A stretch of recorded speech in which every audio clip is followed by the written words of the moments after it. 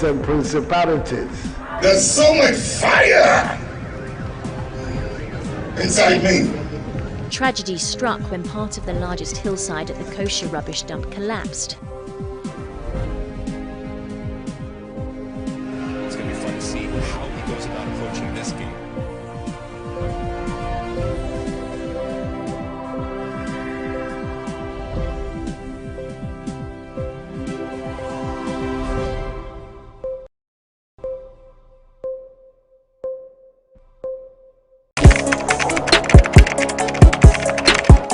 We table issues relating to the arts and entertainment for a riveting discussion, of course, without fear nor favor. The question the presenter asked them was a dumb question. You need to speak the fact and move. Varied views. We agree to disagree. So I would disagree with everything you said. I think that he's a smart guy. I think what he did. No, but I also said he's a smart guy. Yeah. I guess that I'm waiting for the what next. Yeah, I don't think that we have to wait for what next. It sometimes gets confrontational, but that's the beauty of the game. Today you deny funny face. It's not my brother. I don't know him. You don't know funny face. It's not my brother. You don't know funny face. It's a package. We meet, we sit, we dialogue, we learn, we progress. My name is Benefo Huabin Abrantepa, a proud blogger, and this is my forum.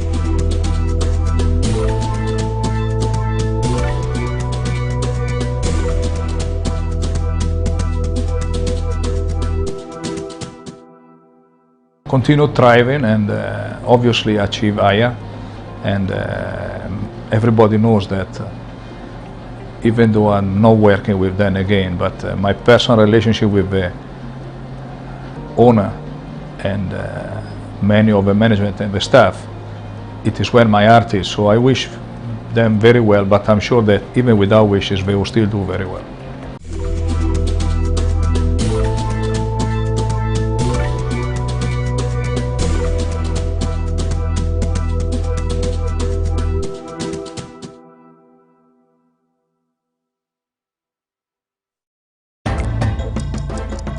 And I disagree. I think you are as racy, if not racier, than we were. Yeah, because the technology allows you to dig deeper and move wider afield than we were doing. We were handicapped. In those early days, after the 1992 Constitution, we were like little kids in a candy store. We were all over the place, stealing from here, putting this in our mouth. So we were a little unruly. That's what we were. We were a little unruly. We didn't cross-check our stories. We didn't ask for second opinion or give the other person the chance, because we had an agenda. Back to the word, your word, because the agenda was to get rid of Rawlings. The problem is that, you mentioned it, the development of the citizen journalism thing has meant that anybody now can call themselves a journalist, really.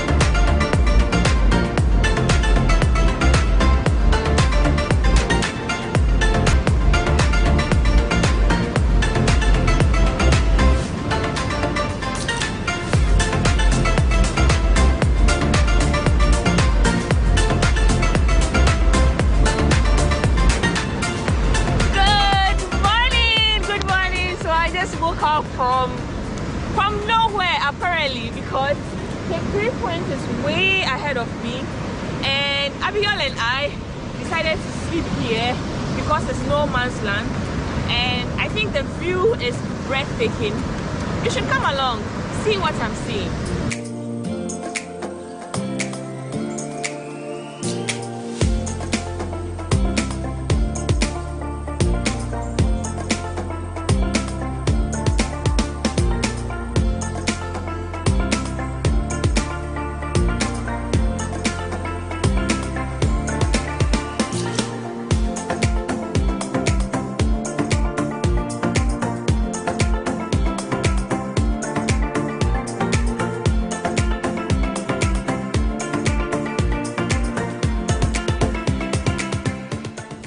The night is Pfizer. How was your night? It was nice. Yeah, is this your first time camping? No. Oh, you've been doing it? Yeah. You're a pro at this. Hi, Abigail. Hi. How was your night? It was good. So, guys, this is the second time camping, and this time around, the camp tent was very spacious for us, and Pfizer was here last night. How was your night? It was good. Are you used to the sound of the breeze, the sound, the beach, the sea? But I never get used to it. I still love it. So guys, yeah, this is the update this morning. We are going to just chill, and we have some snacks here. So we just have some snacks. Oh, do we have some snacks? For breakfast. Yeah, we'll go for breakfast at Escape 3. Yeah, Escape 3 points. Escape 3 points. Yeah. Explore the place and move to the next. So yeah, it was a good time. It was a good night. I enjoyed it. She was scared in the beginning, don't mind it. I know, right? Some insects. So there were these little insects that keeps like flying around yesterday because we were using a torchlight to set the tent. It was annoying, but I was like, the thing was biting my back like. But yeah, it's been fun. It was a good night. I really had a good night, and it's good waking up to sunrise.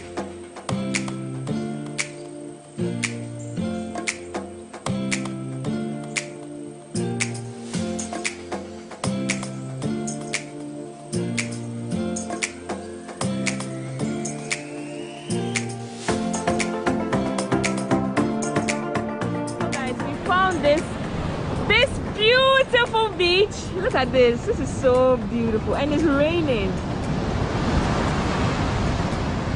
I don't know why in September of all days, it's been raining since we came here last night. In fact, since Friday, it's been raining. I don't know where from the rain. Woo! So because it's raining, I have to protect my drone. So yeah, this is the view. Yeah. Look at the pebbles found here. This is so beautiful. Like each rock is so unique. Wow, this is so beautiful.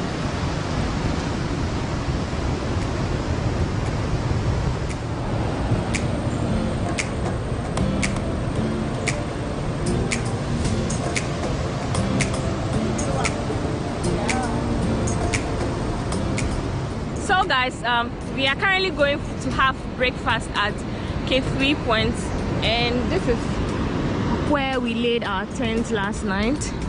After swimming, it's time for breakfast.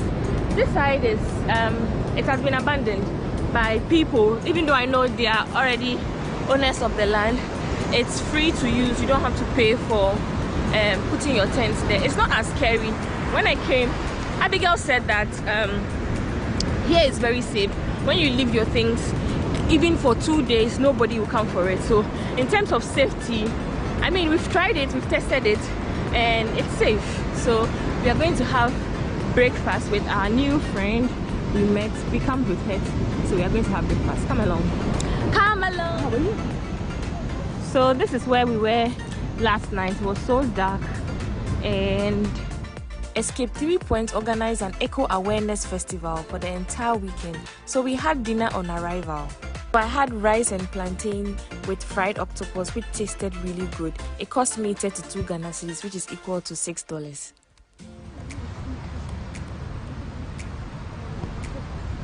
So one thing about Cape 3 Point is this lodges, they are trying to say no to plastics, so they use plastics for everything. As you can see, they use plastic for the roof, they use plastic for everything here. You can see for kids to play around. You can also see they use plastic for the gym, which I'll take you there shortly. Yeah. How about you? Are you gymming? Yeah, they said this is the Teto gym. I don't know whether the Teto gym. Here to gym. Yeah. Oh really? They meet after the after the gym. Hello. Good morning. Dumbbells. This is made of plastic and sand, cement.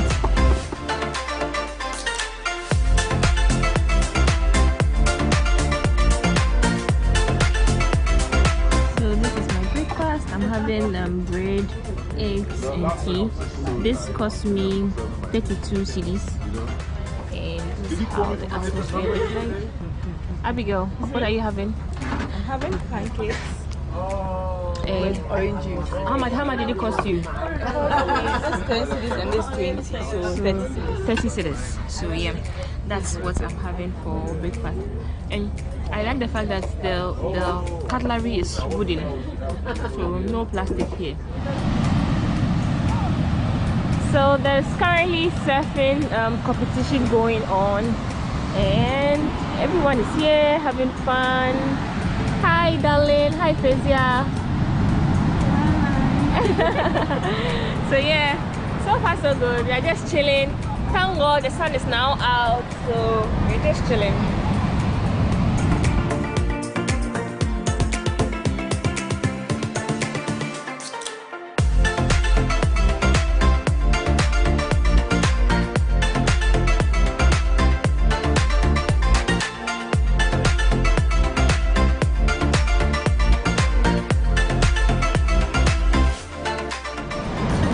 We decided to leave. Now the sun is out, the skies are blue. I'm super excited. I hope you're enjoying this vlog so much, because I am. Let's pop this bed before we go.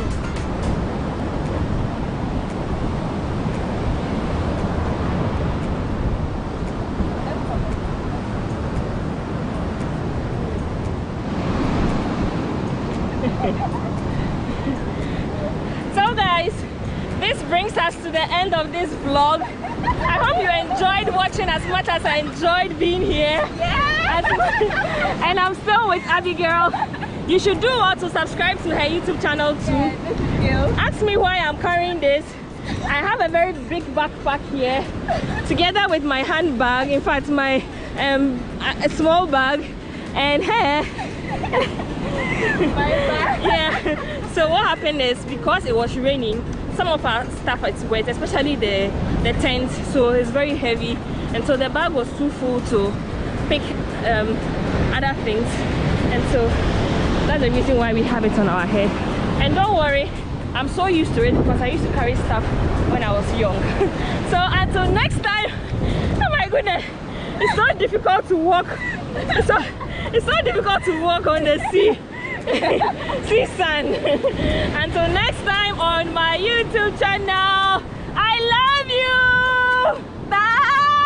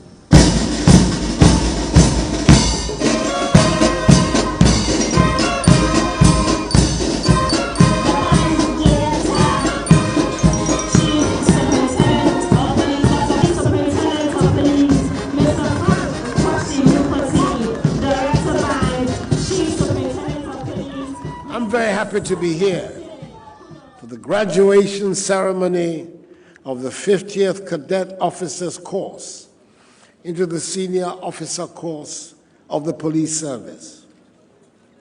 I say a big aiko to the 129 officer cadets who are graduating today. And I commend them also for the spectacular drills they have put up.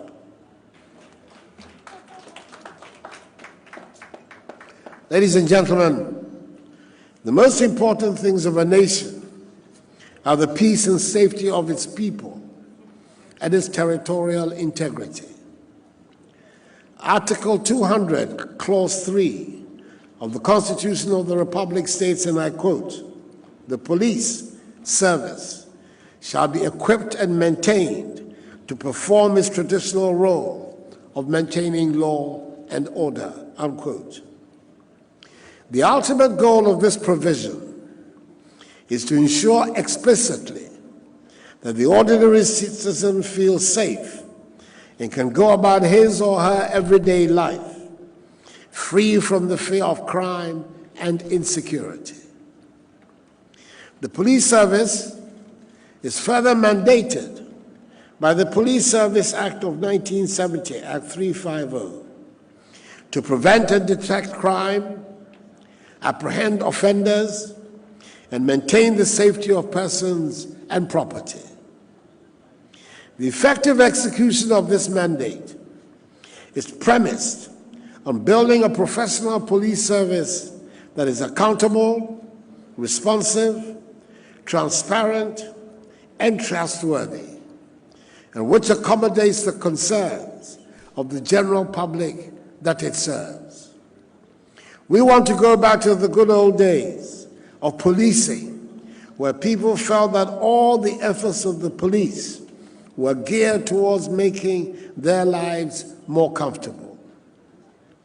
It is gratifying to note that the 2020 Global Peace Index report, compiled and released by the Institute of Economics and Peace, ranked Ghana as the second most peaceful country in sub-Saharan Africa, after Mauritius. Such a positive global outlook identifies our country as a peaceful destination for sound investments, and all of us, including the police and the citizenry, should be encouraged by such an assessment. In spite of this, we all know that we have quite some way to go towards becoming #1 on the rankings. Currently, the traditional challenges to security, such as chieftaincy conflicts, land disputes, religious intolerance, ethnic animosities, and political rivalry, are being compounded by contemporary threats like drug and human trafficking, proliferation of small arms and light weapons, armed robberies, cyber crimes, and activities of nomadic herdsmen. Today, the challenges to Ghana's security are numerous, complex, and sometimes quite unpredictable. I'm aware the recent incidents of violent crimes in some parts of the country have generated safety and security concerns from several sections of the population. I want to assure Ghanaians that the police service, and indeed all the other security services, are determined to deal decisively with the threats posed by dangerous criminals and criminal syndicates. We can help them succeed in this endeavor if we urge the police and the other security services on and give them as much support and cooperation in the fight as we can. Government, in recognition of the difficulties and dangers confronting police personnel in the discharge of their duties, remains committed to resourcing the service by the provision of adequate personnel and logistics to enable them deliver on their mandate.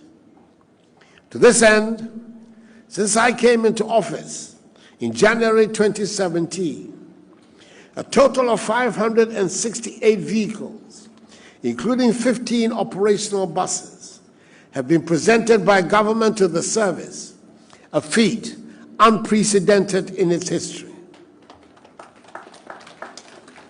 Apart from the existing formed police unit, FPU, in Accra, an additional 22 light armored vehicles have been procured for use by the FPUs to be established in November in the Northern, Upper East, and Ashanti regions. In the next 1.5 years, FPUs will be established in the remaining regions that do not have FPUs. 200 motorbikes have also been distributed to members of the Community Policing Initiative to boost the presence of the police in our communities. Modern communication equipment and 4,500 fragmentation jackets have been procured and delivered to the service to protect officers and help ensure effective policing. The police service will take delivery of 3 helicopters, made up of 2 Gazelle light attack helicopters and 1 Airbus 350 helicopter, in November this year to enhance its work. Hangars for them, located at the National Police Training School, have been completed, and 6 officers who will fly these helicopters have completed their training in South Africa. At the beginning of my mandate in 2017, there were 800 CCTV installations in the country for surveillance. At the end of my first term, that figure had gone up to 6,500. And by the end of the year, another 3,500 would have been added, making a total of almost 11,000 in the country. Government has strengthened the cybercrime fighting capabilities of the service through the setting up of a Computer Emergency Response Team Center at the National Communications Authority. The Ministry of the Interior has procured 3 Alligator silver boats to help fortify security along the country's maritime waters. This has been done in fulfillment of the pledge I made to expand and resource the Marine Police in order to help them work with the Ghana Navy to protect inter alia our offshore oil and gas installations. The Criminal Investigations Department, CID, has been equipped with a digital forensic laboratory, and for the first time in the history of the department, crime officers are given a monthly allowance to support their investigations. We've retooled the CID Forensic Science Lab. The CID building has also now become disability friendly, and there is continuous training of CID officers. On addressing the housing needs of the service, the construction of 320 housing units at the National Police Training School is at an advanced stage of completion. Work is ongoing on the construction of a barracks at Kwabenya to replace the one adjacent to the DVLA at 37, which is not fit for purpose. A new mechanical workshop for the service is also being constructed at Boshe near Hacho. In addition to the yearly increments of salaries for all police personnel, government has placed them, like the other members of the security services, under the CAP 30 pension scheme. Clearance has been given for the police service to recruit some 5,000 more personnel to augment the manpower base of the service in a bid to meet the recommended UN police-civilian ratio of 1 to 500.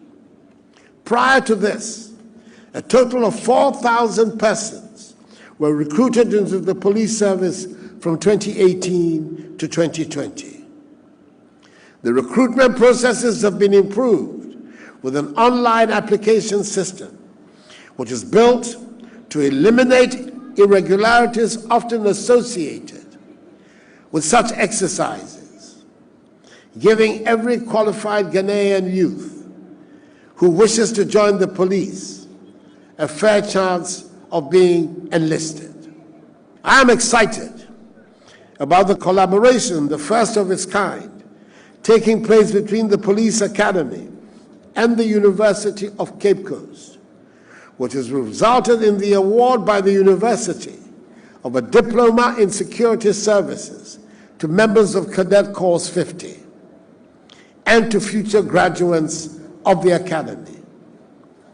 The education received is intended to mold thoroughly the character of all officers on parade, which must be reflected in the performance of their work as they assume leadership positions across the country. I thank the University of Cape Coast for this partnership and appeal to the other security services to emulate this laudable initiative. Ladies and gentlemen, while government does its utmost to equip, resource, and retool the police services, it is important that discipline prevails throughout the service. This is a charge I give the Acting Inspector General of Police and the entire police administration. Without discipline and effective supervision, winning public confidence and support to fight crime will be very problematic. The prevention and detection of crime are shared responsibilities between the police and the public, and mutual respect, confidence, and support are required to achieve these goals. I cannot end without reiterating the support of government and I for the recent actions taken by the Acting Inspector General of Police, George Akuffo-Dampare, which are eliciting strong backing from the population.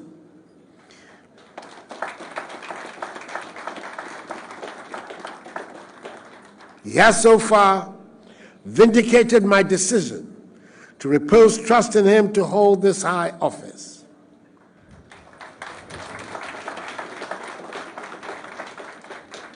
I am confident that once the necessary processes are completed, which I am sure will be soon, he will become our nation's 23rd Inspector General of Police.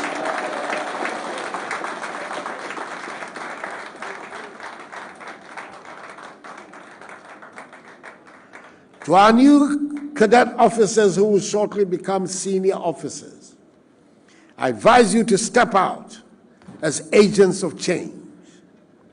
The training you have undergone should have imbibed in you the values of commitment to discipline, duty, hard work, and integrity. I am hopeful that you will bring to bear the knowledge you have acquired to project positively the image of the police service. Discharge your responsibilities professionally and live above reproach. May I, in conclusion, ask all of you to be upstanding as I formally make these pronouncements. By the powers vested in me as President of the Republic, I hereby appoint the 6 officer cadets and 123 cadet officers to the ranks of Superintendent of Police, Deputy Superintendent of Police, and Assistant Superintendent of Police into the Senior Police Officer Corps of the Ghana Police Service. May God bless the Ghana Police Service. May God bless the and that's all. And may God bless our homeland Ghana and make her great and strong. I thank you for your attention.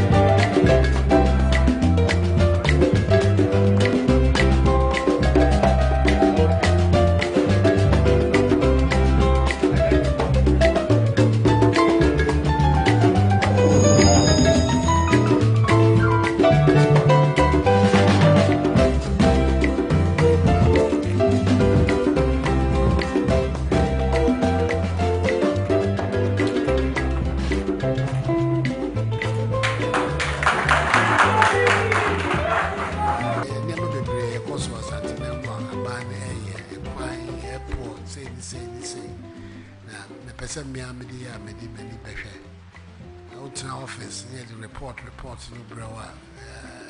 Tembia no emfa. It's wow kona kwahwa better. Na fa ma me kwa so chi dia amanfo so e ka e koso Ghana.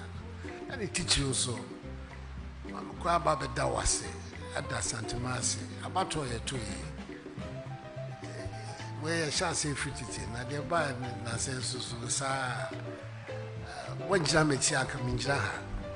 Asatimai and sheda to abandon samuto no mami e ma MPP akenye ne ne wa be se me bana be beto ase da o man ni nyina ase asatimai nyina ase se jina pa mu jina nene MPP man yoko ne chi eno ti na yesu nya ahode ya e ba bi jina na me free ha me ko na me bebre maka a kire won se ori ye no aso mani pa ejuma aban so ni ye no eno na bema asanteme hu sense so na ba odi tuma me woni ato na ba ntwe ni mani nyina na prekope bi twa yi na ne dudu ono ade ye gusopa amse kumase kwan na asanteme kwan ye hu sa wo brand me bresoda see here and say ewo yamamu Sansu na nyema ewo ye 1D 1F ye airport many kohwe ho ansan me bedu asa me do airport no 77% complete January e be woni be chance aye test of the airport yampa by June next year na bibia at the Dina international air travel me no want be call London nearby bija yeah, baby, first flight, London, Kumasi. We'll go together. Yeah, better. It's one you go so. Now the other things, one cry delay, kakraba, who I feel, say, who you want to be quiet between my farmer and you know, I shall say. So there are several projects. Yeah, so you go so. It's me by Masam Chitia. Zoom. Two voices. And I don't know Kufado.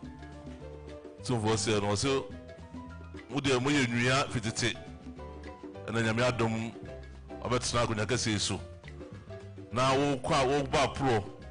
Free some see us, make a baby. I remember you. Now, the channel or so was Papa. Zoom.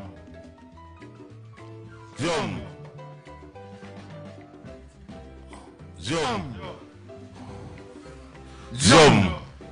Sister, they would bone any day. The man or Agokura, quoted them. Cobertia Anderson, Kamuto, rain. Now, watch him. Was it Debbie? A bone any day, a bar? Maybe I bet you an answer. So do I say. The question. Zoom.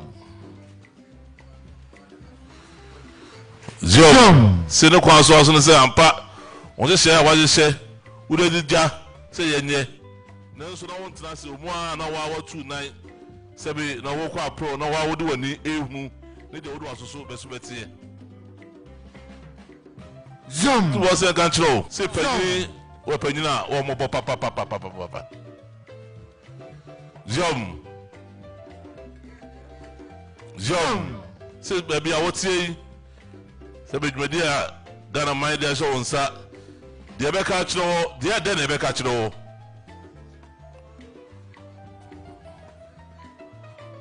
What is Siano? Ebeka de Chino. Now, say, was one transit, now pay. Now, say, we walk up pre. And a bone say, the Ebeka Chino on this, they are, you know, and they are say, Ubuhunu. Zoom.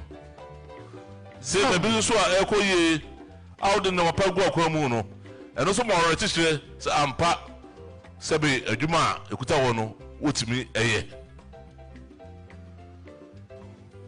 Zoom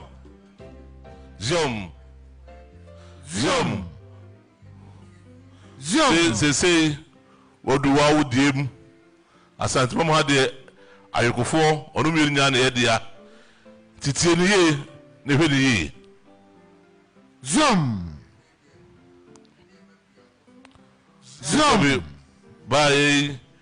And I'm going to be a cost was and no more you, papa. Zoom. So the Judy would new fit. On said the attacker piano, who name on Musobey, and I said that to me when I'm.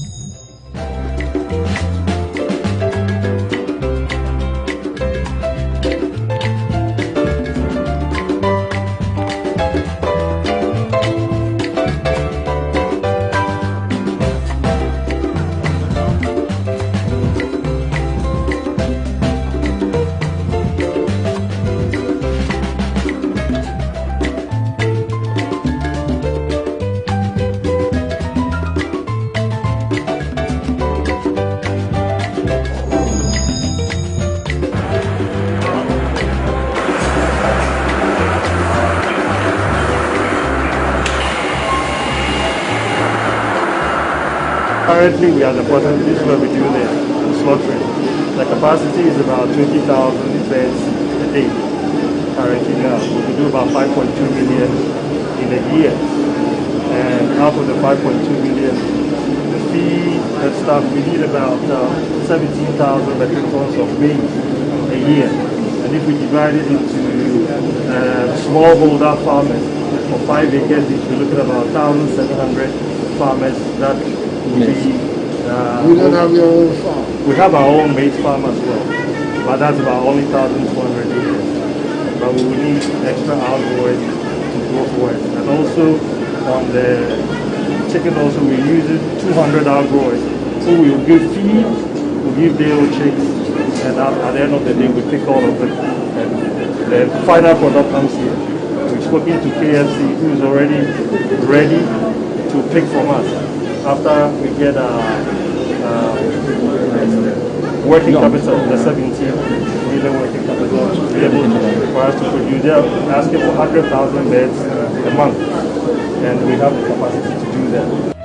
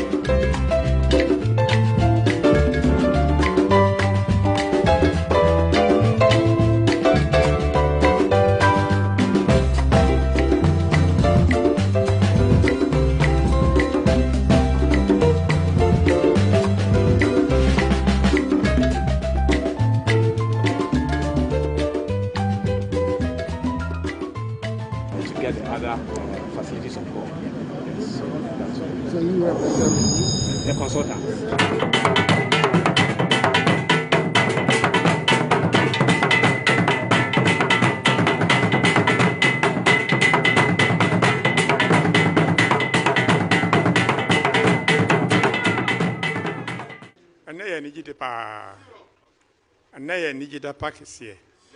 From Benin to 9, I buy Cropon to end this screen. I said that near the Dano. Yamin Shano. The kind of name that's it. Say, what is about best out also? So, what's us if a fair budget and the Ababi Siam, and that's Papa.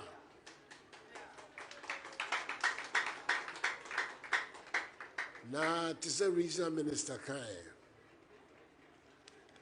I didn't say I'm a baby pre Ohane say afibia they are told me also say me fi Jubilee House so makobo apro awo Ghana fa na nyina na me hwe de e koso awo maban edin mo na se bibi wo ho a asisi ya etimi nya kwan aye na ma me kwan so tie amanfo so nsema da won koma so se me ba ha na na kropon he wo de kwan sem atomanim dendende masom so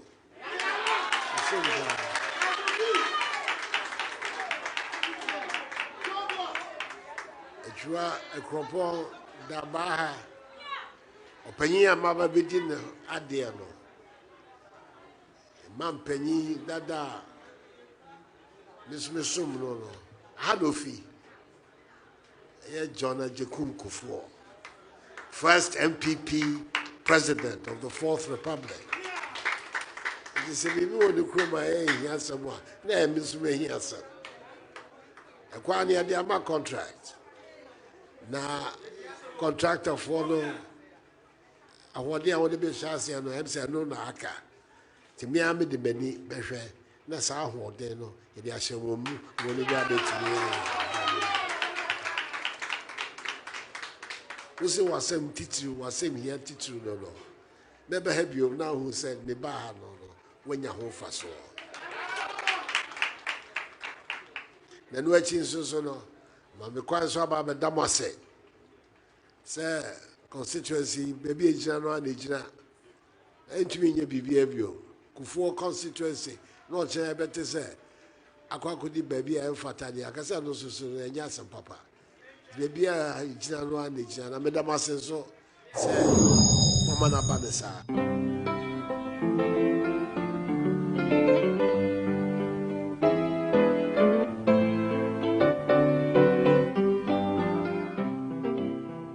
Fanochi to Santaso runabout. That is under construction now. The Yosanti asked the chief director said, when he came last year, we were standing at the other side and we had to go through, these are some of the images. We had to completely build a new pavement and we have moved the cars to that side. So we've done all the drilling, the demolitions, the clearing, and we now have asphalt in front of the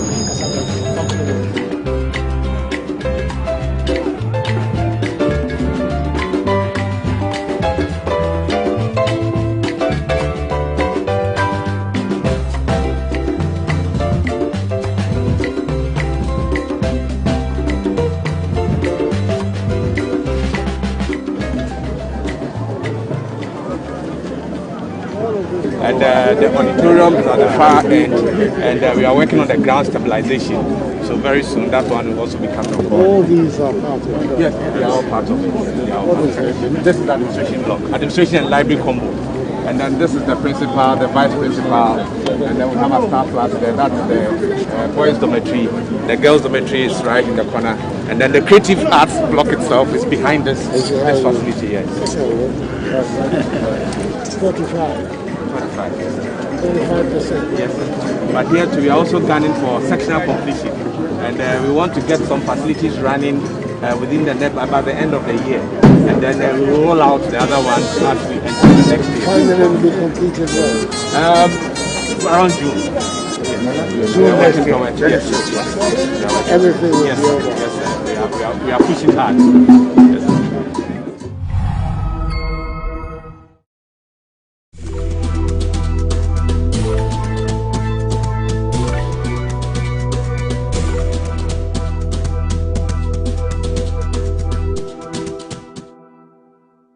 So do you know how long the company has been in existence? 22 years? No, I didn't.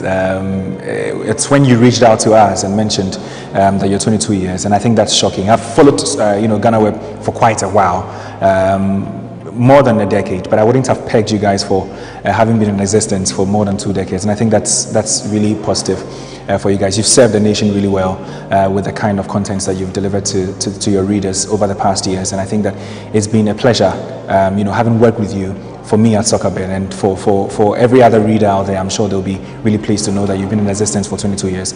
We want to, from here at Soccerbet, what we want to say to you at GhanaWeb, to your management, to your staff, is congratulations for this particular feat. It's been an amazing journey, I'm sure, and I want to wish you all the best going forward for the years to come. Everything that you do, may it work well for you. May you go beyond your boundaries and continue to serve the entire populace.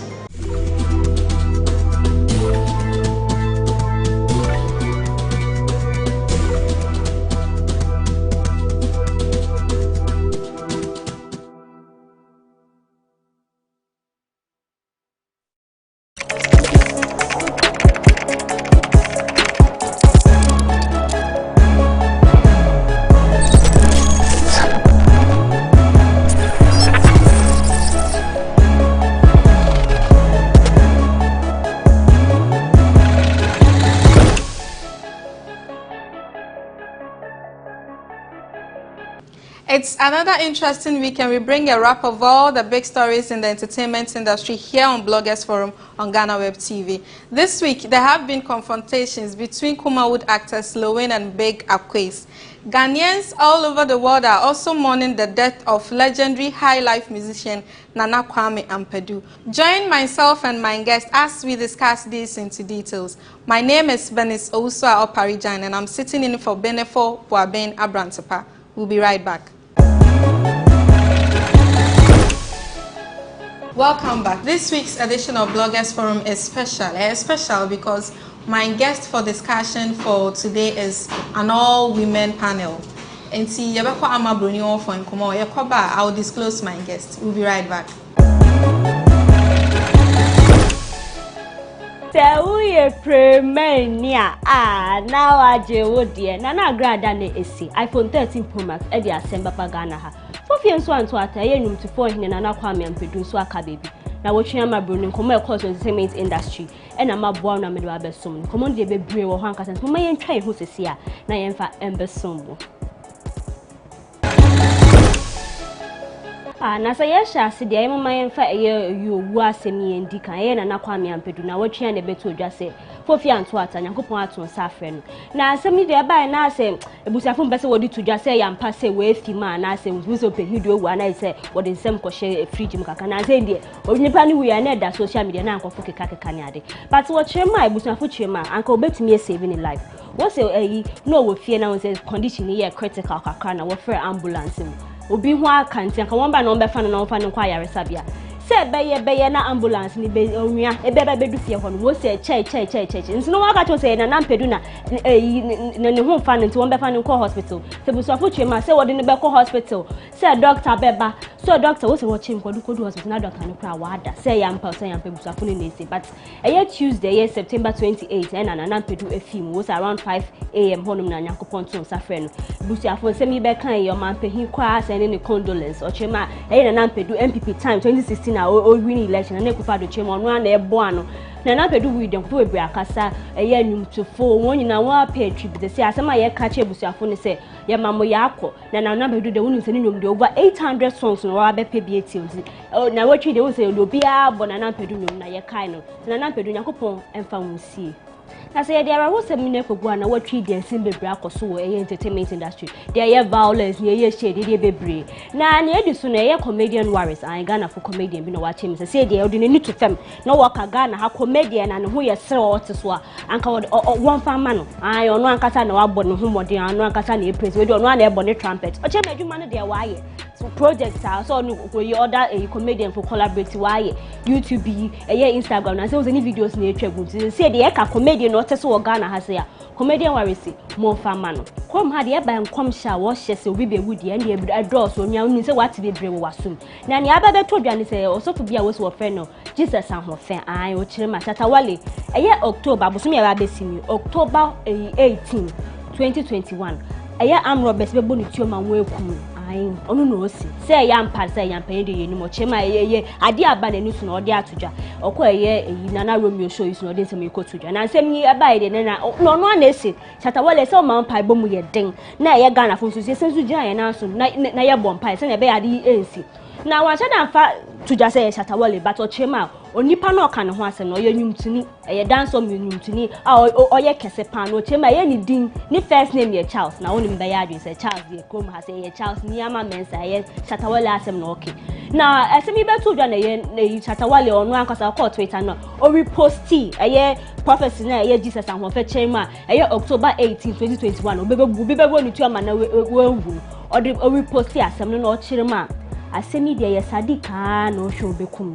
eh Shatawale na asema ba no so fu say kwobọ empire na ede na wo sadik ni mo chema sadik de se nu so ne ne want to call ye CEO of the Music Awards I only no want to call ni ade Shatawale chema eye sadik one no agbo no ho pose ofese okum tamanfo woni Shatawale anu agbo empire man nti SM fans we ye tamese mo bobo empire nye se mo be ko online ma controlling kwaku de be ni brasem e na ye ka na Shatawale kuya na we san so post a video bi hwa o se car so na wa hye ska bando yo 5 cedis are 5 cedis no they say abo be ma say 10 cedis na say wa hye na odiogu ne car so chema we dey fans fuska wa woni betua Shatawale na say we hu an say we pie o baby na wa atu ska na nkwafo se sa na ade o chema say the fans na making ndi se nyakopo kwa abo na kaka be di ne side a obeyi bia abo a SM fan for na say me o posting na ye Baba Sadik na dey violence go we to ma we na we so atu ma we na Baba Sadik nso esan so share ska post ya Shatawale make no so chata boss we di anka ma me 100,000k eye Ghana cedis na me fan twa me half a o be ka Shatawale me be ka say o ma Sadik eye 10,000 Ghana cedis on fa nye eye 3 Music Awards Baba Sadik achema na enyampa ska no wan fa ma ne nsampo ankada nti say nim say eye Sadik ni so for the Shatawale ni Shatawale be kakra ma no de akohwe ne half a and so Obeka says is one of those things na eye nuntuni eye Kamido no de nsem bia betu do chema Shatawale opa o chopa onu ana anum tomo chema o de nsem betu dwa na wan dwen hu ketekete man polimpo no start so kasa Shatawale we senior onum say nsem bo ate be na wakwa bibi na wanu akwa you can cho chema fa ne bone chen na nsem ne ntiremu an say eye Kamido no ko eye Kojo Sheldon show bi so e na o chirema Shatawale onye ne fan all right on ni ndokwa bia but to be kasa te say o kasa by heart asem okay ne dressing basa bi aye pam investors me investors kwa po mu say Ghana fo num mu ye jokers na asem ye ba na SM fans so de onim de daw this one be kasa Shatawale fo asem o mo de be ma no mo chema Kamido so wo person ye popular na so person Shatawale kan ho asem na wo trend all the kan na ye ma wo trend na wo uswa bom na wo be nyobi ho aka na ho asem Shatawale ho asem na wo ka bata asem ni na mo man fan kogu na mo ma ye ndwe ye wo Kamido chema wan kan ye ntise onu ankasa show screenshots bi a wa fresh Shatawale a wa panic chon so say Shatawale de wa tena se onu ase Shatawale san so tuni ponti sa asem na o kan ni say Shatawale dress anyhow e ma we investors wo so wo ye jokers no so onu a wa san so atwe asan yet one common nsem ni de bebre na watching ya beto dwane say a former girlfriend of Shatawale Shatamichi they say those one friend Shatamichi bi mo friend Michi na akeke no dey nsem bia beto dwa some lady bi a watchire man hwehwemu chire mo ye na oye sesi a currently oye Shatawale ni girlfriend e friend Magdalene Love mo be kai so be make some allegations okay kan send bi fa Michi ho ochema no ne na apia mensa CEO of Men's Gold no ne twempena na nsem ye behwe say Michi be kasa makasa fi de wakasa ochema o se Magdalene o ti say o kasa na eyi na apia mensa so be to trade fair man also no o ne mpo twempena da na yi na apia mensa wa to trade fair man ye de kwa no no aba beto eye trade fair man sa chi so se sasem na Magdalene kan ni nyina enyampa no anso sanso twema nkofo keka say no ye eyi na apia mensa sa chi o se wenja Shatawale we ho Shatawale wenja Shatawale ambetine fie so be yo beside check sasem ne de munjai ka no njai ti na hina na eko ye gospel musician minister Oje Wakasa ochema the year 2014 ye VGM for ye ade bi mane hye ne man eka na akomawura ni dodom besi ne ochema asem na ye ne yaba se de we ye fi na akomam nkomo ne san ya ochema in the year 2014 ye songwriter of the year ni nyoma ye se wo pen wo nominate no na sa afi ne de na nyom no se de we twegu se abawom nyom na wa ahye na wa atro ni se na den na nkofu nyina atepisanka sa eye nyom na ka be win ye songwriter of the year in the year 2014 wa called the tournament wo tise no ho fine all hopes are high afedi obebo winner na was a bisa kede baba hey give it to baba na win adi no tema ye efia songstress efia kwa su je say nuntufu bebre ye won yawo na nka nkotin kogu o chema se se ye VGMA awards no se they own file nomination biem eye George Quay ayo sensem bi odi to dwa che say ye gospel musicians mu na mutua bribe ayo kire mu na mudi se mutua bribe akese sanka won dan ya meni na mu win award na minister oje chema ono oye principled man his reputation on fan better to baby o into on participate in VGMA no be ka say award no krokotia ya na say o kire bi ne mbenyi na wo kenkan no say papa nya award no wo kwhwe na wo kofo ka say gospel musicians wo tua say fatante nu nti no de eye VGMA watch ne ho esinchen na watch video be ka yen say be hwe yen say Ghana mampani deda we ye John Dramani Mahama ase wo peja na de bia ase o bolle bi ni ade na ye ne ba ye footballer Sharif Mahama na onu ni wo eyi ase dan bi ma ase wo ye exercise na ade na ngofo ka say na Mahama 62 years ye nanka exercise fa on be exercise dey ye say na wonyi age ni doesn't matter o say wo bomodin na wo peja na wo ye fine na manfo ka na wo say na Mahama wo say Sharif dey wo say na ne dade na do so no peja na edu do so ase wo yi na aka ba ako bi keke ba so abọ na homoda manfo chema amampehini nipa be ya na waye na watwe dey say we need din komo e course entertainment industry be je tum say violence bebre kofu bia wote won be bia say ko be say wo the beef chechire won wo ho no bia kwaka wase eye actor Commonwealth actor ko John Cancel win na eye bigger question nsem bia toja o chema say wo sha obrase e wo acting mu na wo nim na musun kan na eye Lewin production of Freuse be na betwa sinima na wo sesa wo nyama na wo ditikechi na wo kona wo kotwa we ya nene wori nye ye biem da ko sise che wankasa be fibiase o chema ye Lewin obi bia ode ne ho aboni bia anye yi na mafo chema bega ko sesa ma wo ken wo nyina so ene den o se na mon kan na ye boa nse na no ya wo se ni short we o release o chema Lewin feni so ne nko ye dwuma odi ni ye adwuma wie na enu ya ne no sa so ncha dance na ye boa so bega quiz na eka o chema nu eyi access football honma Lewin to be between am 5 billion omore mbada ebini eya akrobeto onu ankasa bigger quiz o se bela samani na o se wo fra wa womba na asemi de ke bebre no ke kan fa eyi ko John Cancel Lewin mo chema ye Lewin kwa wumbu ade wumbu ejako wo be se ensemi de bebre na ye behwe se ye Lewin be kasa na Lewin so a drop eye Bible verse o chema yakopon na echeche onu na achede ni de yakopon na e de achede nti se mo be ka ne ho asem se wa ye se onu de orenfa na ye Ghanaian international reggae artist Rocky Dawuni Grammy nominated artist asem na meke senior man akasa ochema Ghana hase wo ba udi weni chekom ha nyum tofo wo bo homodin de nyum na wonye nyum pay won ze wo tehye na watcho but as obi aye ne de won obi atena ne ko obi anko na manko na but akabubo mu na mo ye nipa ba ko anka Ghana music industry na ka be ko anyum ochema Nigeria wonya investors wo hwe say investors I did what this guy e share ye nyum numa na mama won kaka say wo ye successful wo sumi sell one music to the rest of the country it is said yourself about time mu na mbebom na mo ye nipa ba ko na ye Ghana music industry semia na ye D Black so den na akwakoto na ye CEO of Black Avenue Music ochema say Nigeria for nyum to for awa be young ones adan nyum na ye desi once say dey na Ghana for eji atare woni ase de bia na wo bo Nigeria for nyum but ochema say dey enya hwe Ghana for so ye boy homode be bukoso aboy homode ye nka say competition nti ye ya beto ato nyum to mo koso na mo bo homode na mo butu nyum pa na nsemi de ko akasa de bre ochema Ghana for say de mo bo mo nyum Apple music list ye na wachi etwem ye de betu tie Ghana fo mu tie ye nnwuma kasa Nigeria true nnwuma na mutie wo se mu njai sadin na ese fatam na watwe de bigger quiz enu hu sem bebre na eye Zion Felix show yi so eye okoni shows Zion na ese akwa interview eye actor bigger quiz na fe de ko wi ase na fe de bigger quiz mu na interview na wakaka nsema na eye Zion bi nsa bigger quiz so bigger quiz na eye Christian na no chemo so ono de enema bi oyo ntonto mi nkase on fa ne sense ni bo nkase oyo Christian nti ene de wejatum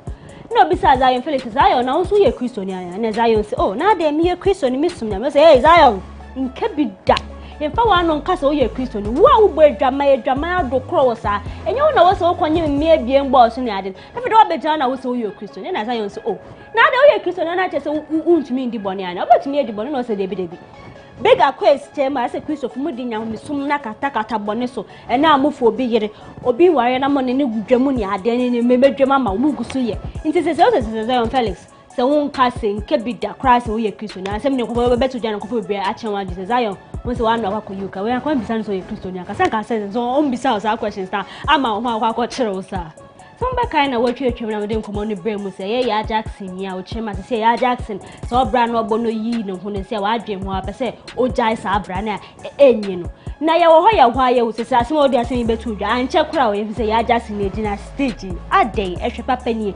Sister, you told your shots a card, then I can't for your neighbor, and was a yeah, Jackson.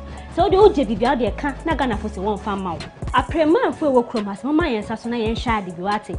A na grada, you conform as there was a Sunny Dean or the evangelist Patricia Joe Cranting, aka Mama Pat. Now, what you have say, Apple Puno will launch a one new range of iPhone 13.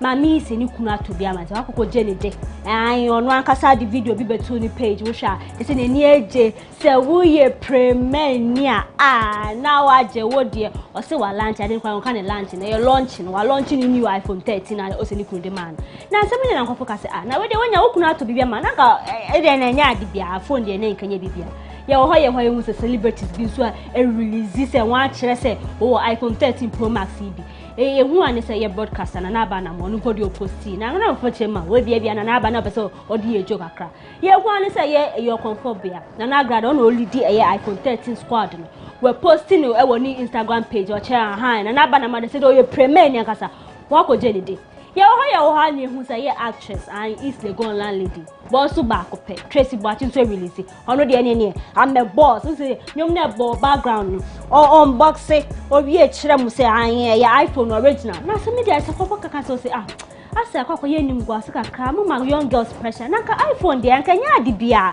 mama fuchema uni ska na what na baby e prema phone come na ye din so ye premier no je hu to say what is so no anya wo iPhone 13 Pro Max say boss say ye ni Pro Max ya asem so na ye kope baby ntina na ye obi ode na anu atum fufuro kwaye ye actress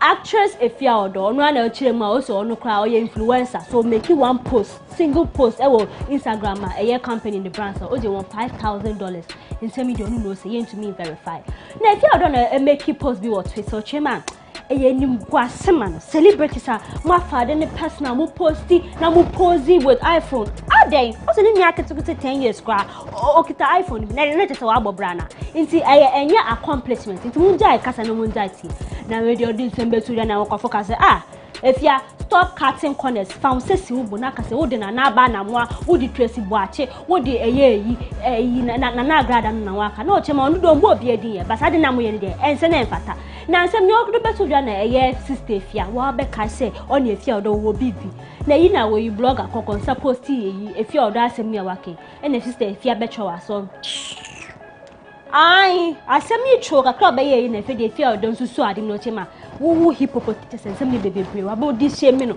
they say them to come one starting new one see na what we don't send some na door so anka se munsu ye de na ni na me hye na mabodi me de abesom ti da se na ye besan so ahia eye benis for parijan unu abedwafo munsom na monto asoman. Thank you, Ama Boni, for this week's Nkomo. On my left in the middle I have Silly Ekianipa, Nadia Odini. Finally. Welcome back. Thank you. And how are you? I come remember I'm inside. Don't worry, producer will sort out after the show. Our special package now. Nice. And then I have Vida Educhumwa, a columnist. Welcome back. How was your birthday? It was fun. And then discussion is special because many Vida September bombs. Yeah. I'm sure you would me crazy. Yes. In my office. It wasn't bad. It was nice. Yeah, then Yamias said you had a very great birthday and I also had a great birthday. My favorite gift was Billy Walls. That was ice cream in Chidias. That was my favorite gift. Nice one. Okay, so I'll start with Ikia. Oh, I thought you would start with the birthday woman. Okay. Okay. Okay. I think I'll touch on Shatawale linking his death prophecy to Baba Sadiq.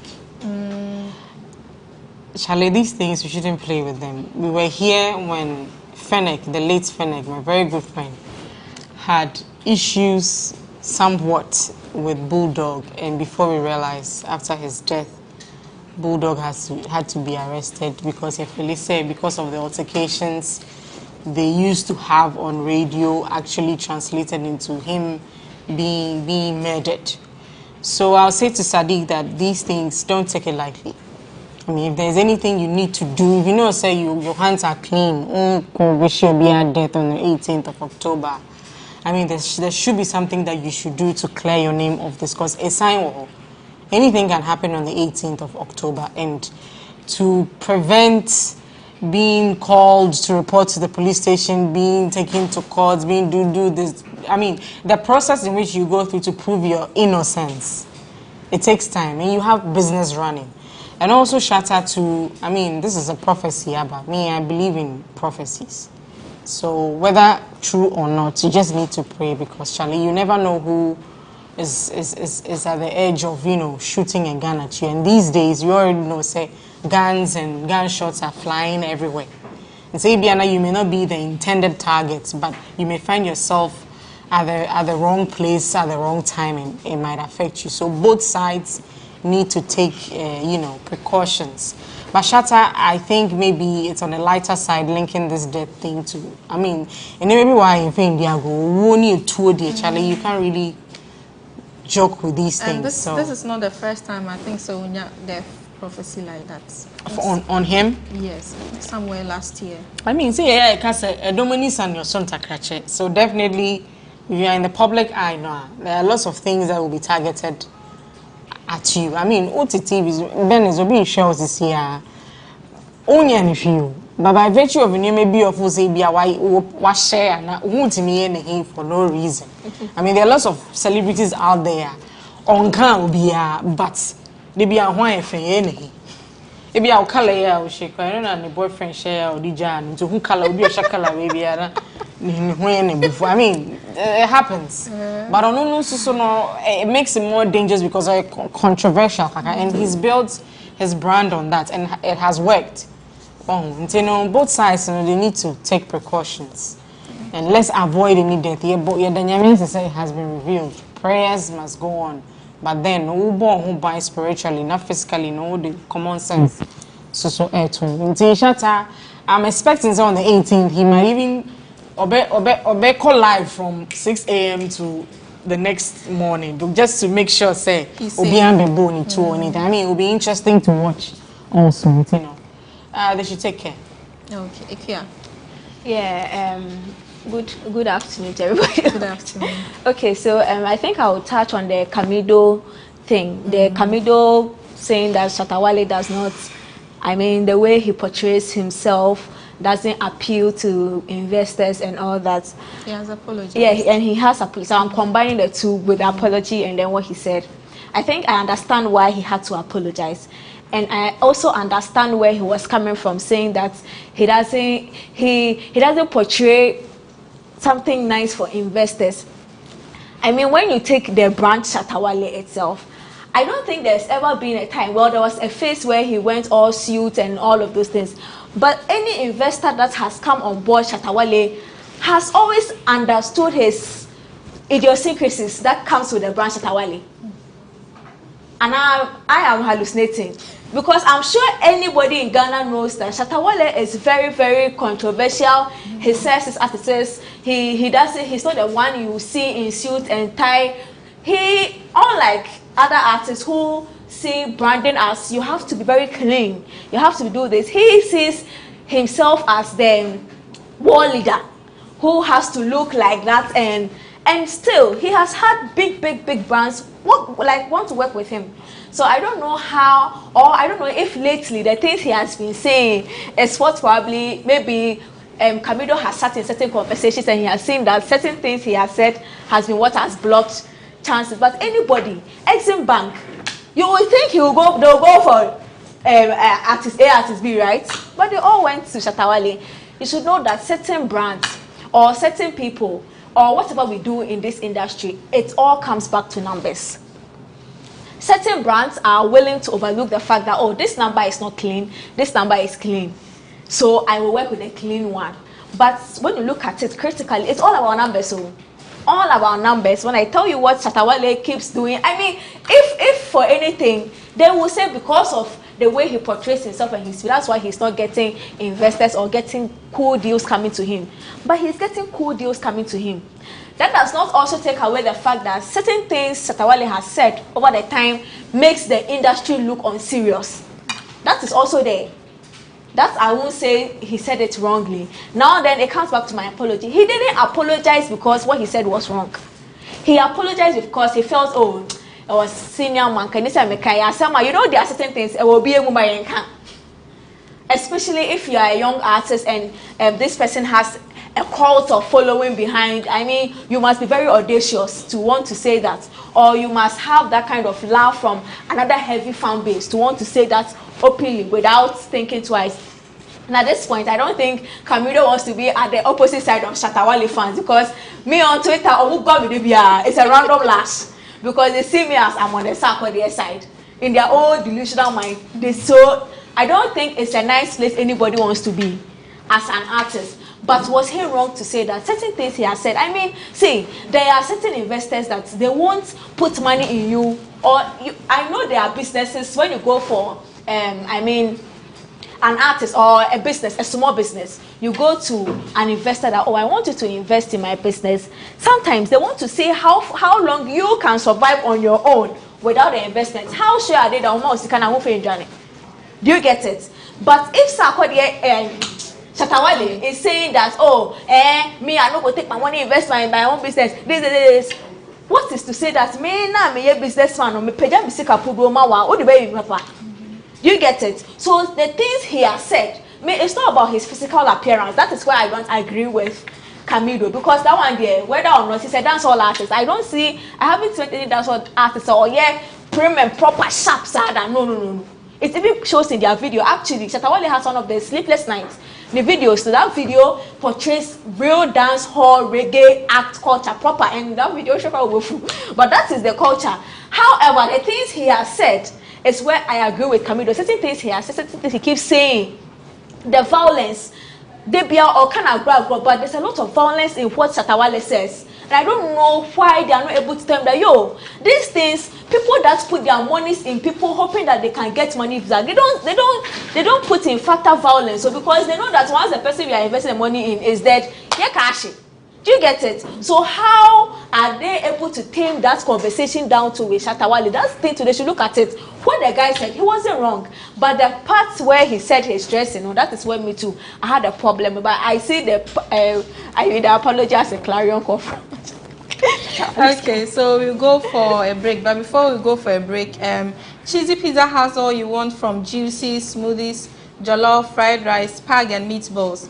We have great deals for you all week round. Cheesy Pizza gives you the McCheesy combo every Monday and Thursday. With only 49 cedis, you get one small pizza, fries and chicken, one cola drink at all branches. Tuesdays are Super Tuesday at all Cheesy Pizza branches. Buy your Super Family Pizza at half price every Tuesday for 40 cedis at all Cheesy Pizza branches. Be part of the midweek bonanza every Wednesday. Buy and get one free at all Cheesy Pizza branches. Also, remember to start your weekend with special jollof and fried rice from Cheesy Pizza branches every Friday. Call 0264 133397 to place your order. Cheesy Pizza, your way.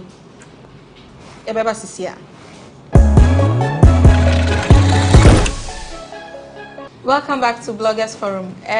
This week, Lowen is back in the controversies again. This time around, he's the center of attacks. Let me read the story on GhanaWeb.com. Big Akwe, also a Kumawood actor, is attacking Lowen. One, he has described him as disrespectful.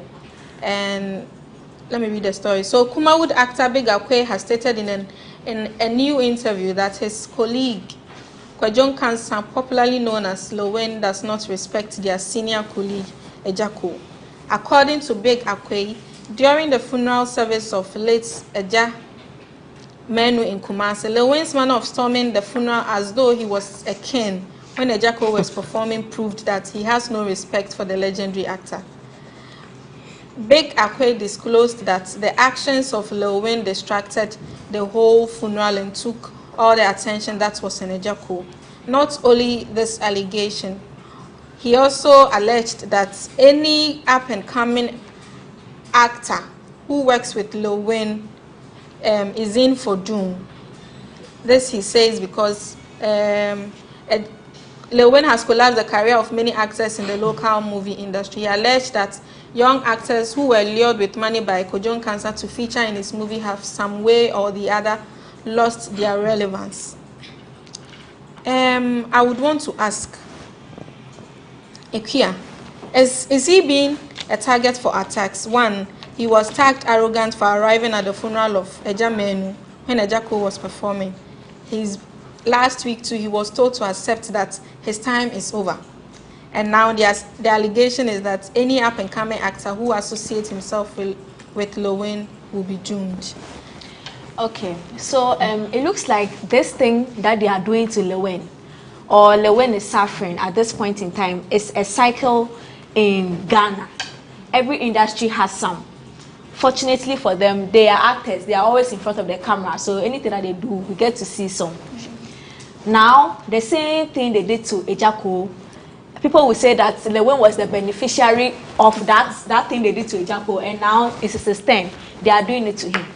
However, if you look at the isolated events that they are using to say he's arrogant, because so what? Ejako was performing, so he can't come. Lil Wayne is not a small boy too. I mean, Ejako is big, but Lil Wayne is not a small boy that if he's coming for an event and so wait, I don't get why are people so petty? Like it's like the movie industry, they are very petty. They are really petty people. So what? Ejako performing till Lil Wayne ain't in the style he wanted to enter. These are people who feel they have following. So when they are making an entry, they make an entry. So because Ejako is performing and he enters, so the listeners stop and they went to follow. Why is this a topic for conversation though? Do you get it? I don't get it. Now, for you to say that anybody that features, I mean, he's being paid to be featured, I don't want to use the wrong word. I mean, it is below the belt to me, because then my point is that how is it that only in Ghana, when somebody becomes successful with what they do over time, we want to always attribute the hard work and whatever went into the thing that they have done to gain success, no, to pay any chrono or bukata. So are we saying that people cannot be successful in life? Do we all have to die poor? The average Ghanaian, not genuine, the success is what car when you get, when you side check account. Now when you die, now show mommy, that is success. But you can actually own an estate. That one too, there's a level of success like that. Yacht. About 2 to 70 yacht man. Dubai or Mukwe. So why is it that when somebody reach a certain level of success, the black mind, NTS, no not a thing or attributed to? And who says we all don't have protection? Sorry, what do you think I'm going to church for? Me for protection, because me because say one no, I mean they can also target at me. Do you get it? So maybe they made the true ones as big as the wind. Why am I going to fight him? So no, your money protecting one. I don't get it. Power, we are not just human beings, so they are also spiritual side to us. So there will be artists that he will also meet and then feature, and the way will fall down. It is true. It's not the ordinary. So why are we focusing on the spirituality of the guy and not the hard work that he has put in over the years too? You can say you way sikeni ku obi na yesikeni na nante ko ha any GhanaWeb gate eko this kana one nante ko you get the money. There was hard work attached to whichever thing they are even saying. Do you get it? Vida. Oh. Yeah, Benes.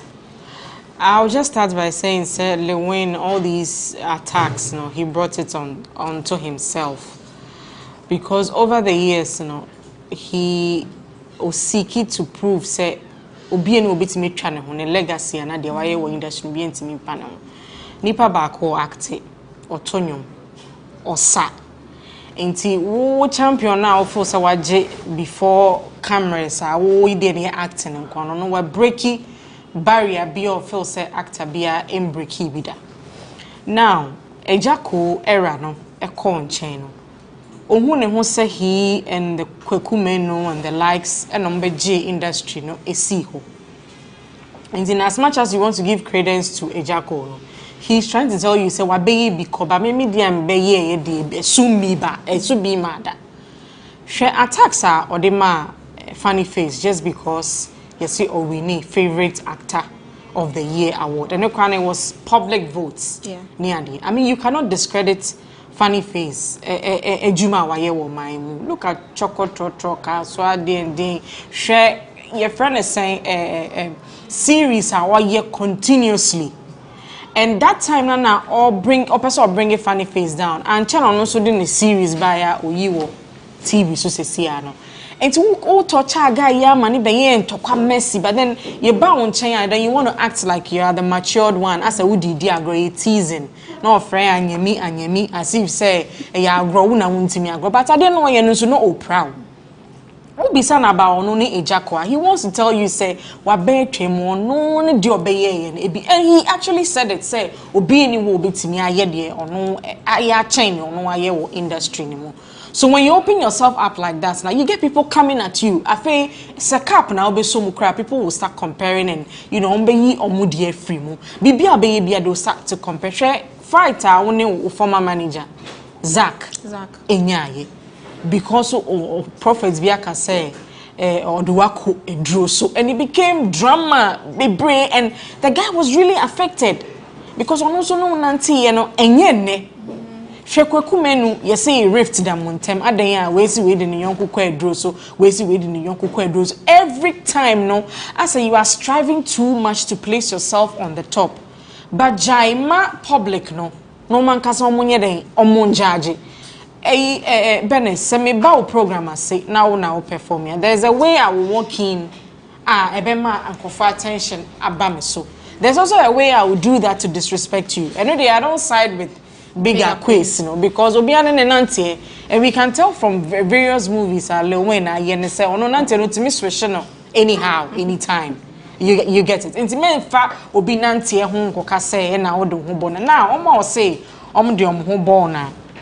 Na what say on my life no I don't think say level or no low in one or big champion or be or up and coming so and sana abia wa hit abia na nedro no ogene no epe omo munji din kwa dia na mimi because I don't see why he want to trample upon obia oba ayenim no kra na maka say ni tete also dia ye and e woni pa no so do hu ko ball no say ne Odo who bond because you think that he has a level of friend is saying you maybe a wire industry ni ma do hu bond obetimi a guide through and through.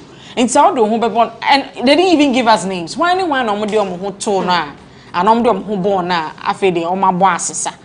I saw one interview na obi bisan about Dr. Likey. Yeah. And the way he came across no I say like I said he shouldn't be compared to Dr. Likey. I mean the guy he's is a doing legend. Wonderfully well. Now, I mean, who say we a good leader. The only sign I mean, who say we a good leader, is even in your absence, no, where you might ekoso. It is a we a leader, and now for someone I man, we industry, now when you want to say industry, ni gua, we legacy na no day way. I mean, there should be somebody I'll be take you after you as a wuni kwa. The work will go on as planned. Until you see what hene, you see what jiman, na industry na guno. Wahini no do what he for so. You get what I mean? Because to be a leader, you need to conform say subordinates. They say I didn't go. Subordinates now who him where are they? And then when you attacks it is because of Ninsem Kikebi.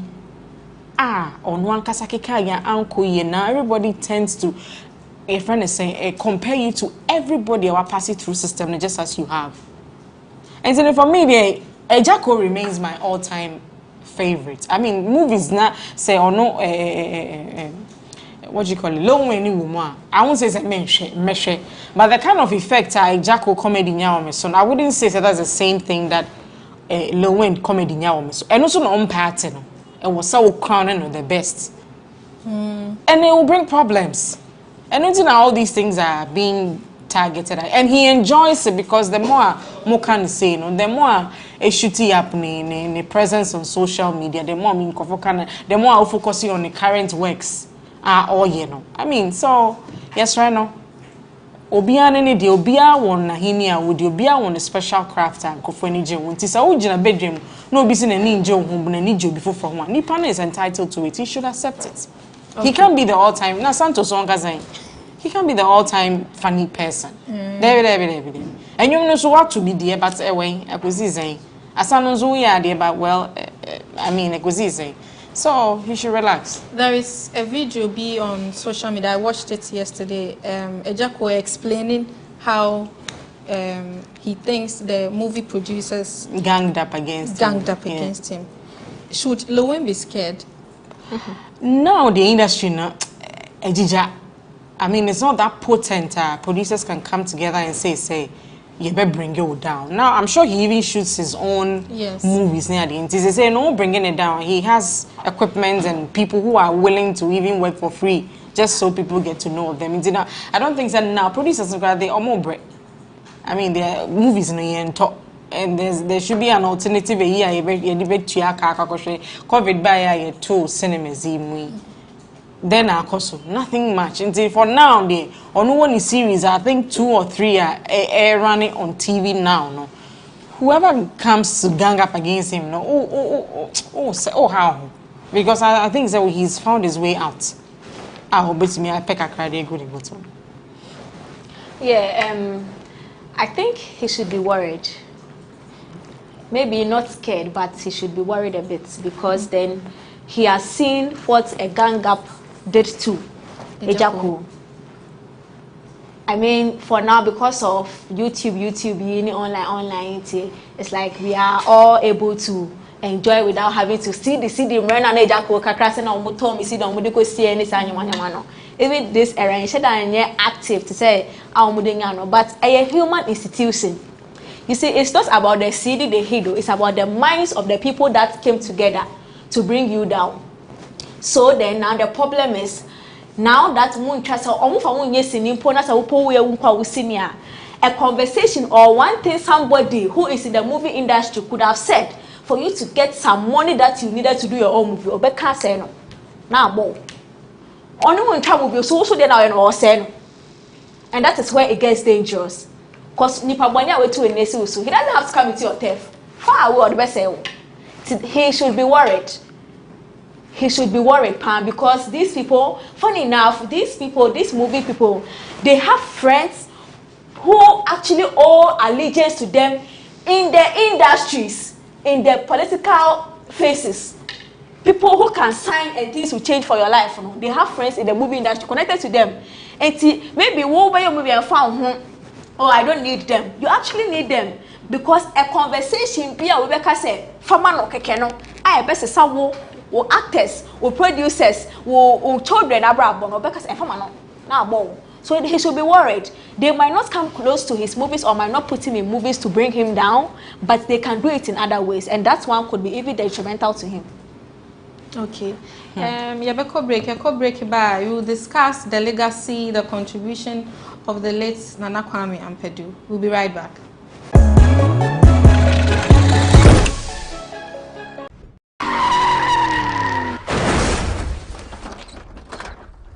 Hi, my name is Nanama McBrown. I'm proud to be part of GhanaWeb Road Safety Campaign. Please, do the right thing. Save a life. Brim.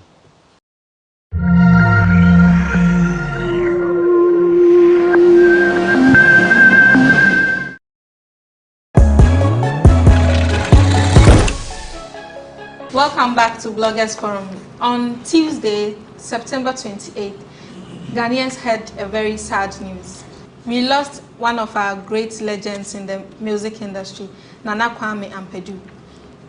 If you don't know Nana Kwame Ampadu, let me give just a brief profile about him. And his profile can also be found on GhanaWeb.com, so you can move to our website to read it. Mr. Patrick Kwame Ampadu, popularly known as Nana Kwame Ampadu, died on Tuesday, September 28, 2021, at the age of 76. He died at the Legon Hospital after falling sick overnight. He was rushed to the emergency ward on Tuesday morning and died shortly. He was born on Saturday, March 31, 1945 at Adiembra at Afram Plains in the eastern region of Ghana to Openi Kwame Ampadu and Mercy Afua Inchiwa, both of Obo Kwawu, eastern region.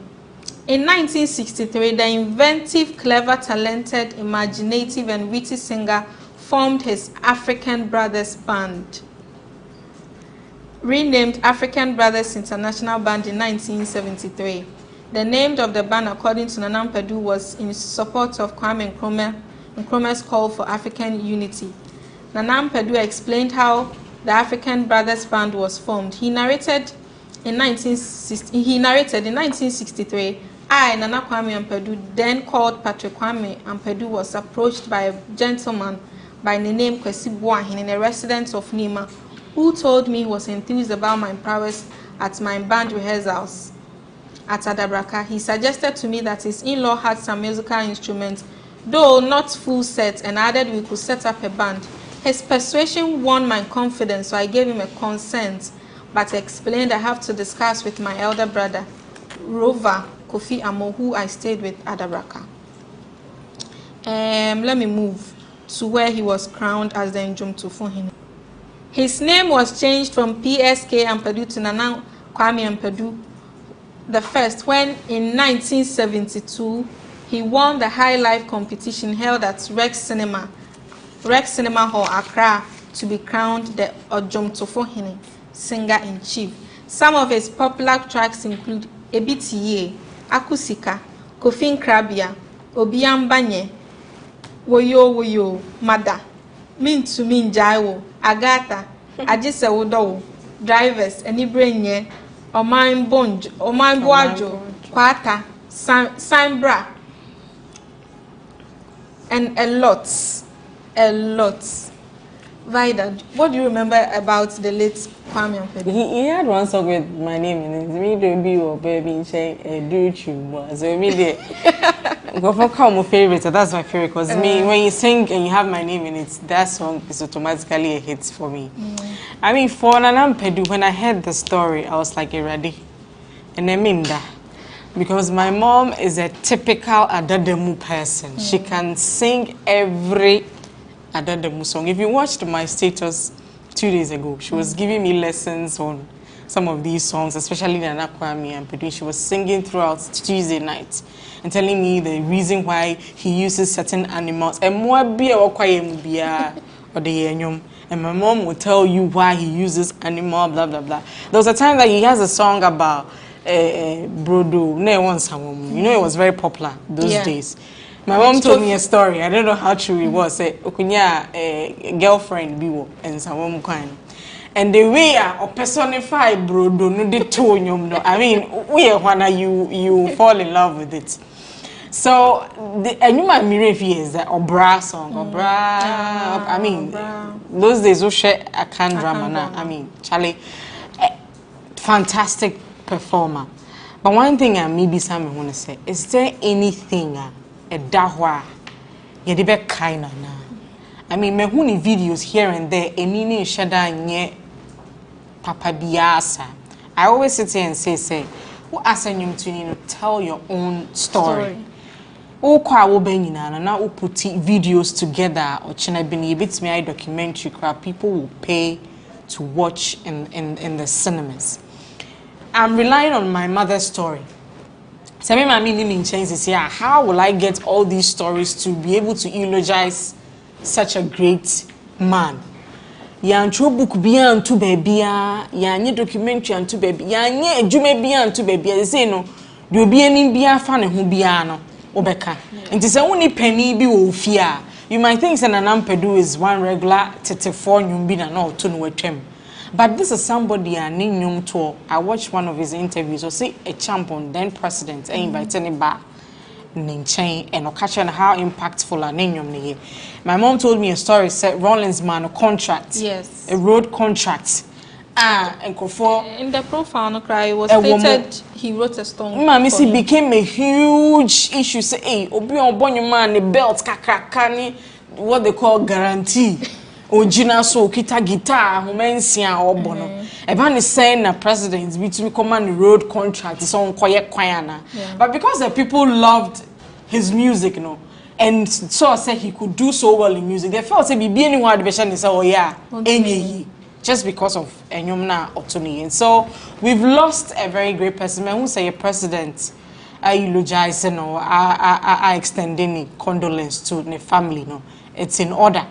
But it will be no president Mama Said. I know so it's in order, but it be pushing for a state burial for him. It be saying partially, you know, state burial, but then abandoning to drums reason no home, because there are lots of people who don't know, like then why because there's nothing to show. Say or Nejuma Wayene or Nyom Dudo say and you know so there are thousands and thousands for over 800 songs. Emu saying na ye name.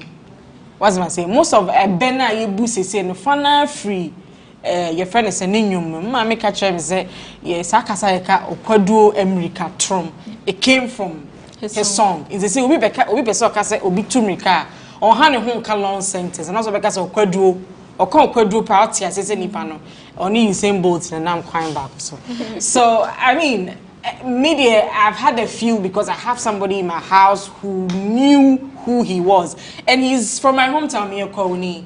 So for us, the Kwauzi is you grieve a cost chain will be because we've lost an icon. The icons you can carry a kako drain, and I say, girl, them sugar, kidding, man, say about almost also more pain. They say legends you free musana.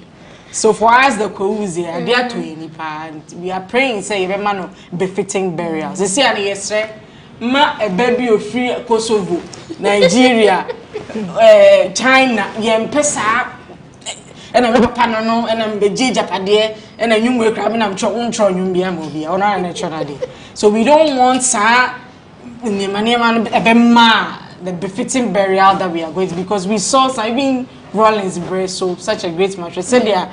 Nkofobi pie so mo ye ma wo be say adwumade ni pasa ye mpesa yes ro ko fo mi nsie ade boko yes ro Ikia. Once again the media has failed. Why? Because what we don't know is that we are the culture custodians. Ye na me fan sem oti he ana abrante party he when they tell unim dey tell wo kasa bia wo say oti abrante party mu sine be the viewers that will watch. That's first time I'm watching, they will know that there was a certain Abrantipa that did the job before you, which is what we have failed as the media. Me, I know Ampedu because Obi, I am a papa. Any me area that for papa penny be me asa down for no chemitina kemu. Any of born in your ma, maybe favorite on a driver. Car for a won't try I love my car. Na car car dada if I won't buy one no pass them all those things. They are beautiful. So me and I'm pedu back to back. Now okay, so like here I grew up with a father no support it young. And so no coming yeah. So me those things those songs don't even for me future. Oh me too say. So you see, as I was saying, the people who could have educated mankind and her kind, that there was once a person or there is a person called Nanam Pedu. Or no ye and to phone in they failed on that side. So my generation, I sat on radio some time ago, not long, I think that Tuesday, that's almost still a person. I sat on radio and I spoke about Nanam Pedu and I finished and the producer was like, how did I know Nanam Pedu? And I'm saying this is saying, so how or when you say no, you know, I'm saying the people that failed you because they should have been able, there was a way they could have communicated who the magnitude of that person was, but they didn't do it. They didn't do it, which is why you don't know Nanam Pedu, and it's understandable. Now, my point is that Nanam Pedu, I mean Ghana, one of the best we will ever have is Nanam Pedu. And you said that unfortunately he didn't have works put together. He actually has. That is what I was introduced to. So I'm not talking about music videos. Music videos, no. Where he has a story, he has. I've seen some. He has. But, no, listen. No. What I'm saying is that from 1960 whatever now, this time now, and your narrated versions in a make count. I mean, it can document the story. They document because even if you look at Yen Ghana, independent scrapper. We share footage on BBC, UK, and the brain. Yeah, as a people, Nagas that day, na your GBC, not yeah, okay. You get it. And I'm a person maker because me who is saying Michael Jackson passed. Shehawa chronology from this concert to that concert to that concert, and my mom was telling me numerous concerts on my no be ponuswa Charlie uni wana ubeja ofie ho okay. And I haven't seen it. I've seen videos of him on one kind of story, but as to all kind nanka video actual events they see they attach here, it will give one a different effect. Okay, I understand, but unfortunately Ghana technology even now still we are not advanced.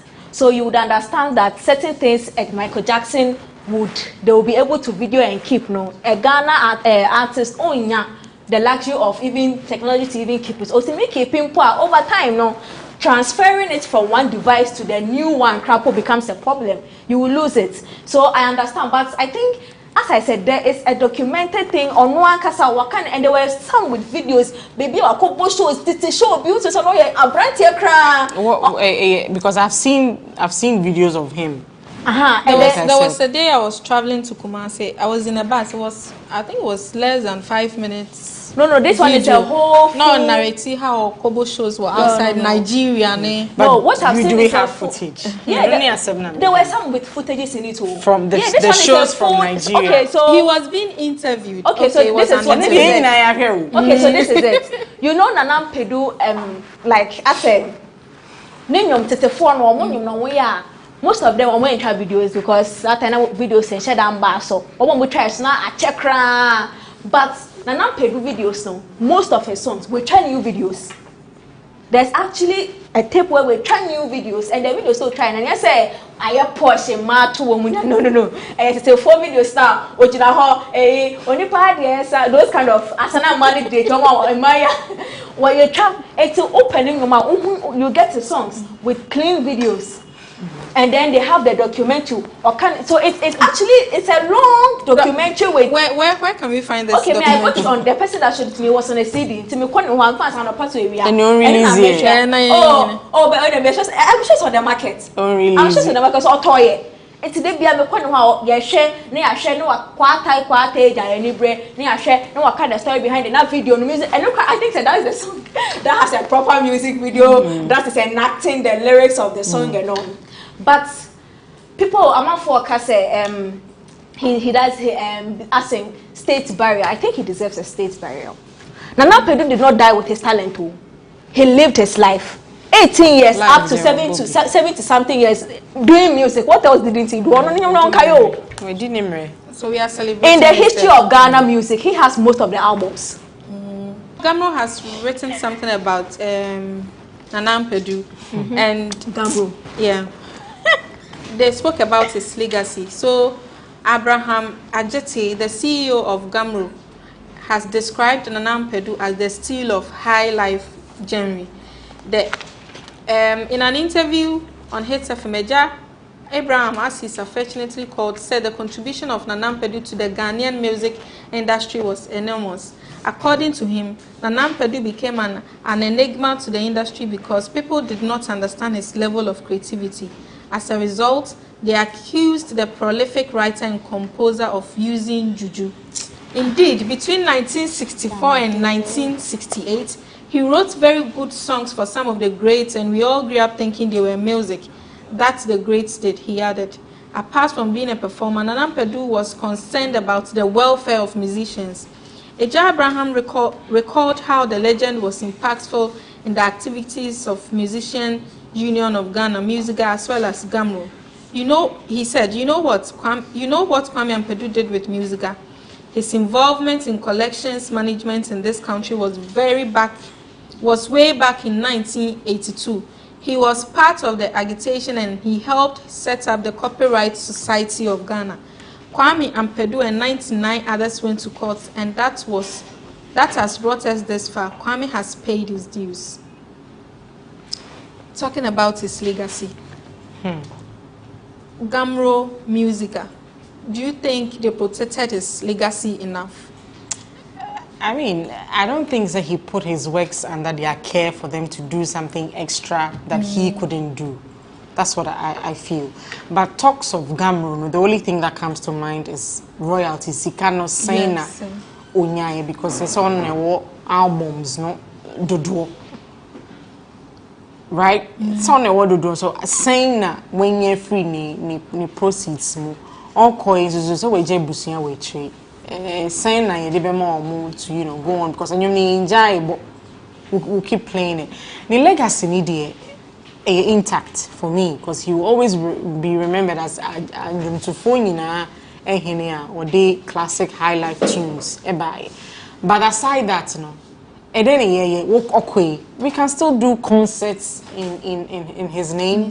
Yes, and we line up these young artists na no crapono ya organizing here and to kwabi siase because we use say sika mujiska say media when I mean yentin nyoma biase well intinka said ye wo komladumo awards bi no there should be something monumental a better one din a better so enye me na meka ma kowa hemfo no but me so me kakra me chere say even kwa we region hono there should be something a be ya ni din e beda so de bia nchima beba abehu se ne ye wo ode hye bi ti se na kwame ampedu a oye adwumtufo nyina hene. So we are calling on musica to do their part omunye concert no and we encourage Ghanaians so say eba bibi kakra ode beto ticket no ko na fe concert ne ye mba ne sage say de ye Castro tribute troka e wo VGM no enye no bi ne ye pa hwe wo sa concert no say they should sit down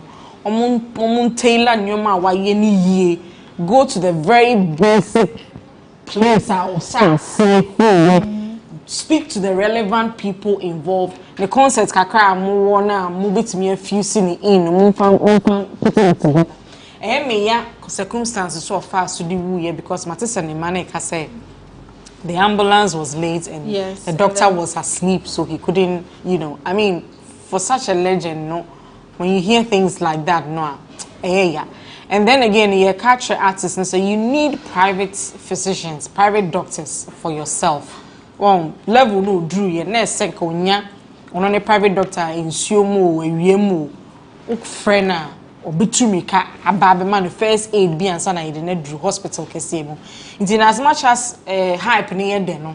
Na fame no so a family. You should think about these things. So J insurance one. Now I do personal doctor because I know key people we your country here. They have personal doctors or he fa crampona or frena or beba in terms of man face aid. Ninkaye story said doctor bisa wanda. Na say no crash or nano muntitin free ni so. GM no abro chunky yebeju license a free one sem by chroma dear. Yana you maybe why I did agro. It's in munyane no. So why did he have to do that to such a legend? And I was a investigation, I escalated cost near the whole report by Mampeni because Ghana for be fana it won't be a woo yani a Freddie my into your best going forward meaning same penny for the get personal doctors they will be just a phone call away from you. Say a possible cramp now your defwa money baby or better na ben. Will be a walking distance no with Tumika Ababisho because I know one big man in this country why yes I didn't money home. The doctor Ben pa to be near our friend I know with Tumika. So I don't know the idea so woman let's celebrate this. My Easter name and fire trim say no woman yen share a day way home fa. Ni fanny be papansio George Floyd a year. It's now yes, strong. They should make this funeral something, worth grieving and not just celebrating because it was a life well lived.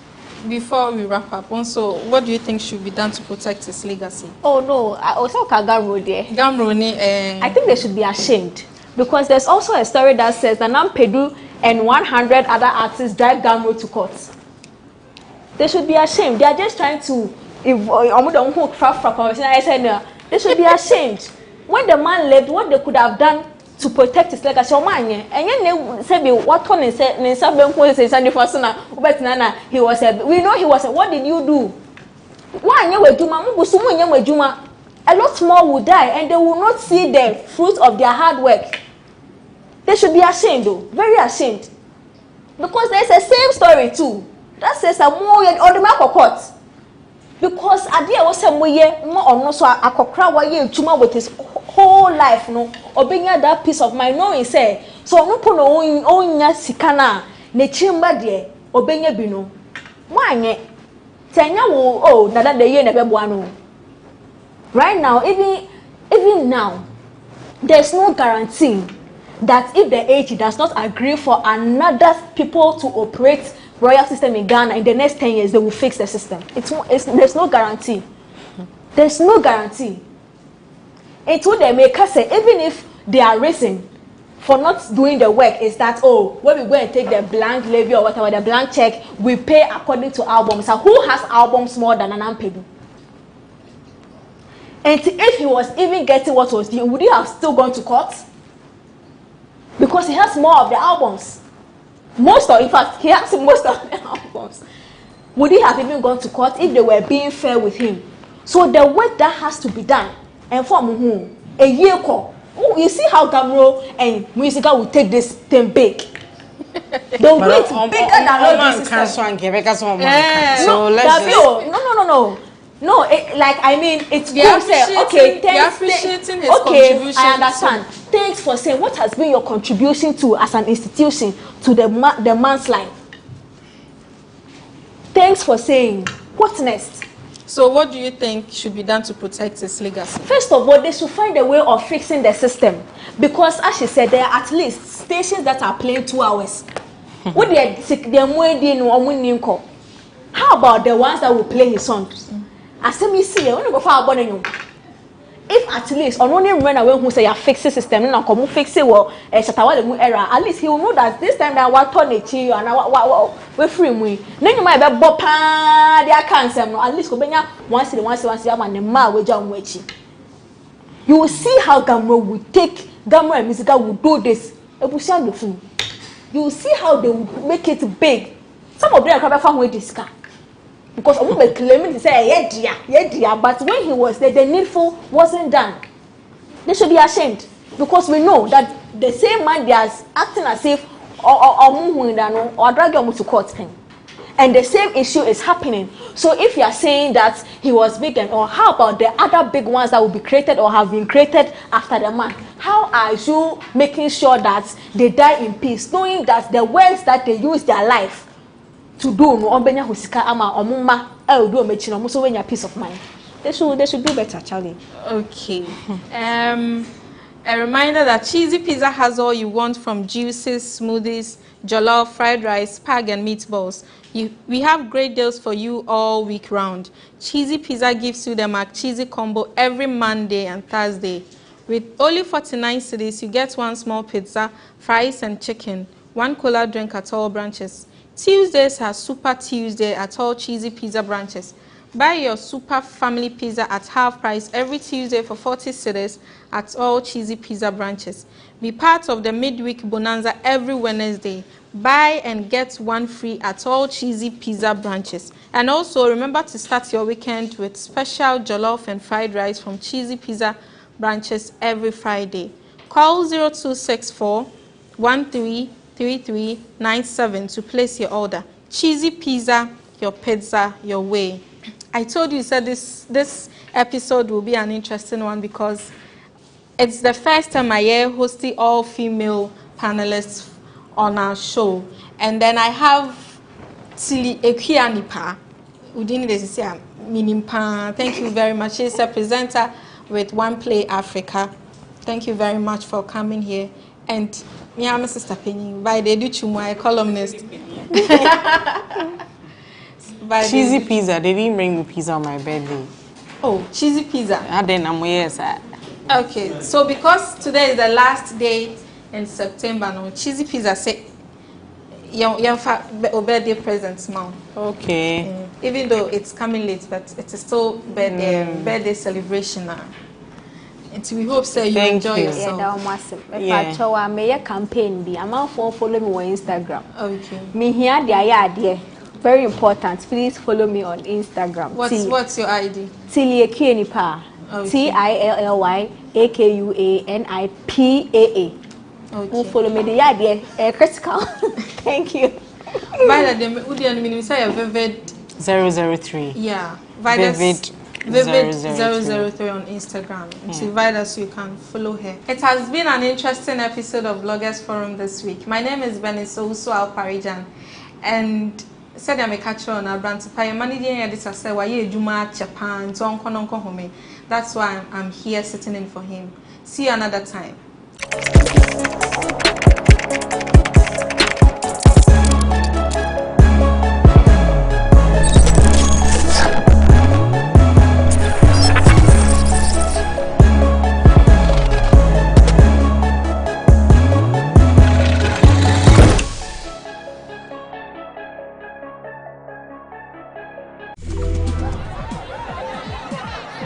Powers and principalities. Powers and principalities. There's so much fire inside me. Tragedy struck when part of the largest hillside at the kosher rubbish dump collapsed. It's going to be fun to see how he goes about approaching this game.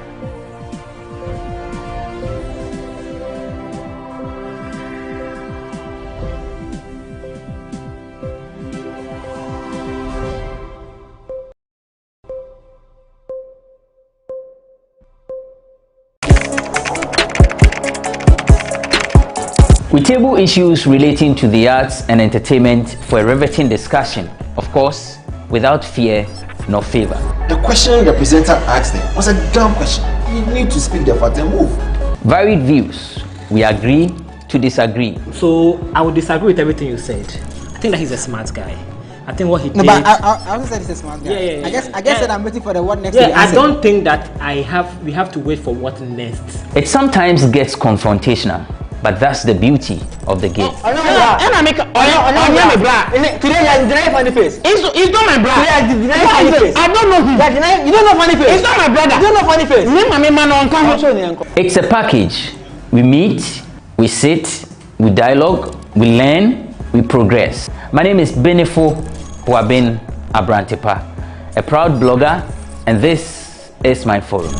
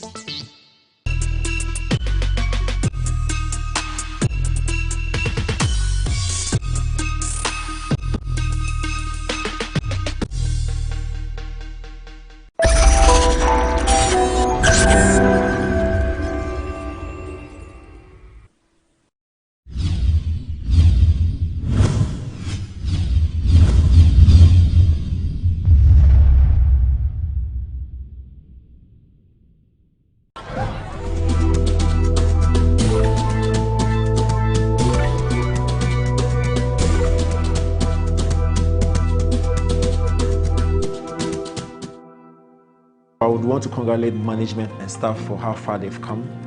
GhanaWeb is the biggest portal in Ghana and even in outside Ghana as well. For the people outside Ghana, this is their go-to portal. And anybody outside Ghana will tell you that Ghana is where they get their source of news from. I've had friends who are residing outside Ghana, and anytime there's news about me, and this time it's about me, they hit me up and say, oh, I read this story about you on GhanaWeb, I read this story about you. So it tells me that it is the #1 portal for everybody else, for both of us in Ghana and outside. So I would want to congratulate the management and staff for the work that you've done over the years. And I wish you guys well. I pray for strength, for success, for favor, and for special grace, that you guys will live on to be 50, 70, and 100 years. Congratulations to you guys.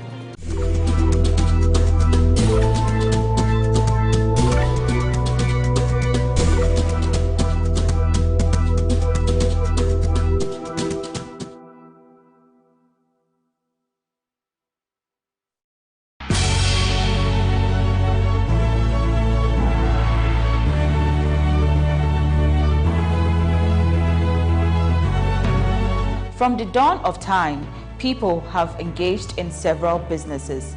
With the onset of technology and innovation, life has relatively been made easier. By using debit or credit cards, mobile banking. Thank you. And your favorite, mobile money? Tech has indeed married business. On BizTech, we spend time with faces behind known and upcoming businesses in the country. Learn more about the new technologies and innovation, as well as find out about the trending issues in the world of business. Join us as we serve you with a variety of compelling interviews, projects, and others right here on GhanaWeb TV.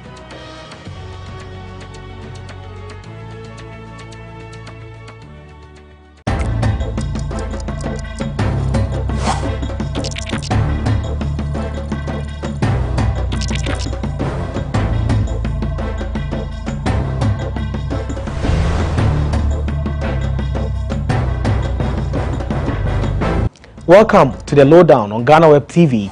This program covers all the relevant issues from the hard truth to the facts and fears. My name is Ni Akwe, Ismail Akwe.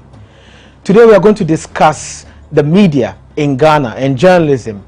Journalism in Ghana has become more pluralistic than in the past, and thanks to digital media and social media, now the traditional media is following social media and digital media to get the news. How did we get here? And what has been the story in the past? Our guest today is a seasoned journalist, and he's also a politician, and he's going to take us through this journey and evolution of the media in the country. We'll be right back on the Lowdown.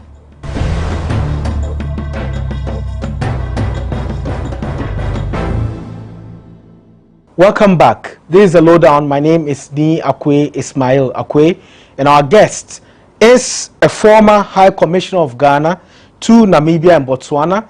He is a former publisher of the Accra Daily Mail, the former editor of the Statesman newspaper, a prison graduate, I don't know if he calls himself that, a former civil servant, and a writer. He is Alhaji Abdulrahman Haruna Atta. He has MOV, and he'll tell us what the MOV means. Welcome, Alhaji. Thank you very much, Ismail. You corrected me this morning. I was saying Ishmael. I think the Muslims, that's how we pronounce it. Oh, it's Sumaila. Well, whatever. So the Arabic is Ismail, and then the house has corrupted it to Sumaila. Yes. So anyway, thank you.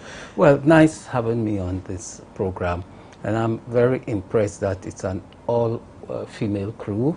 You hardly find them in this town. So, well, GhanaWeb, kudos. And as you see, more grace to your elbows. Thank you very much. Computers. Thank you. Thank you for coming. And your name has MOV. Yeah. What's the MOV? It's a national honor, one of the highest national honors, the member of the Order of the Volta. Okay. It's some people get the Grand Medal, and then the Order of the Volta, I think, has 3 components. Some are Commander of the Order of the Volta. Some are something or the other. It goes all the way to the top where heads of state get the Star, Order of the Star of Ghana or something. So that was given to me in in 20-something, I can't even remember, for contribution to media development in Ghana. I see you are very proud of it, because Absolutely. I've never seen anyone using it as part of their name. You are the only one who does it. Yeah, but currently. they should. It's because of ignorance, I'm afraid to say. In the UK, when you are a something, you use it. It's a sign of pride in having it and a sign of pride in your own country. So member of the Order of the Volta shows my pride in my country. And I think all those recipients, when you get it, just add it to your name. It doesn't take anything. And then when you are going to formal or some informal occasions, you wear, whether it's a pennant or the, what do they call it, the sash. Or what you put in your pocket here. So it's just part of pride in belonging. So I would advise my recipients, and that's all over the world, all over the country. Some are farmers, some are engineers, some are soldiers, some are whatever, so many. So they should use it. There's nothing to be shy about. So that's why I use it all the time. Well, that's quite inspiring, and I'm sure they would also follow your footsteps. And I'm sure by the time you get to my age, with this kind of work you are doing, you also get an Inshallah, so we pray for it. Exactly. I'm proud about it. Yes, or the grand medal. Yes. Yeah. So you have so many titles. You used to be an editor, you used to be a civil servant, you used to be an ambassador, which was most recent. Yeah. Which one do you cherish the most? Funny, the ambassadorial job. It's a very, very trying job, because when you take that appointment, it's not to go and be drinking champagne or just going to parties. Yes, there are diplomatic receptions, but it actually means working for the advancement of your country. It brings in all the things you've learned through your life. I went in not as a trained diplomat, but what they call the political appointees. For the first few months, I had to learn, and I learned on the job. And by the time I was leaving, I think I had done so much work for Ghana. I'm proud to say that something we call the PJCC, the Joint Commission, Permanent Joint Commission of Cooperation between Ghana and Namibia, for example, had been in abeyance for about 12 years.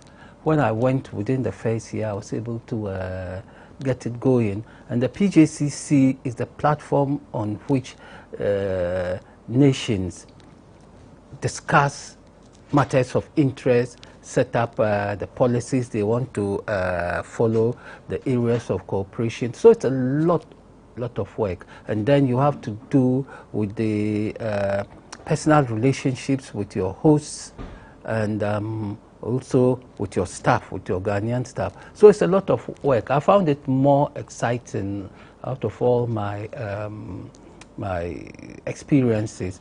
Maybe the next I can say of my life is my time as a student, secondary student. Those were great days. I don't think anybody who's attended secondary school will not mark his or her secondary school days as one of the most exciting in their lives. Which school did you attend? Navasco, the great Navasco. Oh, I should have worn my Navasco anniversary. You're either wearing KNUST. Yeah, t-shirt. Our anniversary is this year. So, did you start writing in Navasco? Yes and no. Not formally, but a little article here, a little article there. We had some small magazine, and it got us into trouble even once, and I was suspended from school for 1 year. I never had my lower sixth education, and some were expelled because the authorities thought the magazine was rather a little too risque, and in those days there were certain things they just couldn't tolerate, especially if it had sexual content. So the authorities came on us very, very hard. I had a year's suspension. Wow. And so writing has put you in trouble so many times. So many times. And I introduced you as a prison graduate, and it has to do with writing as well. With writing. Yes, so that's one of the riskiest roles you've ever played? Yes. But prison too, it's a subculture. When you go independent on the crime that sent you there, the prisoners can rally around you and give you such moral support. I got it when I was first at Nsawam, and later I was transferred to Akuse local prison. I remember once I fell really ill with malaria, and all the prisoners in my cell rallied, boiled hot water, helped me massage myself. I don't know where they got the money from, but they bought a robe and came and rubbed my body. So I saw compassion in prison, something you don't associate prisoners with. But then I also saw deprivation. Our society doesn't treat prisoners well at all.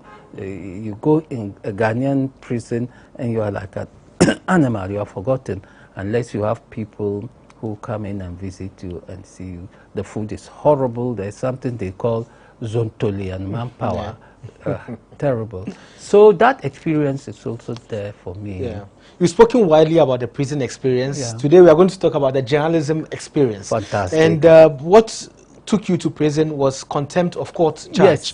Yes. And I want to know if you had written or you had done that article today, do you think you would have gone to prison? No, we've come so far. Contempt these days would not send you to jail, really. And in those days, even the contempt that sent me to jail was because the lady that sent me to court was my sister-in-law, Mrs. Rawlings.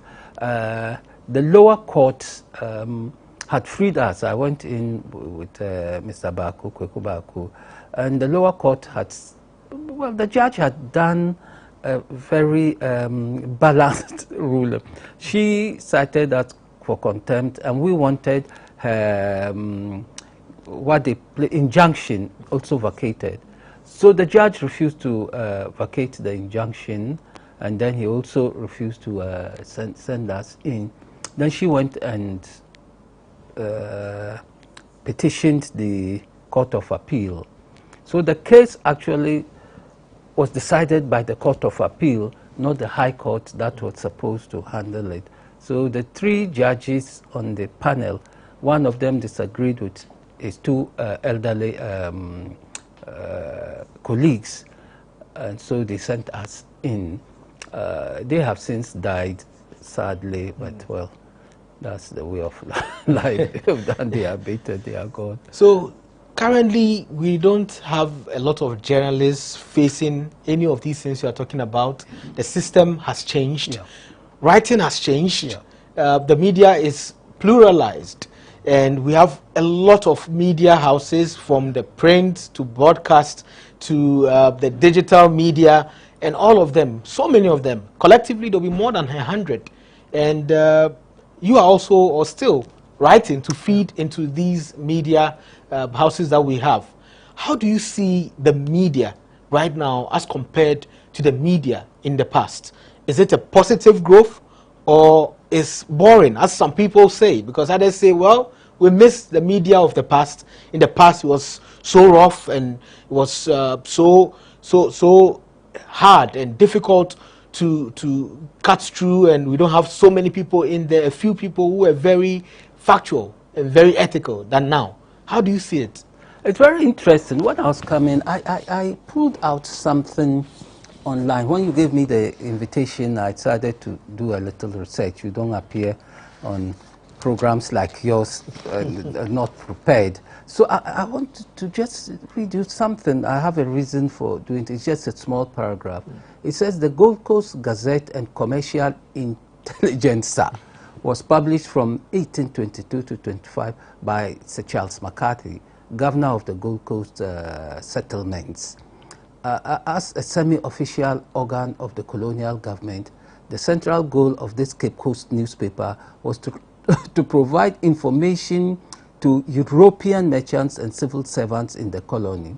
Recognizing the growing number of mission-educated Africans in the Gold Coast, the paper also aimed at promoting literacy, encouraging rural development, and listen to this, and quelling the political aspirations of this class of native elites by securing their loyalty and conformity with the colonial system. So you would ask, so what has changed from 1822-25?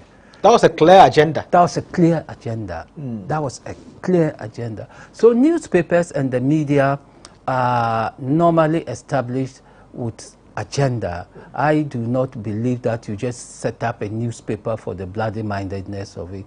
You want to push a certain line, political, economic, religious, and so on. So we've come a very, very, very long way to the days when the Daily Graphic then grew out of the Sunday Mirror, then the Ghanaian Times, then GBC grew out of Station Zoe, came to the Ghana Film Industries Corporation. I'm sure you've forgotten about it, but it was the leading post-independence sort of media producing house.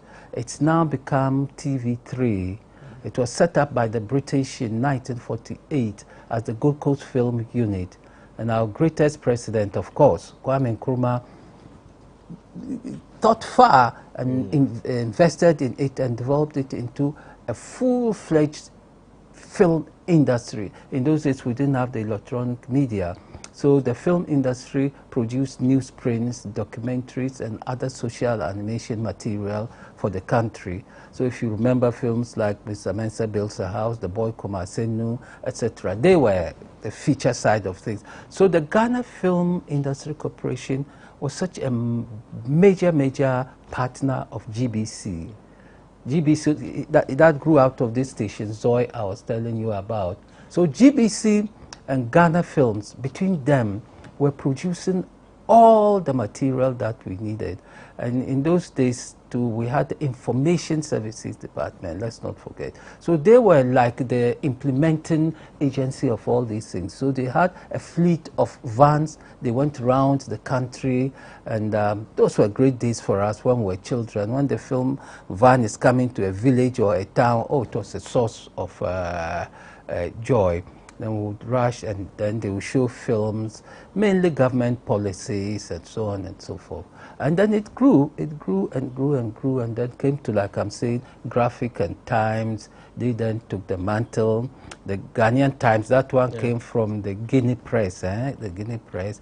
Kwame Nkrumah again took it up for the party, and then after the 66 coup, the NLC transformed it into a state-owned media for the country. The National Graphic, you know. So within that time, many things grew up. It was in 1957 that we had the Ghana News Agency, the GNA, and then also we had the development of the film education institutions like the GIJ, and so on. And now they've all grown up, and there are many. My good friend, Professor Kojo Yanka, his school of great school. So all these things are there. So we've come a long way. That's why I'm giving just a short history.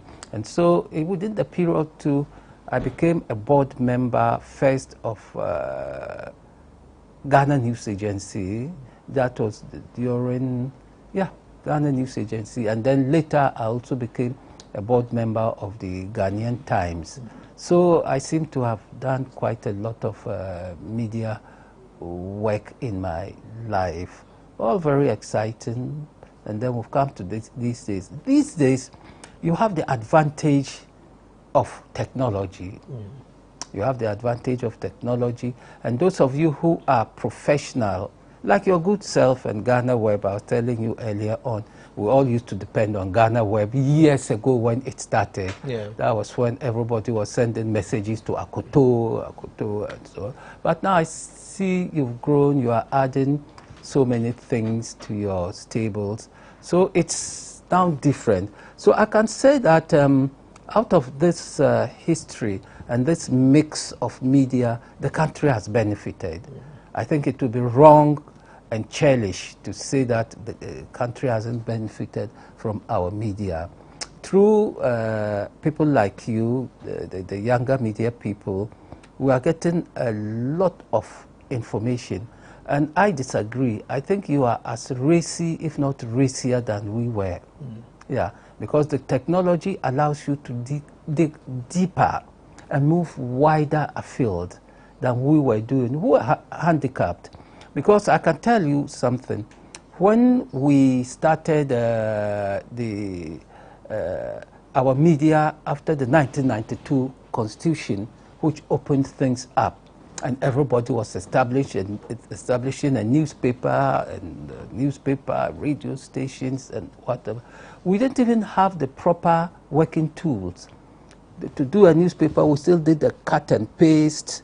We will cut, paste here, and so on. But now everything technology, unless you don't have the money to do it, but the means to do it is there. Yeah. So it's given us a lot of variety in the media, and that's why a plural media is there. We shouldn't fight a plural media. I disagree with the people who say you should conform with each other. No. You be as different as possible. Be as different and as innovative as possible. The country would only benefit, excuse me, from that. Our period, let me tell you this little history. My good friend Cabral, Ambassador Cabral, he was the one, I think, who went online first with the Independent. So it was a cause for him to bluff with his pioneering role in getting online. So the first newspaper to go online. To go online. Yes. So and that time it was Africa Online. Yeah. All of us later became Africa Online, Online. That was even the email address of my newspaper until we moved on. And I also, in my own little way, it may or not mean anything, either the first or part of the first to introduce the use of digital cameras to do my pictures and do my pages. So it was then a very small camera like this, and I was carrying it all over the place. I cherished it so much I wasn't even giving it to my reporters. I wanted to do my own pictures. So I remember the late Jacob Echebel once told me that, he says to me, Abdul Rahman, you are too old to be doing this. let your reporters do it. But then that's how the status was in those days. Technology was almost nil, and then of course it started building up. Then other servers, media, whatever started building, and then just opened up. Okay, thank you very much for the history, and I was quiet because I wanted you to take us deeper and give us more. So we'll go on a break. Okay. When we come back, we look at segmenting the media in terms of looking at the past and now. Yeah. We look at the agenda, how the agenda setting was done. Also, we look at the quality of content. Okay. And then we also look at social media and also digital media in total. This is the lowdown. We'll be right back after this break.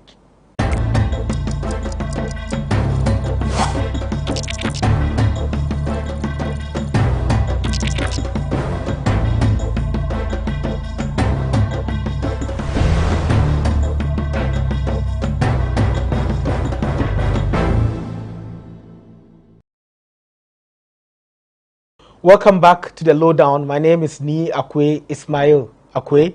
We are discussing the state of journalism in Ghana and how far we've come with Alhaji Abdurrahman Haruna Atta. So you were telling us about some history from post-independence, pre-independence era to post-independence. Now we want to look at the agenda-setting role of the media. How was it before?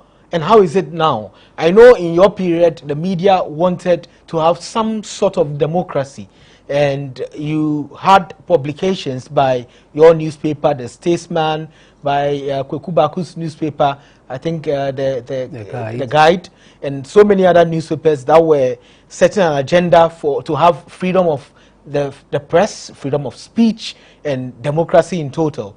How was it like before? Before, it was fairly stiff. It was dominated by the state-owned media. When you are talking of the print media, Graphic and Times, and of course the electronic media were mainly GBC and Ghana Films, like I told you, and of course Ghana News Agency. Yeah, so it was all government controlled. It was muzzled, completely muzzled by the government. So as private media, how did you survive? It was very difficult. It was a hand-to-mouth existence. Advertising wasn't coming because business people and other people were afraid to advertise in our newspapers to get penalized. So any day you got just a one-page advert from somewhere, it was a source for jubilation, because then you know a little nokofio will come from that for you to eat. But it was very difficult, and then the media atmosphere was unfriendly. You remember once Mr. Baku's newspaper, they even went and bombed it, and so on. So it was very, very difficult and unfriendly. But then we fought on, and later credit must be given to President Kufuor. He was very open to us when he was in opposition, and so we would meet him every now and then, and we kept hammering that what he should do, his living legacy, would be to abolish the criminal libel section of the criminal code.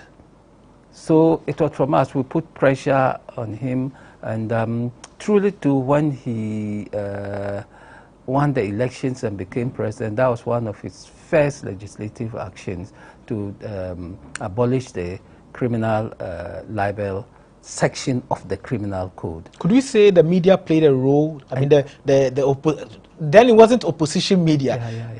Did you play a role in Kufuor's election? We did very much so. At that time, the interesting thing was that President Rawlings had stayed for a length of time that I think people were tired of him, really, and they wanted a change. We also wanted a change. In fact, I developed a very robust attitude towards him, because I thought he had not only overstayed, but then he had dictatorial and authoritarian tendencies. And that was the basis of my media fight with him. Nothing else, after all. Why should I fight him? He was my wife's sister's husband, so really we should be on good terms.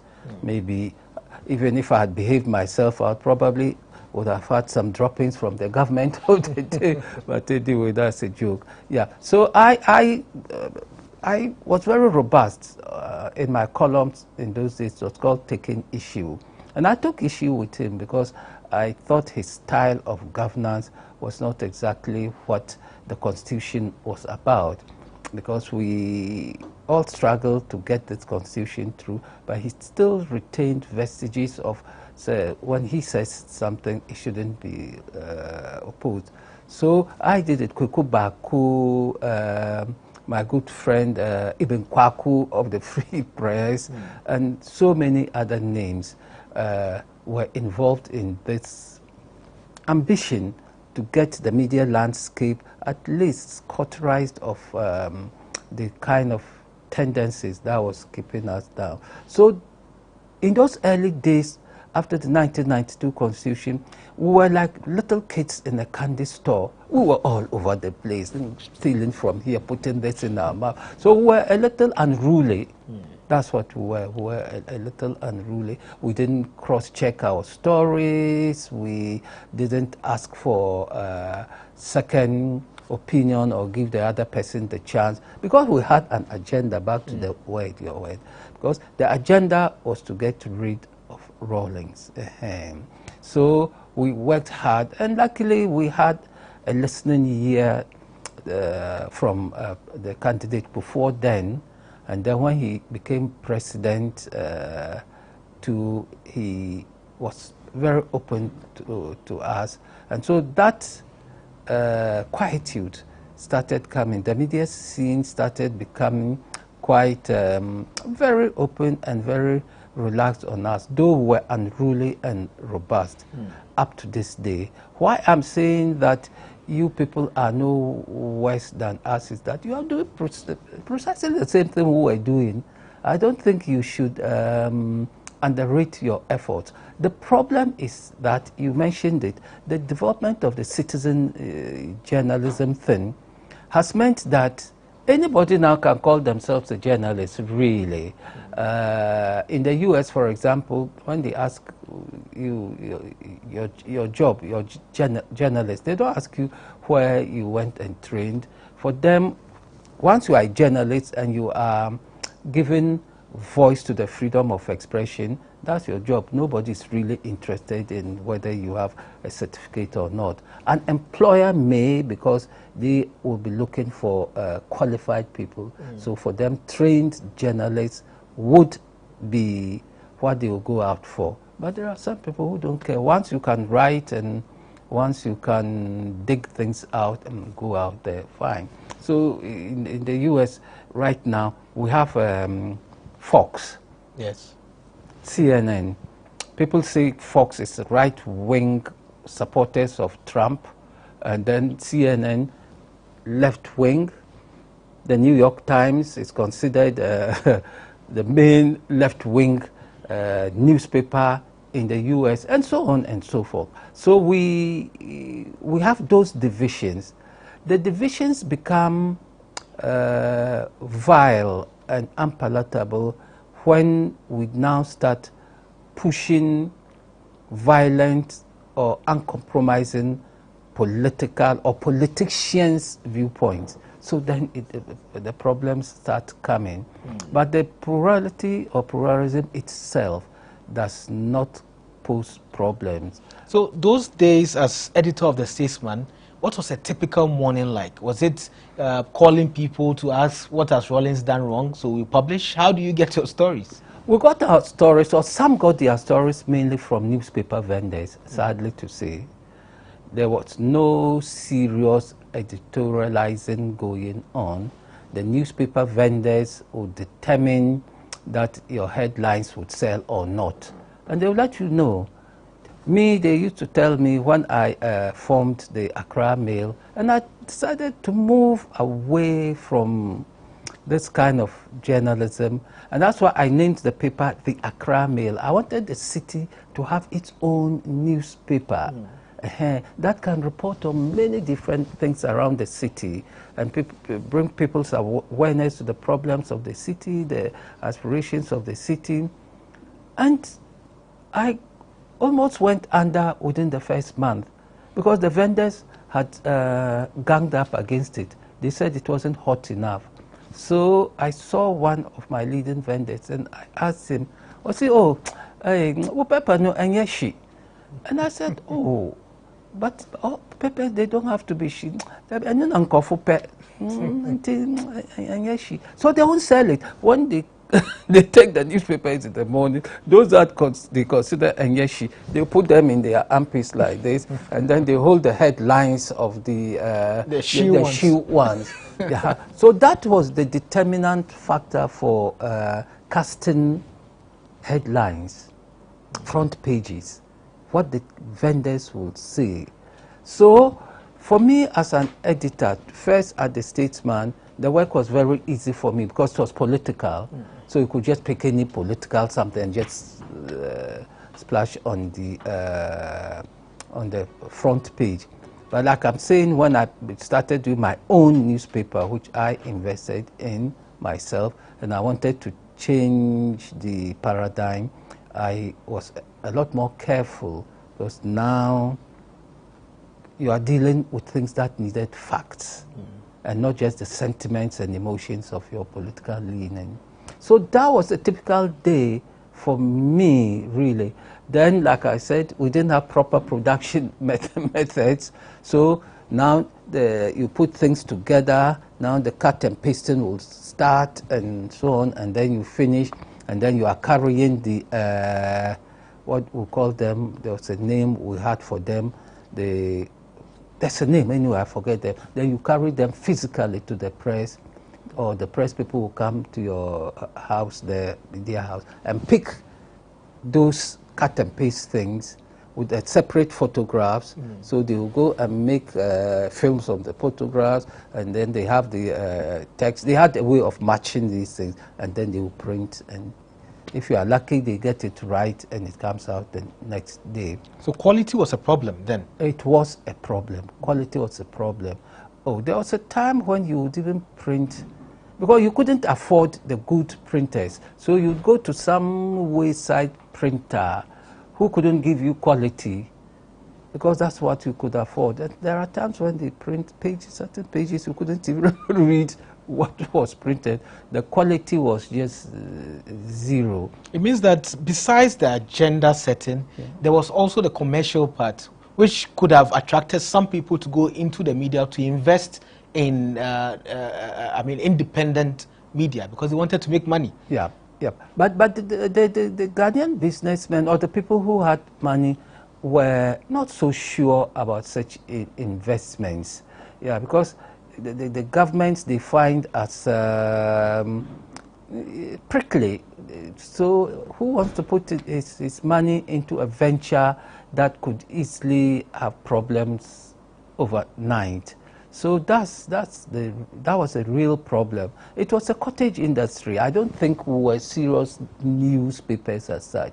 It was a cottage industry where you go and sit a few of you, editor. In those days too, we didn't have these mobile phones as common as they are today for you to even be looking for stories and so on and so forth. So you were just there in that little office. You shared with others. You did your cut and paste, and also another technological thing. So when we finish all of that, we then copy whatever it is on CDs, and then send the CD to the Africa Online or whoever was putting it online, and you give it to them physically, and then they will sit at their place there and then do it and put it. Now it's different. You can do all of that. So that was your attempt to go online. Online. So you put it on CDs and give to the online managers to put it up. Yeah. That was quite interesting. It was quite hectic. So we've come really far, and now the digital space is wide, is bigger. Social media is there for everybody to be a citizen journalist, as you explained. And citizens are now sending their articles to be published online on the biggest media houses like ours, GhanaWeb. How do you see that from then when it comes to citizen participation in the news making? Do you receive letters to publish in your newspaper, or do you go out there to talk to people to have them or their views published? Oh, we received letters. Our post boxes used to be full of letters and unsolicited for articles. So you didn't even have to go out to seek the content. The box office, PO box would deliver sacks of letters from readers and people who just wanted to publish something. And so we had space for everyone in those days who would contact us. Some people may even just call us and tell us that, oh, they've seen a story in our paper, we should hold a page. They'll do a rejoinder. So in those days, we took the constitutional requirement of rejoinders very seriously. At least I did. When I did something and someone brought a rejoinder, we published it the next day, usually where we printed it. We didn't hide it inside. If it was on the front page, we'll put it on the front page. So that's how we did it. It was never a dull moment, really. Never a dull moment, but you were always on tenterhooks. You were always on tenterhooks. But now things have really changed. The only problem I have right now is that there's no editing going on because of the citizen journalism there. And I think maybe the online editions are overwhelmed, so they don't always read what comes to them. So you go online and you start reading certain errors that you think an editor should correct. I'll give you two examples from me just last week. To rein in, R-E-I-N, they should rein in whatever. I wrote to rein in, R-E-I-G-N, like the reign of a king, as different from reigning in. And my editors here and elsewhere didn't correct me. The same mistake was everywhere. Was everywhere. I was so embarrassed. Haruna, I can't tell the difference between rain and rain. But I had given it. I thought my editors would read through. But then you do well. There's a young man. Well, I'm not campaigning for him. Kent Mensah. He does the Mail Online or something. Yeah. Occasionally he will read and then call me and say, "Oh, editor, is this what you mean?" And I said, oh, Kent, God bless you. God bless you, my son. If this had gone out without you reading it, I would have been embarrassed. So that's the only thing I think you should do better, the editing. And then the second thing was that there was a place I should have just used an A to make the sentence meaningful. And for some reason, I missed it. And it's not as if I just write and send it to you people. I have someone I call my peer reviewer. I'll send it to him. Every article I do, I'll send it to my peer reviewer before I post it to you. And he also misses all these things. So it's a difficult thing. And that's why, again, in those good olden days, the office or the job of a proofreader was a very important one in a newsroom. Very, very important for a newsreader. Because you can miss little things that then would render your story, a sentence, meaningless. And then there are sometimes too, after writing, I say to myself, oh, isn't this sentence a little long-winded? Would the editor have cut it a little for me? So we do that, but it's not your fault, really. Yeah. It's not your fault. So that's what is exciting about the media. So soon we'll talk about citizen journalism and your position on that, and also we'll talk about training institutions, journalism training institutions. Are you a journalist when you attend, or you have the skill of journalism, or you can be a journalist if you are quiet on the job or any other way? We'll come back on that after this break.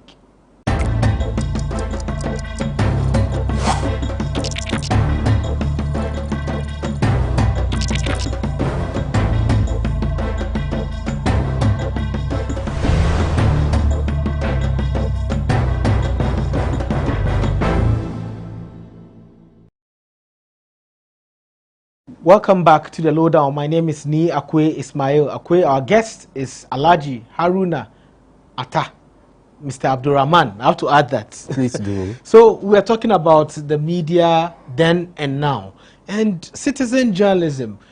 Facebook is a big proponent of citizen journalism. We have Twitter. We even have YouTube, where bloggers go around and take videos and do interviews and post them all over. And they are all calling themselves journalists. Is it a position you would ascribe to, or you think is an overshot of the role of journalism?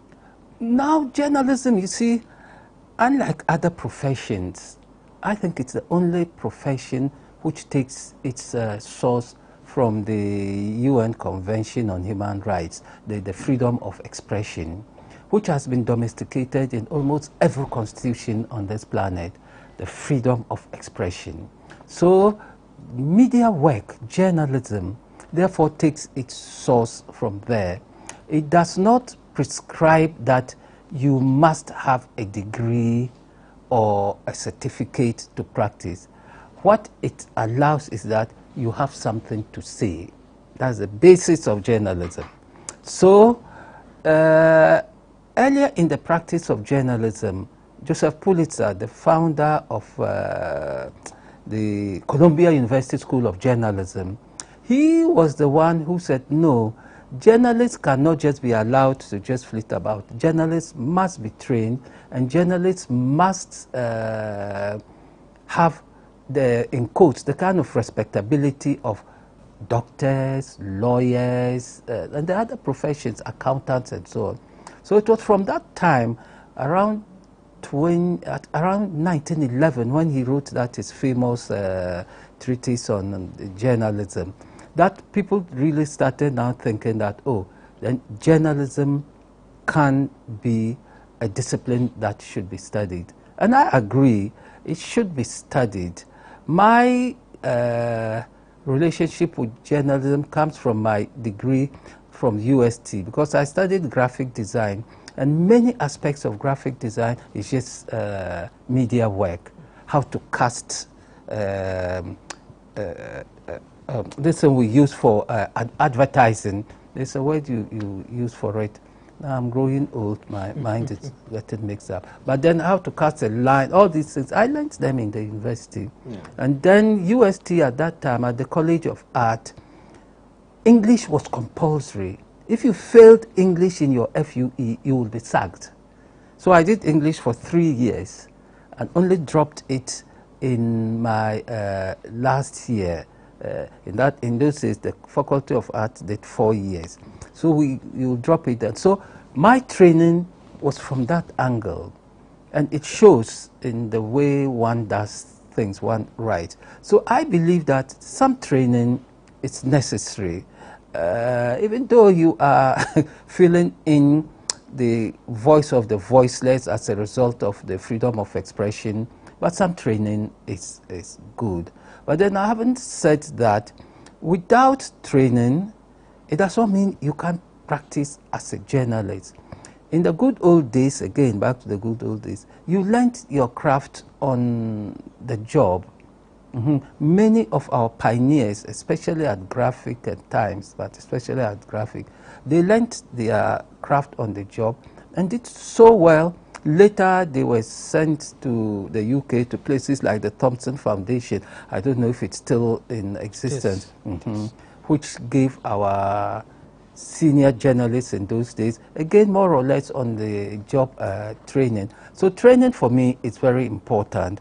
At least you learn the use of the language. Language is very, very important. Today we are arguing or debating whether do or die is the same as all die be die. I think it's the subject of my article today. I don't know whether you've seen it. Yeah. So it's all to do with language. Journalism cannot function if you don't have the good language, either written or spoken. If you are not trained and you are a citizen journalist, really that's what you are. You can't consider yourself a professional journalist. And I think there should be a place for professional journalists, whether they learned it on the job or they learned it in the classroom. Our top men, people like Ken Bediaku, who used to be the top sports journalist in this country. Uncle Ken is now an old man, but people like him, people like one of the great editors, he wrote a book, the Gab books, Cameron Dodu.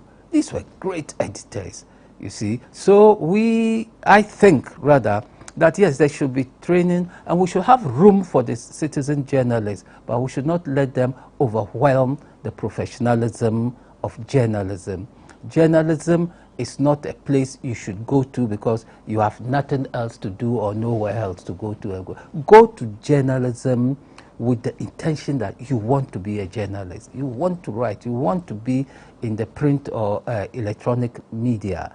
And then you come out as a very good journalist. I believe in that. Now, if we talk about getting training and some skill, there's a school of thought that the journalism institutions, which are also growing, there's a proliferation of them, but they are bringing out or churning out a lot of journalists who are half-baked. They're only learning the theory, and when they come into institutions or media institutions, they are unable to produce quality content as professional journalists are supposed to. Have you encountered any of that? I have, and it's heartbreaking. And so you are right, absolutely right. That's why I mentioned the GIJ, I mentioned the Kojoyanke's place, and then of course the mother of all of them at the School of Communication Studies in Legon.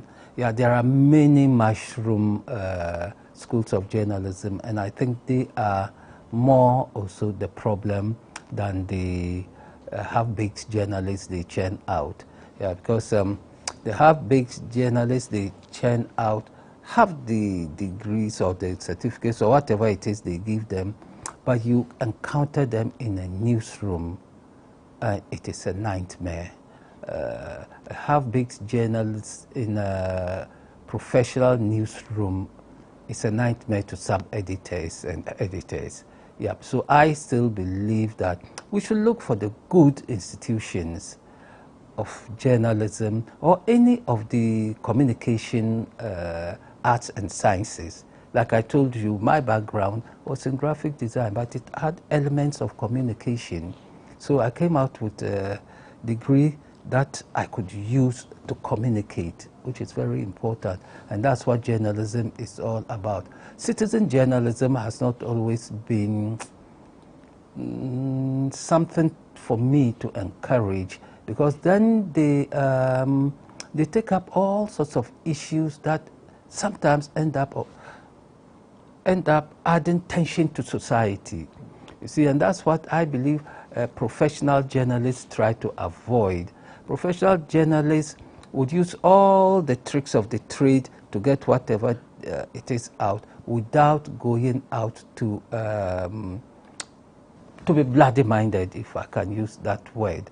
So let's encourage those people interested, young people interested in doing journalism or becoming journalists, to apply for and get places at GIG, the African University of Communications. African University College of Communications. Yes. And such places. I don't think we should encourage mediocrity in any profession. But unfortunately, the traditional media, which is more professional, is now following the citizen journalists on social media to get their sources and get their information.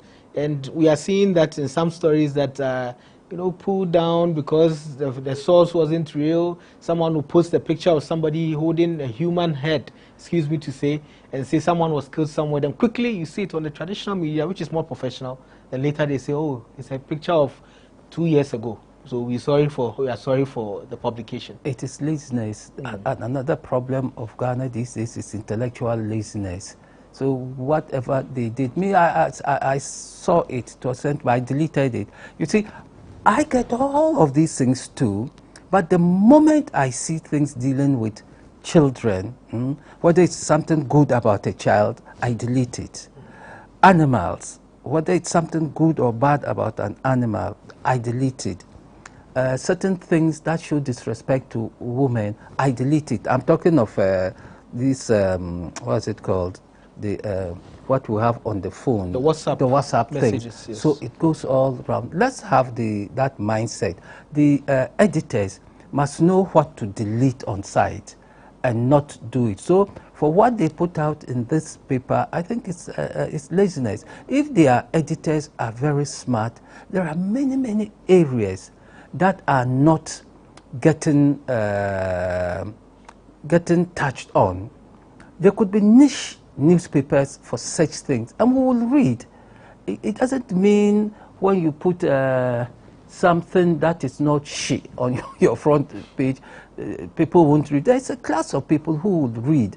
So even if they have to become niche newspapers for such quality, why not? After all, they are lucky, especially Graphic and Times. They are still being supported by the government in many respects.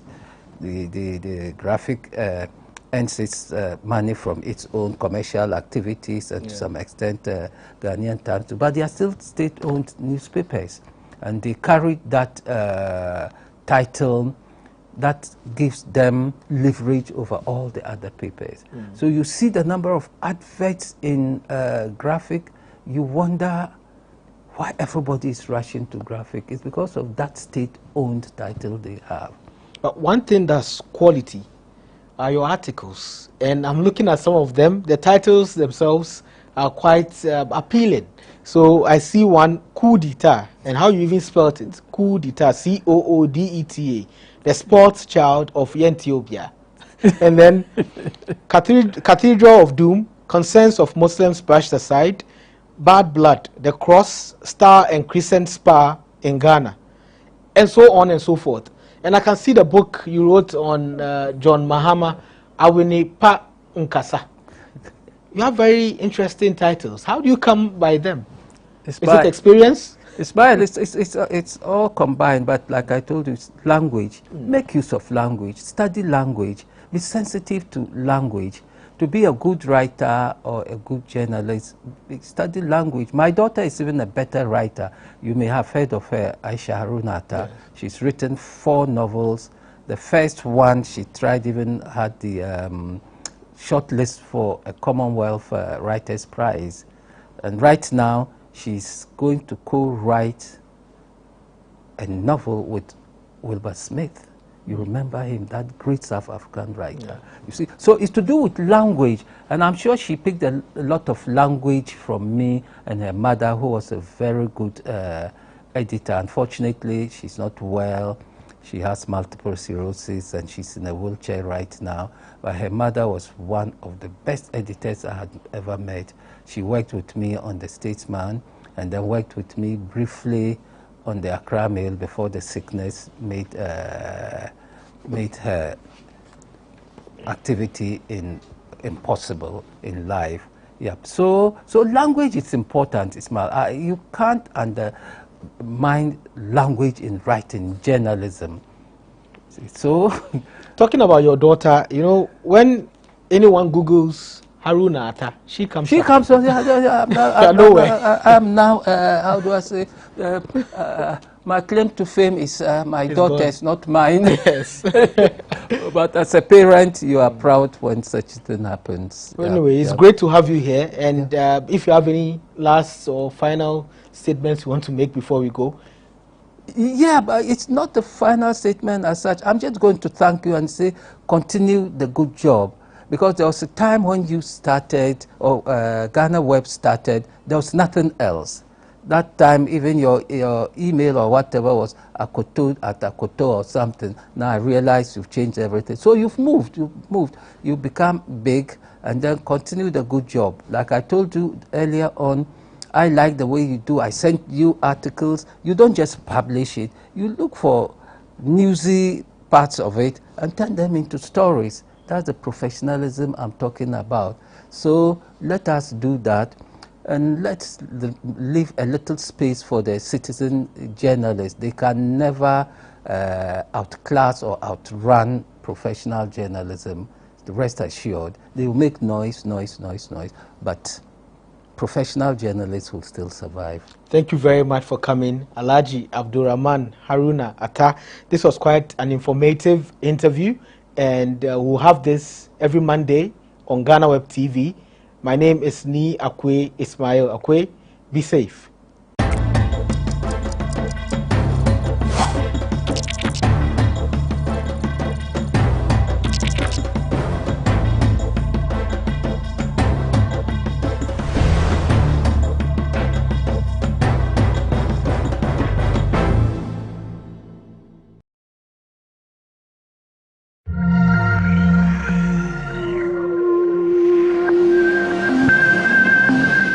Let me welcome you all to the 102nd press briefing of the Monetary Policy Committee and the 5th for the year. The MPC met last week to deliberate on recent global and domestic macroeconomic conditions and to assess risks to the inflation and growth outlook. Below is a summary of the developments and key considerations that the committee took into account in arriving at its decision. Since the last MPC meeting in July 2021, the global economic recovery has continued, notwithstanding the spread of the COVID-19 Delta variant and production constraints stemming from supply chain bottlenecks arising from the pandemic. The International Monetary Fund projects global growth of 6% in 2021 and around 4.9% in 2022, supported by policy measures and vaccination programs which have allowed the removal of restrictions and reopening of more economies. Although the global economic outlook points to a rebound in 2021, these forecasts are subject to the evolution of the COVID-19 pandemic, including the spread of the emerging variants of the virus and the pace of vaccination campaigns around the world and continued policy support. Global financial conditions have broadly remained supportive of the recovery process, largely due to the continued accommodative stance of major central banks. Policy rates in major advanced economies are expected to remain low, despite emerging inflation pressures and stronger growth rebound. Yields on longer-dated bonds have declined in recent months amid concerns about the potential impact of the Delta variant of the COVID-19 virus on the global economic recovery while sovereign spreads in emerging markets and developing economies have remained relatively compressed. The U.S. Federal Reserve has now provided more clarity on the timing of scaling back its asset purchase program, indicating that it is likely to begin in November 2021 and complete the process by mid-2022. However, previous uncertainties associated with the timing of the tapering of asset purchase programs by the U.S. Fed and other central banks in the advanced economies have weighed on equity prices and capital flows to emerging markets and developing economies, exerting some downward pressure on local currencies. Global price developments data show a sharp rise in headline inflation above target in several advanced and emerging market economies on account of higher energy prices, disruptions to supply chains, and increased aggregate demand pressures as economies reopen alongside supply-side constraints. There is, however, the general assessment that headline inflation will revert to target over the medium term, supported by continued slack in labor market conditions and restraint in wage growth. These developments, the recovery in global growth conditions, the tightening of global financing conditions, and rising global inflation trends are likely to have spillover effects on the Ghanaian economy, mainly through their potential impacts on trade, portfolio flows, financing, and exchange rate developments. On the domestic economy, developments continue to point to sustained recovery in economic activity following the downturn at the peak of the pandemic. The latest data from the Ghana Statistical Service indicate a stronger pickup in the annual GDP growth to 3.9% in the second quarter of 2021 from the 3.1% recorded in the first quarter and a 5.7% contraction recorded in the same period of 2020. Non-oil GDP for the same period grew by 5.2%, compared with a contraction of 5.8% recorded for the same period in 2020. The stronger growth performance in the second quarter reflects the sharp rebound experienced in the cocoa subsector, which grew by 27.6%, supported by equally stronger growth of 18.7% in hotels and restaurants, 13.8% in real estate, and 10.7% in trade. This stronger performance was, however, moderated by a contraction of 18.9% in the mining and quarrying subsector on account of a 10.8% contraction in the production of oil and gas. The bank's update of the Composite Index of Economic Activity for July 2021 reflected continued recovery in domestic economic activity. The real CIEA recorded a 20% year-on-year growth in July 2021 compared with 20.2% in June 2021 and a 3.9% growth in July 2020. The growth in the indicators were somewhat broad-based, with port activity, imports, domestic VAT, and air passenger arrivals accounting for the increase. The Ghana Purchasing Managers Index fell in August 2021, mainly on the back of rising input costs. The decline in the Purchasing Managers Index was consistent with the results of the bank's latest confidence surveys conducted in August 2021, and which indicated some softening of business sentiments. The survey results reveal the inability of businesses to meet their short-term company targets, driven by high input costs, unavailability of raw materials, weak consumer demand, and rising labor costs.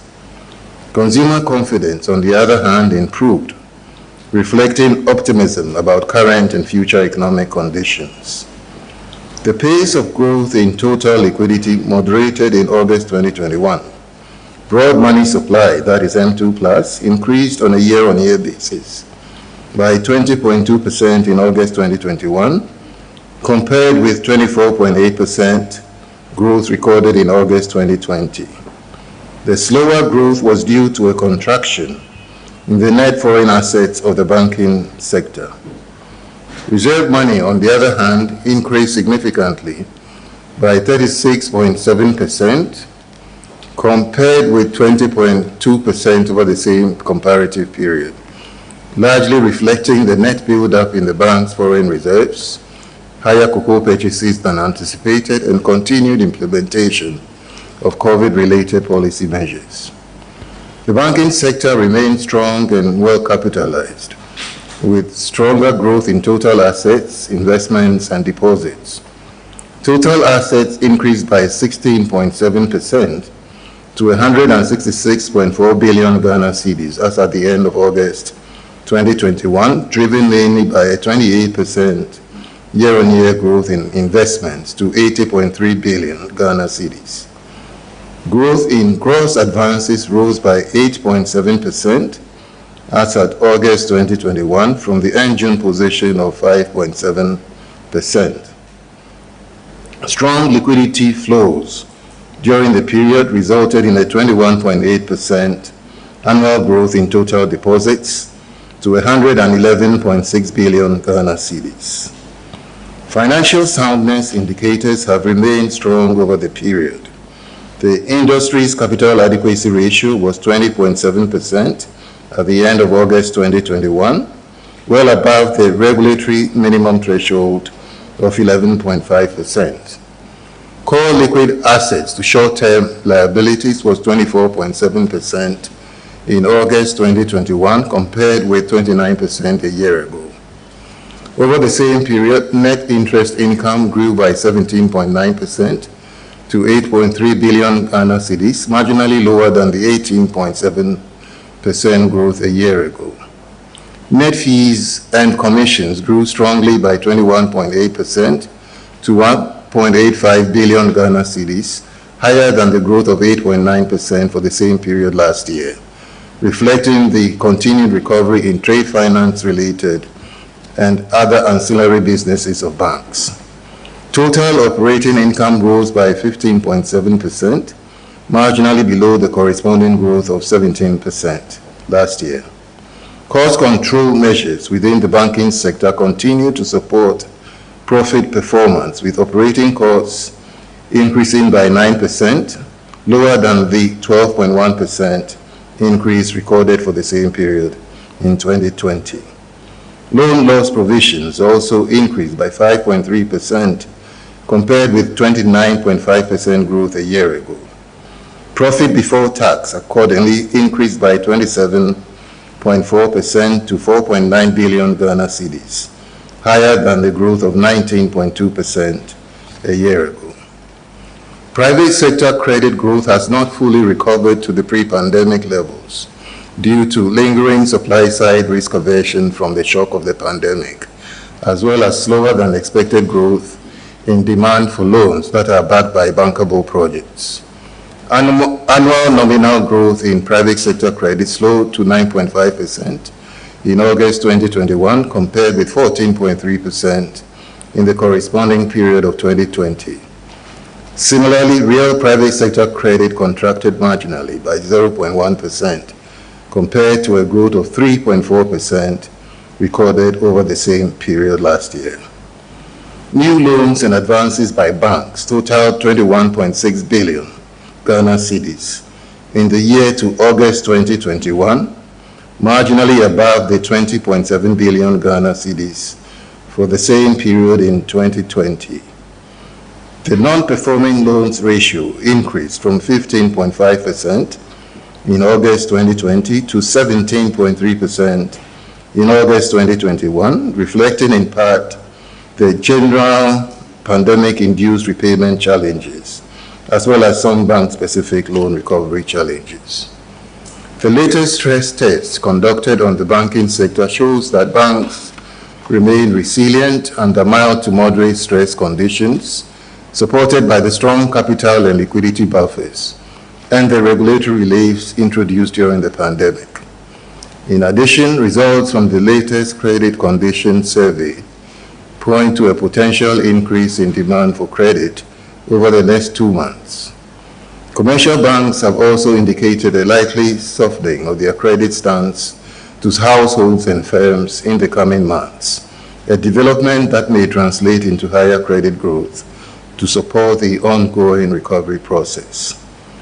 The specialized deposit-taking institutions and non-bank subsectors continue to reflect gains after the cleanup process. In July 2021, the balance sheet of the savings and loans, finance houses, rural and community banks, and microfinance institutions improved compared with July 2020. This was driven by a strong growth of 27% in deposits relative to 15.7% growth in July 2020. And gross advances also increased by 17.3% compared with a contraction of 19.3% over the same comparative period. Price developments indicate an increase in the general price level during the third quarter of 2021. 2 readings since the last MPC meeting showed significant increase in headline inflation from 7.8% in June 2021 to 9% in July and further up to 9.7% in August, closer to the upper limit of the medium-term target band. The upward trajectory of inflation was mainly driven by a surge in food prices over the period. Food inflation increased from 7.3% in June to 9.5% in July and then to 10.6% in August 2021. Non-food inflation also rose marginally from 8.2% to 8.6% and then 8.7% over the same comparative months. The above trends are beginning to reflect in underlying inflation as all the bank's core measures of inflation increase over the period. The core inflation measure, which excludes energy and utility, increased from 7.5% in June 2021 to 8.9% in July and then to 9.5% in August. The weighted inflation expectations index also picked up in July 2021, reflecting higher inflation expectations by businesses, consumers, and the financial sector. Provisional data on the budget execution for the period January to July 2021 indicated an overall broad cash fiscal deficit of 6.1% of GDP against the target of 5.7% of GDP. This was due to higher revenue shortfalls. The corresponding primary balance was a deficit of 1.9% of GDP compared to the target deficit of 1.3% of GDP. Over the period, total revenue and grants amounted to 34.3 billion Ghana cedis, that is 7.8% of GDP, below the projected 38.8 billion Ghana cedis, 8.8% of GDP. Total expenditures and arrears clearance amounted to 61.1 billion Ghana cedis, that is 13.9% of GDP, which was below the program target of 63.8 billion Ghana cedis, that is 14.5% of GDP. These developments impacted the stock of public debt, which increased to 76.4% of GDP at 335.9 billion Ghana cedis at the end of July 2021, compared with 76% of GDP, that is 291.6 billion Ghana cedis at the end of December 2020. Of the total debt stock, domestic debt was 173.4 billion Ghana cedis, while the external debt was 162.5 billion Ghana cedis. Money market interest rates continued on a downward path across the yield curve. The 91-day and 182-day Treasury bill rates declined to 12.5% and 13.3% respectively in August 2021, from 14% and 14.1% respectively in August 2020.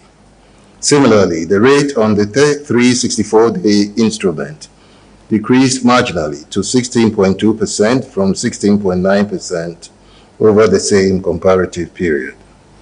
Except for rates on the 15-year and 20-year bonds, which remained unchanged at 19.8% and 20.2% respectively, rates on all other medium to longer term instruments generally declined.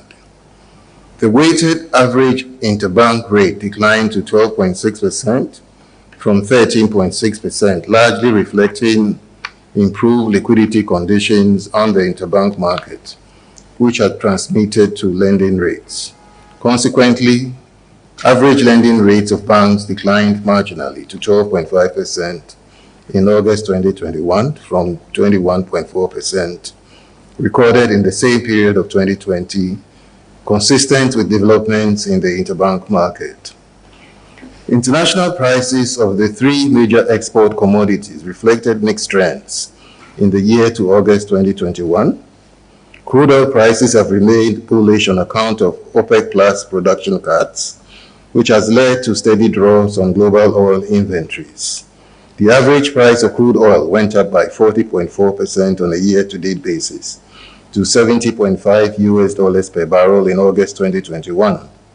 Gold prices declined by 3.9% to average $1,789.6 per fine ounce in August 2021 due to pressure from the strong US dollar. The average price of cocoa also decreased marginally by 1% to trade at $2,555.9 per ton due to ample supply from major cocoa producers. These price developments, together with production changes, impacted the trade account over the first 8 months of the year. Total export receipts increased by 2.4% on a year-on-year basis to $9.9 billion, supported by higher realized prices from gold, which was up by 6.2%, cocoa up by 4.2%, and crude oil prices, which was up by 58.1%. However, the impacts were moderated by a sharp decline in the volume of gold and crude oil exports by 20.9% and 20.1% on a year-on-year basis, respectively, despite the 23.9% growth in volumes of cocoa bean exports. Total imports, on the other hand, increased by 8.6% to $8.9 billion. This was driven mainly by a 58.5% increase in the value of refined petroleum product imports, arising from increased demand as the economy returned to normalcy from last year's lockdown. The higher import bill relative to export receipts resulted in a lower trade surplus of $874.8 million in the year to August 2021, compared with a surplus of $1.4 billion recorded in the same period of 2020. Gross international reserves stood at $11.4 billion, equivalent to 5.2 months of import cover at the end of August 2021. The strong reserves build-up over the review period provided some buffer to the local currency, which came under some demand pressures from commerce, manufacturing, and energy sectors as economic activity picked up in the third quarter. Cumulatively, available data as at September 2021 shows that the Ghana cedi recorded a depreciation of 1.8% against the US dollar, compared with a depreciation of 3% for the same period of 2020. The Ghana cedi also depreciated by 1.6% against the pound sterling, but appreciated by 2.7% against the euro over the same period. Summary and outlook. The committee noted that the recovery in global economic activity has continued, although unevenly spread across regions and countries, but uncertainties regarding the continued spread of the Delta variant of COVID-19 virus, variations in policy stimulus programs and low access to vaccines in emerging markets and frontier economies may weaken near-term growth prospects. Global inflation pressures are expected to be strong in the near term. However, the factors driving headline inflation are judged to be temporary.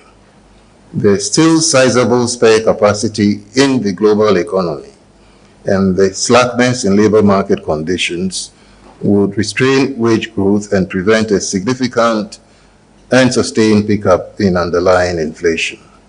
Inflation is expected to return to their targets over the medium term as the spare capacity is eroded. Global financing conditions remain generally supportive of the recovery process despite rising inflationary pressures. However, the strengthening of the US dollar, rising US inflation, rising long-term bond yields, and anticipated earlier than expected tapering of bond purchase programs by central banks in advanced economies have heightened uncertainties in the outlook. In some emerging and frontier economies, particularly those with high fiscal deficits and debt vulnerabilities, these developments have triggered capital flow reversals with associated currency pressures. On the domestic front, the committee was of the view that growth continues to recover from the impact of the pandemic. High-frequency economic indicators point to continued recovery in economic activity, even though below pre-pandemic levels. Although consumer confidence picked up, weakening business sentiments stemming from supply disruptions is adversely impacting input costs, driving down short-term company prospects. While credit to the private sector saw a marginal pickup, the trends remain below expectations, largely on account of pandemic-related risk aversion. The COVID-19-related macro-prudential measures put in place by the Bank of Ghana will be maintained for the time being to support full recovery in economic activity. The banking sector balance sheet performance remains strong, with sustained growth in total assets, investments, and deposits. Profitability levels remain high, with profit growth driven by increased income growth. Financial soundness indicators remain broadly sound, although credit risk appears elevated and needs to be carefully monitored. Bolstered by strong capital and liquidity buffers, banks are expected to withstand mild to moderate credit risk shocks emanating from deterioration in asset quality. Banks continue to increase their investments in high-yielding government securities to improve their earnings, while moderating their credit risk due to uncertainties in the business environment. The committee took note of the fact that the trend of increased domestic financing of the deficit, driven by high-yielding government paper held largely by banks, was crowding out credit to the private sector. The external payments position remained strong despite the decline in the trade surplus due to a stronger import growth and a widening current account deficit, which has been adequately financed with external inflows from portfolio and foreign direct investments. The Ghana cedi has performed strongly with a year-to-date depreciation of 1.8%. The country's higher sovereign spread has not shifted foreign investor behavior, as net monthly purchases of securities on both the debt and equity markets remain favorable. In the outlook, rising interest rates in the advanced economies on account of tapering may pose some risk. However, the strong reserve buildup and foreign exchange inflows from the recent SDR allocation and the expected syndicated cocoa loan proceeds should help to cushion currency pressures in the near term. The latest data suggests that fiscal consolidation efforts appear to be on track, but with some inherent risks associated with increases. Although food inflation has pushed overall inflation close to the upper limit of the band, core inflation remains relatively subdued. In the view of the committee, the increase in inflation is mainly due to food inflation, which is expected to abate with the onset of the harvest season. This notwithstanding, the latest forecasts indicate that inflation will remain within the medium target band, but closer to the upper limit in the near term, in the absence of further unexpected shocks. A close monitoring of the inflation situation is, however, warranted to respond swiftly to prevent potential second-round effects on headline inflation from the rising food inflation. The committee stands ready to respond appropriately as needed if this particular risk materializes. Given these considerations and the fairly balanced risks to inflation and growth in the outlook, the committee decided to keep the policy rate unchanged at 13.5%. Thank you very much. Powers and principalities. There's so much fire inside me. Tragedy struck when part of the largest hillside at the kosher rubbish dump collapsed. It's going to be fun to see how he goes about approaching this game.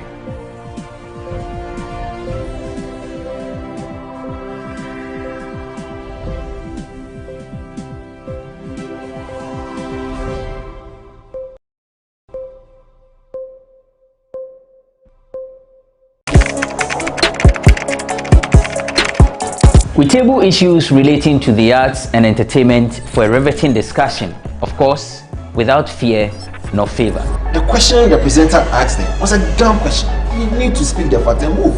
Varied views. We agree to disagree. So I would disagree with everything you said. I think that he's a smart guy. I think what he did. No, but I also said he's a smart guy. Yeah. I guess that I'm waiting for the what next. Yeah, I don't think that we have to wait for what next. It sometimes gets confrontational, but that's the beauty of the game. Today you are denying funny face. It's not my brother. Today you are denying funny face. I don't know him. You don't know funny face. It's not my brother. You don't know funny face. It's a package.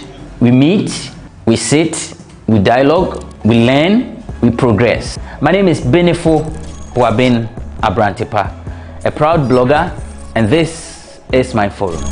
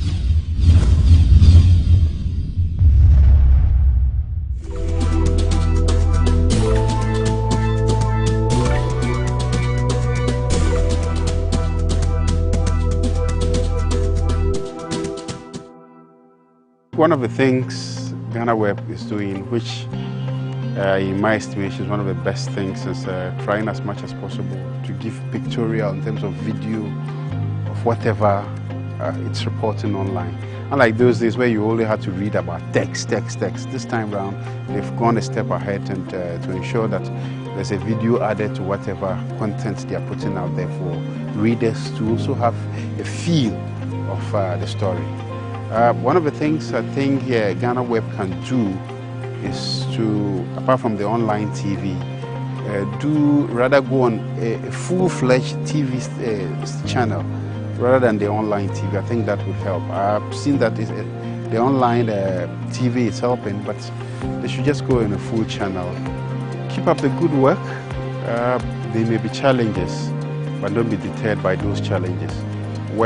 Challenges are bound to happen in every institution, and try and work harder. Focus on whatever you set to do for yourself, and I'm sure as the years roll by, you achieve those challenges.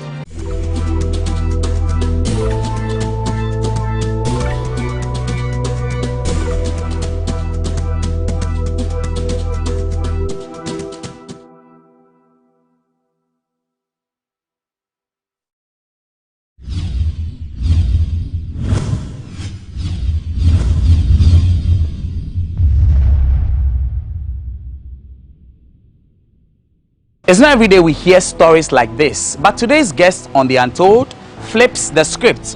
Born with a silver spoon in her mouth, she speaks about her perspectives about what she understands life to be for someone who is an abnormal child. Also, she gives us a perspective into her naivety and some of her biggest mistakes and how they've led her to where she is in life today. Welcome to this week's edition of The Untold here on GhanaWeb TV with me, Eche Atisu, as we speak to a life coach, Queen Esther Jackson, on this edition. Once again, welcome. Let's take you right into the story now.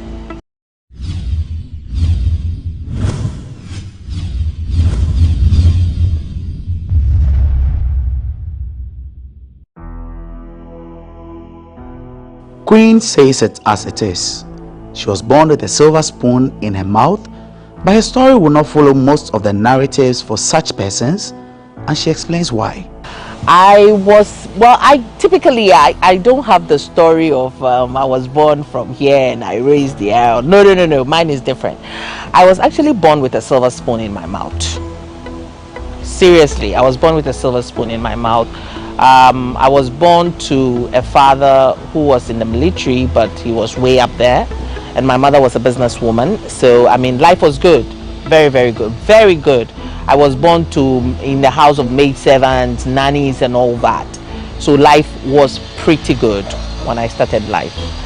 But when I was growing, there was something about me that my dad always found unique, and he always used to tell me about it.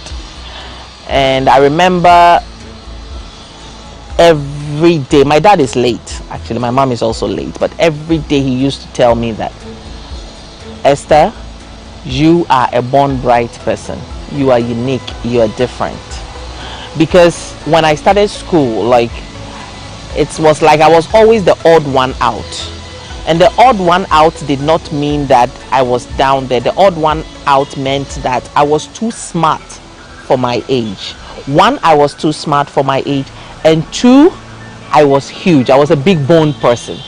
So at the age of 4, I was in class 1, but still I looked taller and huge than the rest. So I always had an intimidating figure, okay? And it made people want to, use my intimidating figure against me by trying to bully me in a way, all right? So, but then if you get so angry and you attack back, you are the bad person. And if you relax too, they take advantage of you. So I was in a confused state from my childhood. What do I do when someone tries to, push me to the wall to fight back? Do I really fight back by pushing the person? Because as soon as I start fighting back, I become the giant.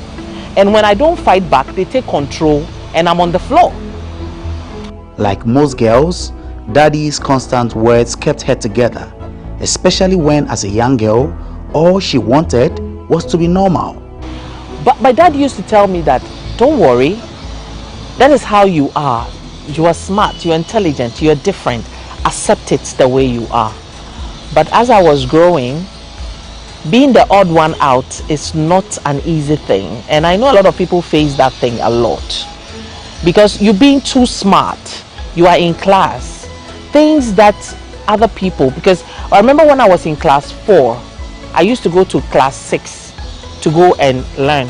And I was doing homework for people in class 6, but I was in class 4. You know, I was just too smart for my liking. And it made me have names like Too Known, or you know, that kind of thing and all that. So it made you feel like people don't really like you. And that is when you start sliding back in life, when you start thinking like that. So, well, when I was growing, it was good, everything was nice, but as I said, my intelligence was always the problem. So having friends became an issue, and I really also wanted to be normal, because I was thinking that the way I wasn't normal. So I wanted to be normal. So in order to be normal, I go to the people, you know, others, and I ask them, how can I be like you? And then they tend to take me down a road where I shouldn't go. So I even started some huge negative vices. You understand? I smoked my first cigarette at a very tender age because I wanted to be normal. You know, I wanted to be normal. I want to be like everybody else. I don't want to be the intellect that I am. So I grew up, went to school, went to a lot of schools because we're moving from here to there. Vacations, I was going out of the country. I was learning other stuff because I remember instead of going to JHS, my dad stopped me from going to JHS and made me write GCE O level, and then I did A level. So my mates, who were like people I'm supposed to call mates, I became older than them because I was writing GCE O level with people who were much older than me, and they are the JHS and the SO.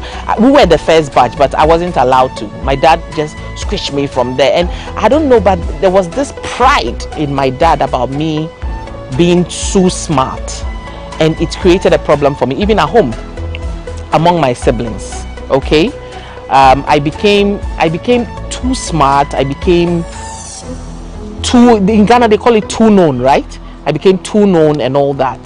So it wasn't fun. I mean, being a child and being that kind of a person. I managed to struggle my way through, and then in secondary school I remember not wanting to go to school anymore because of the way I was, because I wasn't fitting in. Seriously, I wasn't. So I took a lot of vices, but my dad did very well. What he used to do was that during vacation he will let me go out of the country to go and learn a trade, be it cosmetology or anything. I can just let me go and learn how to make pizza, anything for me to, you know, keep up with myself. Getting to the university, she says, was when everything started going sideways for her. So by and by, after school, I got to the university. My dad died in I think in A level. So after he died, I got to the university, and that was when the whole thing started. My experience in life started from the university. Because when I went to the university, I knew everything.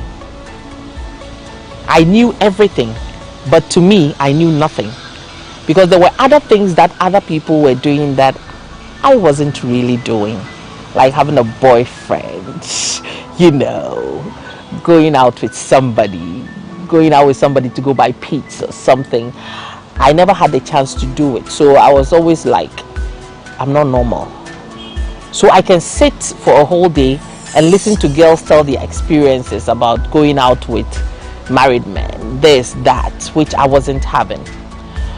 So in a bit to be like them, it got to a point in time in my 3rd year, all I was thinking about was to get married.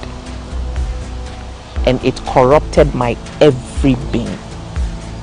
I want to get married. I want to have a man in my life. I want to have a honeymoon in Bali. I want to do this. I want to do that. A desperate young lady as she was, she jumped into marriage in the most uncertain ways, realizing too late that she had just signed up for a bitter mess. In my final year after school, I went out for a party with my sister.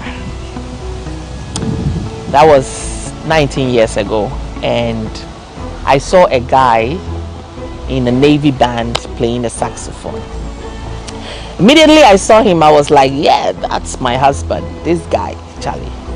I'm going to do anything possible, because I wasn't thinking about working. I wasn't thinking about the future, because it's like the future, the job, everything, I have it all drawn out. Because hey, I'm smart. Who wouldn't employ me? I can do everything, but I need that thing. So I was all engrossed in trying to, you know. So, well, got the guy, did not actually study him. I did not do anything, his background, nothing. All I wanted was to have a guy in my life. So I've got him, that was it. And lo and behold, the inevitable happened. I got pregnant. And the time when I got pregnant, he was leaving for operation. So he left to Lebanon. So when he left, I think 4 months later, I realized I was pregnant. I was so green. So when I realized I was pregnant, he called me one time. At that time, there were no cell phones in abundance like this whereby you can call. So he calls. So he called and I told him I was pregnant. He was like, oh, okay, no problem. You're pregnant. That's okay. When I come back, we'll see what we can do. As soon as he told me when he comes back, we'll see what we can do. The next week, I went to his family house. I was so, you know, I want to do it. I want to get married. I want to do it. So I went to his family house. I went to his mom. They were not really accepting me, because looking at me, they saw me as a silver spoon girl, a rich girl, you know, coming to a small village. I went to that village with my pregnancy, went to the village, was trying as much as I can for them to accept me, any means necessary. So I went there. I was actually not feeling it when I got there. There were so many signs on the wall, but I wasn't paying attention to all those things. So I went there, and I went there to announce myself to them that, oh, I am the girlfriend to your son, as your son is gone and I'm pregnant. So I came to say hi. And the woman was like, oh, okay. I met the sister too, and they were like, so I spoke everything, and then I left them. So they called their son confirmed, and I came back. See, all along this time, I did not even know where he lived, what he does aside from his job as a naval personnel, how his behavior was, what he eats, how he eats, what he drinks, how he drinks. The only thing I knew was what he tells me at that short length of time. So when he came back from Lebanon, I had given birth a month. My baby was 1 month old when he came back. He came back, took me to his apartment where he lived in the barracks and all that. And I realized there were a lot of odd things about him. He was not friendly enough. I didn't know him very well and all that, you know. It wasn't just sinking. But at that point in time, I was thinking that where I've gotten to, I've gone too far. So there is no going back. No matter what happens, I need to do this. And, you know, consequently, that was the first marriage in my family. So my mother just grabbed it like this, boom. And it was a whole occasion. Immediately I had to set the date, do this, do that. Family members are coming. Everywhere is busy. Pastors are busy. Mbeko Mami is busy. We have to go for some by force counseling and all that. You know, everywhere is busy. You know, yeah, but worry. You know, but then at the end of the day, I realized that it was me doing all the work and the man was doing nothing. Because whatever I say, he's like, okay, because it's not his money, it's not his brain, it's not his strength. All that he knows is that we're getting married. So we just did it. We set the date, we're ready to get married. Wedding gown is ready. It was a Friday. Saturday we're doing the engagement. Sunday, no, we're doing the engagement and the wedding on the Saturday. Sunday we'll go to church. Wedding cake was ready to be jumped in. I was ready to go to the salon to finish up with my hair. So in the salon, I remembered I forgot my bag in his house. So I went to the house to go and pick it up. So when I got to the house, I had a call on my phone. So I picked it up in my excitement. Oh yeah, hello, Mrs. To be, I'm too busy. Hello, who is this? He said, oh, my name is, I've forgotten the lady's name. My name is so and so, and I'm a sister to. No, as soon as he said my name is so and so, I was like, oh, hi. Are you my husband's sister? Are you coming for the wedding? And the girl was like, wait, what wedding? I said, tomorrow. So why are you calling me? And he said, I'll call you back. I said, okay, fine. Got my stuff, got into my car, went to the salon. I was in the salon fixing my hair when the call came again. I picked up the phone. He said, I am not his sister. I am his girlfriend. We've been together since he left for Lebanon, and he came back, and I got your number from his phone last night when I was sleeping next to him, because I realized you were trying to call him, and the call was coming and he was trying to hide the phone. So when he left the room, I took the phone. So what did you just say? I said, but we have a child and we are getting married tomorrow. And the lady was like, no, you don't have a child, because he doesn't have a child. I said, you want to see pictures? Hello, we do have a child, we're getting married tomorrow. And he said, no, that's not the truth, because we are also planning, we are planning a lot of stuff. And are you Esther? I said yes. But he said no. What he told me was that you are a certain woman he is trying to lure to get a visa to travel. Okay, all right. The shock was just unbearable. But at that moment, I had some rage in me. I had some serious rage. So I just told the lady to stop doing the hair, because we are finished fixing the weave on. It was left with the, we call it tonguing, curling. So I said, okay, you can do the curling tomorrow, but I need to go do something at home. What society thought of her at that time meant so much. It overshadowed her conscience to the point where she concludes her wedding day was the worst day of her life. I just started my car. I got to the parking lot, I parked. I was walking home, and in my walking, I was telling myself that I'm just going to tell my mom that the wedding is off. I was walking boldly in an angry manner.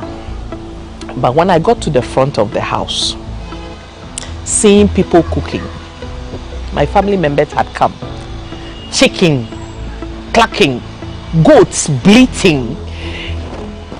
This one is cooking in Katinkwine. And as soon as I got there, you know, Fantis. Are you for?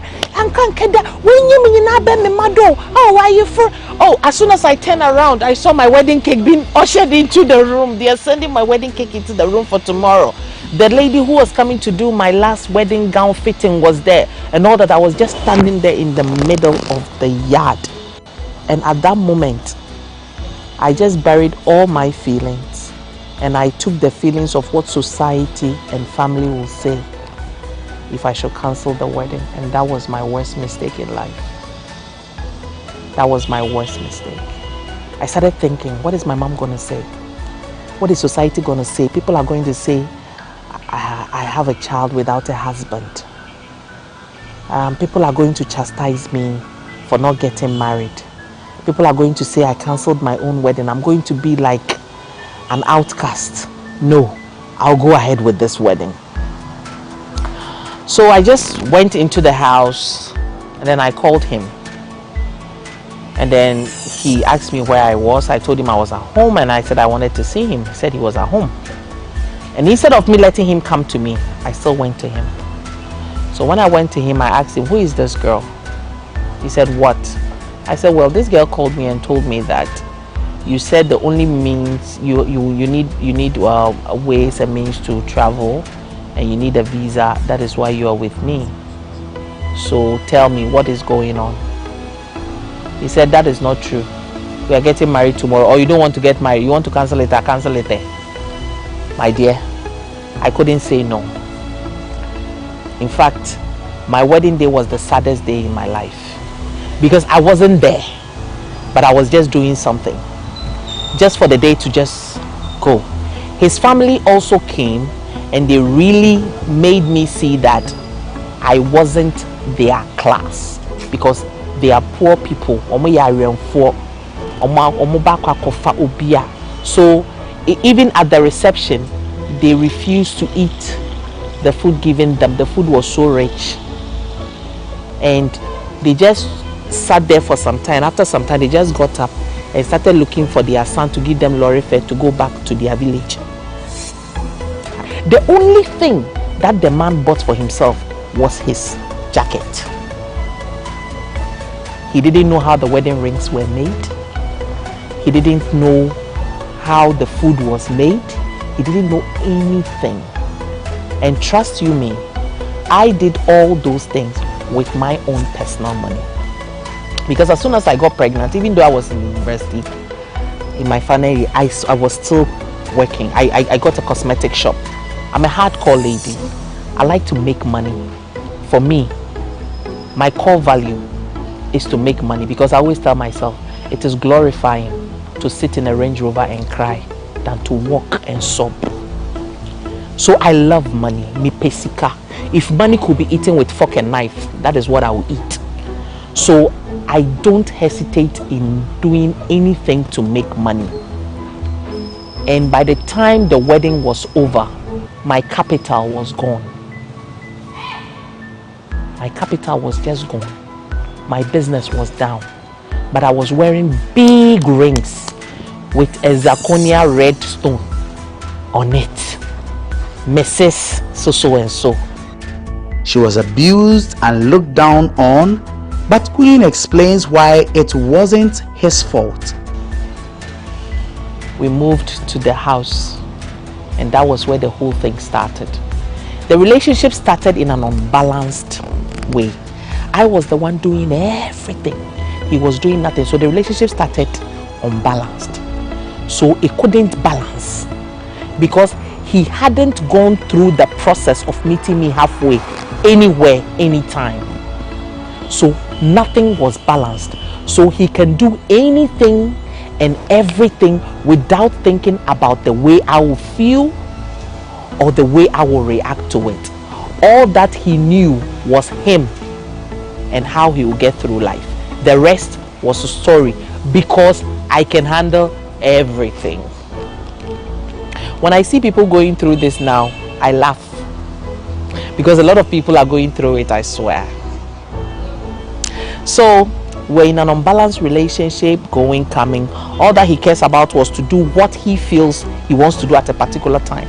And before the wedding, I saw him playing the saxophone, and I was like, oh, one day I will really make you a jazz artist. I really want you to be a jazz artist. I want to see my husband standing on stages playing the saxophone and all that. But there was no a single day that he even said, one day I want to see you as the biggest entrepreneur in the country or anything. No, he doesn't care, because the whole work is done by me and nothing is done by him. So I did not allow him to be the man he was supposed to be. And that was my huge mistake, because I turned the hands of nature. And when you turn the hands of nature, it comes to hit you back. So nature started really teaching me how it can hit me back. Because the worst thing that can happen to any woman on earth is to stay with a selfish and someone who doesn't even have emotions when you are concerned. Because you are a woman, at a point in time in your life, you will need someone to be there for you. That is how nature made it. So I was doing everything by myself. If he comes home and the child has made maybe a mess in the living room, he starts shouting, and when I talk, I get beaten up. Because if it was at first, I would have said, okay, he was a bad person and all that, but it wasn't his fault. This was where he came from. And you can't change somebody who came from the gutters. You can shower him. But trust me, he has smelled the whole thing into him. It is in his being. You cannot change him. So as I'm sitting here, if I tell you that I blame him for one day, for whatever happened to me being a single mother, I am a fat liar. Because I should have known my standard and where I am to pick somebody or to choose somebody to my standard. But I decided to be God, to call myself God Esther, to pick somebody from nowhere and mold him for myself. She was eventually thrown out of her new home along with her 1-year-old child, but her born bright, smart, not giving up spirit again became her comfort. We went on and on and on and on and on, and one day he just picked up his bag and left. Alone, left me alone in the barracks. After a week or so, I was called. I was asked where he was. I did not know where he was. They started saying that, well, as a military person being in the barracks, you can't just get up and leave. And when you are a woman married to a military man, you're also a military person.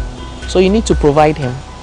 I went through questioning with my 1-year-old child.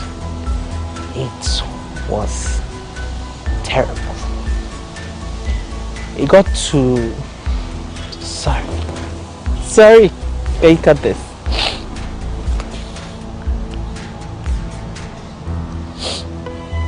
Can I have tissue, please?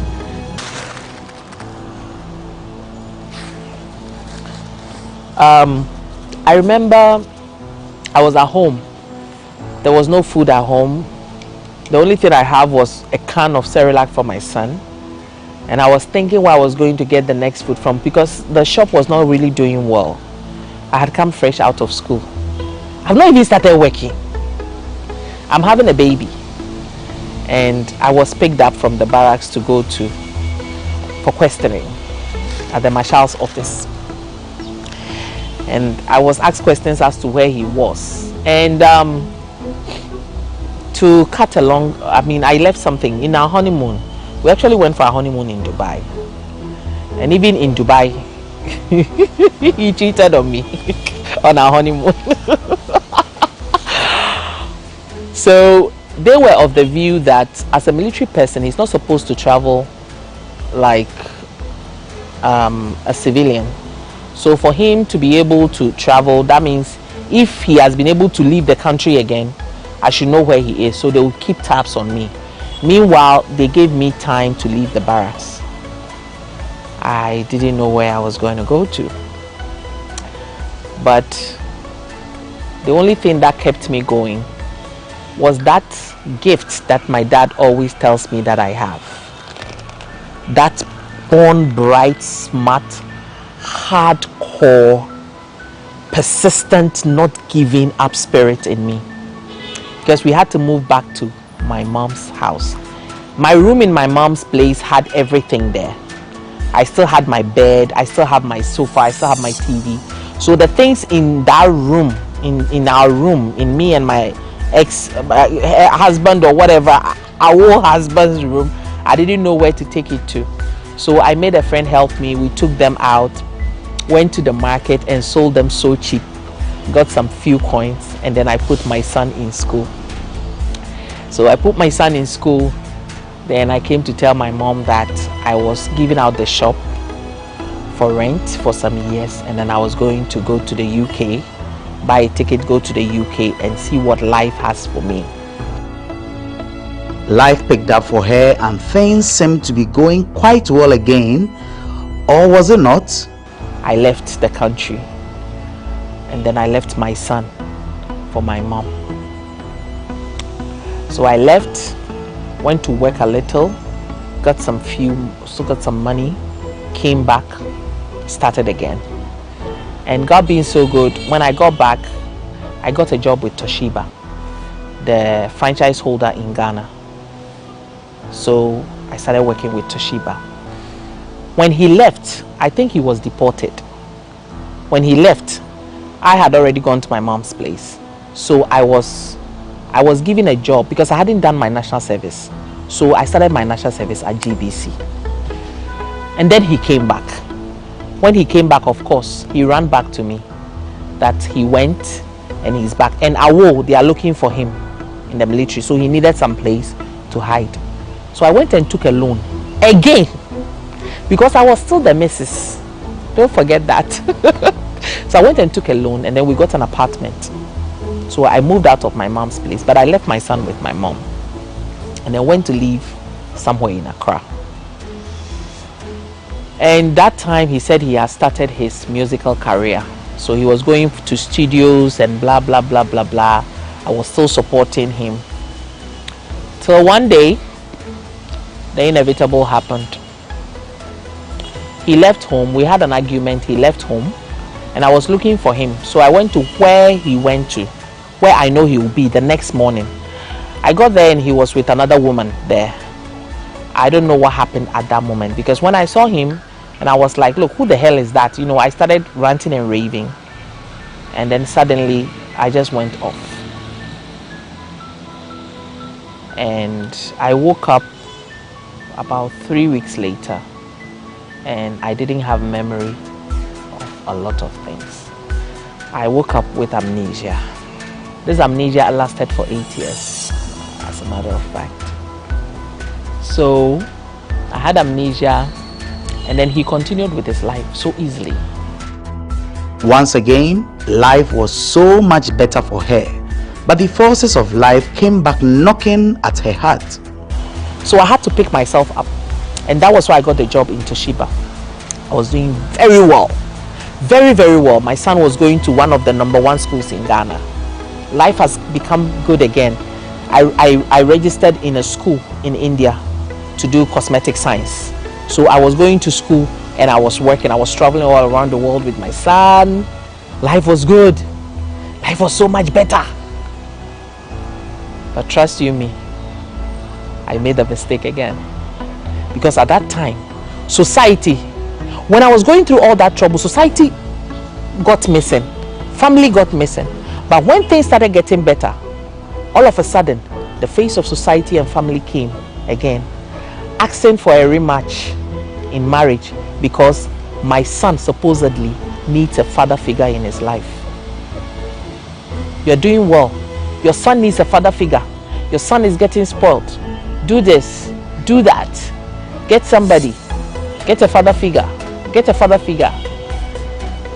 So I went to Europe for summer holidays with my son, and I met someone again.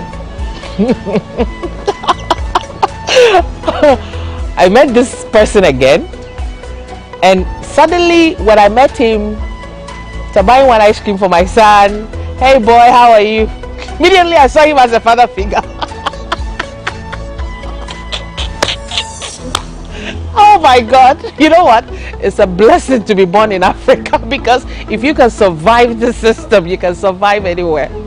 Because immediately I took pictures were on my Facebook, my mom saw it, my late mom saw it, my late mom was like, oh, he's so cute. Is he married? Is he a Christian? Oh, then he's the one. So he became the one again. I didn't take my time again to really get into things. See how his emotional abilities will even carry him far if my son should even push into the wall. Suddenly, my intellectual brain started planning life. I have a good job. I'm being paying almost $4,000 every month. In fact, for about a year, I don't even touch my salary. I touch my salary when I'm going for holidays, because the allowances alone takes care of me in Ghana. So I'm doing very well. Another messy surprise came and ruffled her whole life when the father of her second child did this to her. Okay, darling. This house that you live in, is it on mortgage? Oh yes, so it's on mortgage, but you know, it's hard here now. business is bad. All of a sudden, business job was bad and all that. Oh, okay. Well, since we're together and all that, I can take care of half of the mortgage for you. I was living in Africa, but I was paying mortgage in Europe. Whereas I could have taken that money and even bought any house in mortgage in Europe. But at that moment, it's all about getting a husband and a family. The hunger for having somebody in my life corrupted my every being. He came. When he came to Ghana, the first thing he did was to sleep with my PA in my own house, in my guest room. I had already shown him to my family. Society had seen us. Look, I remember I told one woman next door, and it was like, that is how every man is. Keep quiet. If you keep quiet, nobody will hear. Just sack the girl and move on with your life with the man. I remember the second thing that he did, he just took my Visa card, went to the bank, took money, because I take him to Osu, you know, went to the bank, took money, and went to a strip club. There was a club at Osu. Went to a strip club. I was looking for my Visa card because there was no money at home. I wanted to take the card to go and buy some stuff for my son that evening. Around 9 o'clock, I'm looking for my Visa card. I can't find it. I'm calling him. He's not picking. Hey, what is happening? I called him. He picked it up. He told me the club that he was. I've forgotten the name of it. It was a strip club. I got there and my money was being distributed to the strippers. So I just got there, took my card, and when I came, he had actually taken a chunk of my money. I bought tickets. He came, just came for a holiday, left to his hometown, came back. He wasn't actually a Ghanaian, so he had to leave Ghana and go to Nigeria to visit his people, come back to Ghana, and then go back. So when he went back, the pressure started mounting again. When are we getting married? When are we getting married? When are we getting married? And I went to look for a father figure for my second son, as society wanted it to be. And I ended up being pregnant with my second child.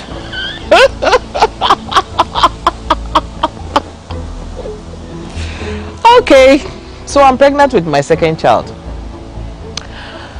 But I was strong this time. I said, no, I'm pregnant with my second child. I will not go ahead with this wedding, this second one.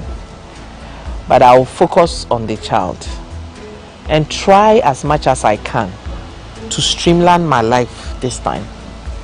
So immediately I retracted and came back to normalcy. And it was good. Because when he left and went, not knowing, when he got to Nigeria, he had enough money to go and promise marriage to a lady that he knew was there before he went to Europe, that he hasn't gotten money to come before. So the lady also started calling me and telling me that he happens to be the wife of the gentleman. So I said, oh, okay, no problem. Please, so if he's your guy, I beg, take it, because me myself, I don't want it again. She got her head back in the game of life and speaks proudly about how well she's doing. I remember I looked in the mirror one day and I told myself that, Queen, you were not born poor. You were born with everything. But along the way, you have made several mistakes that have gotten you here. I want you. I looked in the mirror and I told my image that I want you to promise me that from henceforth, you will make it work and restore yourself back to where you are supposed to be as a single parent. And I made that promise to myself. And I started all over again. And today, I can proudly tell you that I have my own business I'm running, a cosmetic company. I have other businesses that I run. I import cars and other stuff. My biggest son is now 18 years in a good school. My youngest son is now 11 in a very good school. And as a lifestyle coach, I take my time to impart knowledge to the minds of a lot of people. I have helped lots of people build their own companies. Because in between the time when I realized who I was and what I wanted to be, I needed a shortcut because I didn't want to start from zero. So instead of me staying in my kitchen trying to make hair food with my spoon and spatula, I needed some bulky money to start something somewhere. So when I see somebody who has the money, it's like, I want to do it, but I don't know how. Oh, I can do it for you. The person feeds on my intelligence, takes everything that I have at that moment to build him or herself up. I get nothing. And then when he or she is okay, he just throws me to the curb and I come back to square one. Queen explains why her mother always encouraged her to get married. You know, I don't know about if there is a modernized way of the old mothers doing things differently. But my mom was the kind of mother who had redemption through marriage. So to her, marriage was everything. So when I went and the first one did not work and I came back, it was all about pray. God will make another way. I don't know if there are other mothers who see differently, but that was how my mom sees things. Because she had her redemption through marriage. Seriously. She was in a village, a rich man came to the village, picked her up, married her, brought her to the city, and she became who she was. So to her, marriage was everything. My siblings, well, we are 8 in number actually, we're a lot. I'm the last girl because we're 2 girls and 6 boys. I have 5 boys following me. So I'm always like, they call me mama. I'm like the mother, you know, because of my stature and everything. And I do something they call penism. I always like to take care of people. I take care of people more than I'm being taken care of. And through that attitude, I learned a bad habit of bottling things inside. No matter what problem I'm having, I show my 32. Hi, how are you? Are you okay? Do you need something? I'll take care of you right now. So it only takes someone with a special grace to actually notice that there is something wrong with this lady. Let me help her. So my siblings, I end up being the bigger one, taking care of everything. So they're always like, oh, she got it. And that was the gift my dad always told me. I'm always in charge. The only person who can see through me is my first son. Because I've done it. Now when I'm doing it, it's Mama, hello. You are not okay. Go to bed. You are tired. Go and sleep. Let me do it for you. So, I mean, he is the gem that I have. Sometimes people think when you are a single mother and you are strong, society thinks you have hatred for men. Me, I don't hate men. I love men. And there's something I always say. I say it all the time. There are almost 4 billion men on this earth. I've only married 2. What about the 3999999? And I will do anything because I love the company of men. Come on, I wouldn't love women. I love sex. I love men. I love love. But I just have to be sure and keep myself in check on the choices I make when men are concerned. Listen to her speak about the only things holding her down in this life now. My 2 wonderful sons, because they keep me going. So I never have any regrets in having them. They are the blessing I have in my life. Without my sons, I think I will be dead. Because at a certain point in time, I feel like giving up. But I want to see them in a certain pedestal. I don't want my kids to ever stand somewhere and say that because my mom went through this, that is why my life is like this. No. So I try as much as I can to give them everything that I had when I was a child. So my kids needs to have the best. So they are my blessing. They keep me going all the time. They keep me on my toes. I for the past 10 years, I wake up at 4 a.m. and they are the reason why. They are a blessing to me. I mean, without them, I wouldn't know where I would be. They are the biggest blessing I have. In life, we have something we call standards. And that is one mistake that everybody makes, especially in this part of our world. We don't put pegs on standards. And that is one problem everybody is having now. Oh, I am too smart. Sometimes I should loosen up. They use that word. Sometimes I should loosen up and mingle with people. Oh, I am too serious. Sometimes I should learn how to mingle. Look, when you are smart, you are smart. There's nothing you can do about it. When you are a nerd, you are a nerd. A nerd, somebody who is intelligent. When you are intelligent, you are intelligent. There's nothing you can do about it. Keep to your standards and don't try to mingle with people because you feel you are the odd one out. Build your own world around yourself. People are being disrespected in relationships because they did not allow the men or the women to go through the process in coming close to them. Everybody has a process to go through to get to somebody. And that process can only be made by you. Because if I don't create the process you have to go through to get to me, you will never know my value. Allow people to go through the process in order to get close to you. Because if you don't allow them, they will come and create problems in your life. You will always take 1 step forward, 3 steps backwards. Truly, the story of life coach Queen Esther Jackson is inspiring. And that's what we aim to do here on The Untold. We are glad that you joined us for this week's episode, and we're hopeful that you join us once again. Remember to follow us on all social media sites. It's at The GhanaWeb, and as part of our 22nd anniversary here at GhanaWeb, we have nice packages up for you. Follow us also on www.ghanaweb.com for more news and information. Until another time, to stay safe.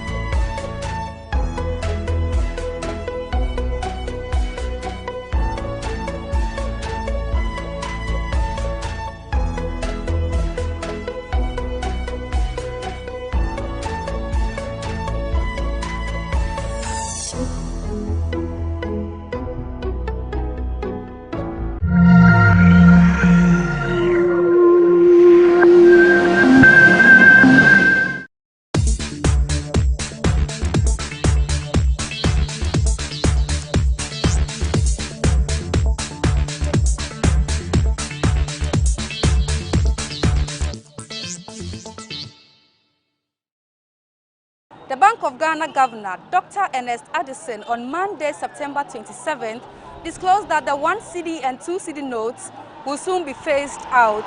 He explained that these smaller denominations come to the central bank weak, torn and soiled, to the extent that the money machine cannot process them. So these 1 cedi and 2 cedi notes will be replaced by their respective coins. What do Ghanaians make of this new development? Let's hear from them. 1 cedi in the paper and the babu because obu coins no guye motoma respect ne shada amba I may be an abetra coins the boy say what to be chere person ka kan no then the person more coins ni dey ne nje sa oh da be hwe so ye en me be keep yen sika afa I may be an akoyi coins akwa chere say all the coins na use o tumi nka so no fa coins go gugu mu yes nti en the paper na sa Scanner dear, almost the same way. If he says our coins in the air, the ton for cry and pet. Ukitana, you're would more be also on pet. It is almost as I want to do to speak on it, yeah, they am pet. If he say, Sika, yeah, dear, my who the show go to Kumanayra, Ukota, dear, the bear 10 will be also on pet. Ukita to 8 who's got the mouth, but so you coast or see a very rent on pet. 80 paper no idea, you need to. So I'm sure that's one man who has an acid, yeah, essence on basis some of the coins na dey e dey aba but coins nya dey be kwaye because enenyo bia dey was go one city ya one Ghana ya no na ya do to correction now the coins that dey kwakwatu mo beje konkron no bia hu say wo kwe ukita one Ghana eti no ni na so be hayen osofo bi on so no mpe coins onya possible mo fa coins ma eti esre abai no one city coin ni dey ya dey mpe. Oh, me who say yeah, better because yes, it can. A crowd, what the third year you see MP. Now you fee, now titsi, now the solitary but a tare. The crowd will be a mempe, a good will be brave. It's a question, a dear. Yamir no cream. Media may prefer say a better. Say the top from cry, you keep up people no way and some no be tired near the assistant, no quaint to the better than your crow and some. A better top from into people now. You are they buy your feeder that, and ya one day you should or they buy your feeder dance or the amount. Nay, so ya the assistant. And say, they ask, can I if you but don't make us won't you? People now can say, quaint to the and no lie. People now hear the two collection. No, I win your fair. No, they are quarter collection. Now, coincidence, the better now they are quarter boom. Say, what the quarter collection? And the people now, yeah, my. Why? Because me, I'm a wahe crano. Mempe jeans ya, but a dozen on whom baby. And you come on me, Quincy, if I am a debut. Ntino kwensi ne de omo nchoki ansa na yen yusu paper na be se ebia omo omla bi wo ho se ebia se ukita paper no na wanhwe so ye na yefi ana sese ya ye be ye ose ya eno de ye okay wo ho be kwensi ne de emwa because kwensi asema amuken obi wo ha no wo 1 cedi kwen okọ asore eno an obe yusu de akoto correction and at this time no offering bowls na aba no kra no dodo na aye grass enti sa 1 cedi kwen 2 cedi kwen si na me de koto collection obeti na eto collection bowl no pe ebetimi apai offering bowl no 100 cedis ne 200 cedis note no eno no omu yin film no omu emma yenko back eti said de na ye use papers ne de ye bibia old ones na no na beboa because esi obi afa dropping 10 cedi 5 cedi obedru no amount 100 cedis note uni sisa oye den no asisa man na wose this kind of money pa no enti no eho de ehia yen hwa akese no ne yen man sisa ne mram kwansi ne de amoaye oh anya kura munyi firmanye fa den na mba ama fa pepa ne mbla tirisrim de makora no okoyira wo school okwa wansiri tiri okoyira no osaba fie mo sa ye fufura ma say me won say because of say be say no entini ye be ye no coins ne dia na e be bo man ne dia me I don't have problem but I say be ba ne say bia be ye sikadie asisan ye ne ade no mo hyeda pese e bi o mo ye sisan dia ene no so no me ne mo nya adwene by pass say e be ba ne say e be say ni ntini ye man ye coins dia I think say okay oh me I think say nye difference bia je dem say value no better about from the same 2 cedis what you say it's no 50 pesos and it's no 2 cedi and it was a son about you kind of say coins now I think say difference behind the same 2 cedi now and say at least well ni mo akuma mu na okonya mfie na okwa to collection amanya ngopon dia I think say sabio 2 cedi na nye sika bia sabi we dey to collection bia and no nti because of say paper na any o nti e be ma o nyame so aba for I think say there is another money or 5 cedi or 10 cedi or betimi dey nti do no coins no so nyina yiska what you say we dey coins to mo and no nche say and so asore na aba for ankaye say coins beba by say that na ye wona bi na omode sign account say 50 pesos ni 20 pesos na this is some enye more I think say it's okay but say enye 1 cedi coin dey enye ade beboa bia bekọ asori so kwa obekọ akoto collection so bia de aka ofie no 1 cedi enti wo koi gentleman na wa pocket na wo kodi atum crying enye ade I mean be she nkran Did you ever ban say? And then me 1 year I can in the Minko. A papa there 1 gentle. Ubianum say, yeah, already your boropan or there too. Poor baby. I think it's a paper no boy. I check when. A paper no say, you will quite be a first one I had kakra. I'm say, Omo yam penny for your money say, you bet me I am such a way a bed in kakra. If you are a bed to say rubber foam be. Oh, one cry, a bed then say, small time a bit to me, I say. And no moment beboa, I can say, the best son near the coin now. Minya yendi sa 11 cedi ne sa. What you say? Sa coins no best son dear, Mboye because the entire America say, Mboye no. Un say Ghana no penny for no. Almost omunya di decision bi ba say omo pese omo nsisa sika no mutimi wia bio. Nti nko omo maye na yen dan yen use sika ne sa. What you say? Yen use yen di 11 cedis ne sa. Say coins na ebi wo system no. Ana ebi ni wo. Adenti no mbesa asesa coins ne bi. Mo amosha ende omo pese omo wia sika ne bi nti no pese omo twa foforo no. What you say? Omo pese omo wia bi. Sisters, we dey share send our mind no mayedi. We business enko so bitimi kokotena kwan mu. Obepai mu sa yantoshe imano. You've heard it all from some Ghanaians. While some disagree with the Bank of Ghana on phasing out the 1 cedi and 2 cedi notes from the system, others, on the other hand, agree with them. Ernestina Sawa Asante, reporting for GhanaWeb TV.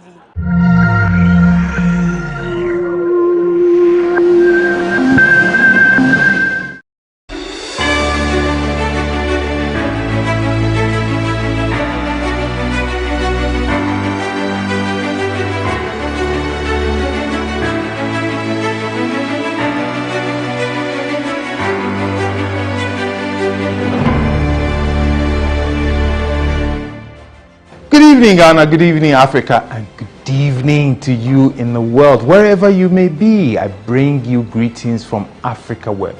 This is actually the offices of Advertiser and Publisher Solutions Ghana Limited, ATPU. So I bring you greetings from the CEO of Africa Web, Mark Stubb, and I bring you greetings also from the CTO, who is Rob Bellat. Indeed, at Advertiser and Publisher Solutions Ghana Limited, we've got a big portal of innovations. We release them one after the other.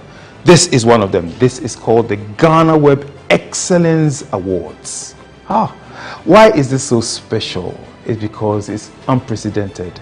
The first online business to come up with awards to reward or to recognize our role models in Ghana, and then also to show how exemplary they have been. Indeed, why is this special? It's because you are the ones who have done it. It's audience powered. We thank you very much for what you have done so far. And indeed, today we've got some categories that we are going to actually launch. And the list of nominees are out finally. And obviously, we also have our short codes and how we're going to vote. So without much ado, indeed, I, Eko Blankson, the commercial manager of ATPU, will just hand you over to GhanaWeb Studios, where we have on standby Na Oyo Kwote and Daniel Odro to bring you the list of nominees.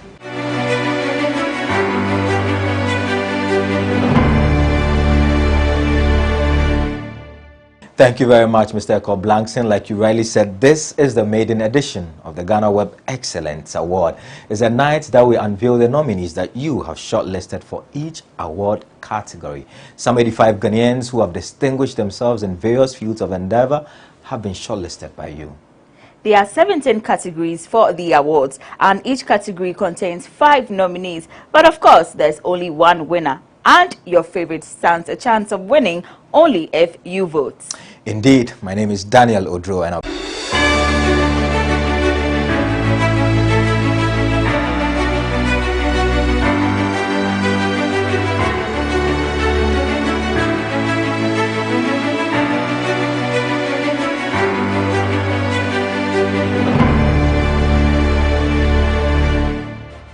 Good evening, Ghana. Good evening, Africa. And good evening to you in the world. Wherever you may be, I bring you greetings from Africa Web.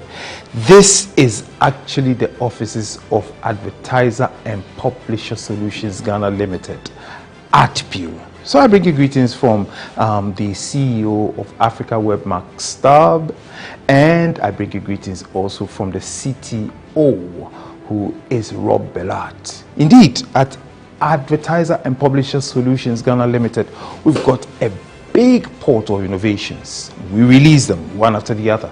This is one of them. This is called the GhanaWeb Excellence Awards. Why is this so special? It's because it's unprecedented. The first online business to come up with awards to reward or to recognize our role models in Ghana, and then also to show how exemplary they have been. Indeed, why is this special? It's because you are the ones who have done it. It's audience powered. We thank you very much for what you have done so far. And indeed, today we've got some categories that we are going to actually launch. And the list of nominees are out finally. And obviously, we also have our short codes and how we're going to vote. So without much ado, indeed, I, Eko Blankson, the commercial manager of ArtView, will just hand you over to GhanaWeb Studios, where we have on standby Na Oyo Kwote and Daniel Odro to bring you the list of nominees.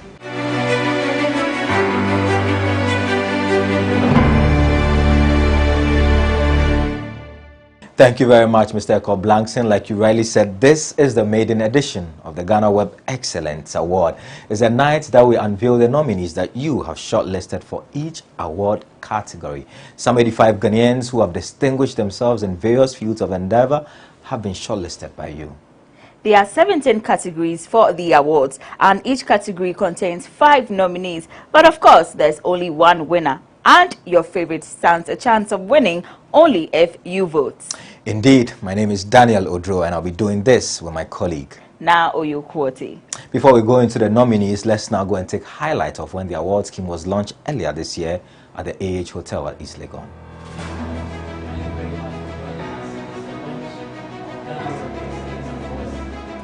Thank you very much for joining us. It's the launch of GhanaWeb Excellence Awards. My name is Benefo Boabena Abrantepa. I'll be your MC together with all right. So a group of a committee is going to shortlist those who have been nominated. So each nominee will be placed in their respective categories and then shortlisted. Then after the shortlisting, there's going to be a public vote. So the public vote would also take the form of SMS through a short code and then an email, awards@ghanaweb.com and on GhanaWeb.com. So expect to be part of this awards, and then you could vote for anybody who you think falls within the categories that have been announced. I believe, looking at the categories here, I think that GhanaWeb is doing what government should be doing. Yes, because when you look at the categories, it's a form of motivating many Ghanaians, many youth, businessmen, opportunities for young men and women to be influenced by such awards. So if GhanaWeb is doing it for us, I would say, Ayuko. Okay. Freestyle Saturday, so see ya na me na myself rhythm and rhymes from Raspace. OTS and me a jingle market FM na he was amazed. Send a brati pami to me boas walk from fueti to 70 will be a case. Makoji ma home make a creature more for this my heart to send my fasting 40 days. Hey, me to the pity sa kwa game pro, me team hosa choba withdraw. Hey, kwa perform means row hesu. Me to say me muyebu, me nyatente wo me de kan tanko suwa mo brempoansa bianom. Matia kwa brand niyama na no jom. Me jako so boss sa to coach my message to be happy you can papra futiri home and one phone.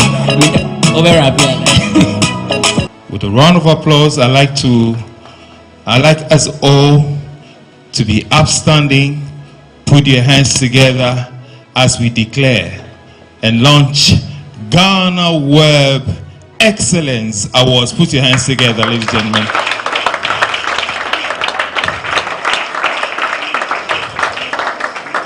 Indeed. Thank you very much. You may take your seats. And thank you very much, our distinguished personalities who joined us.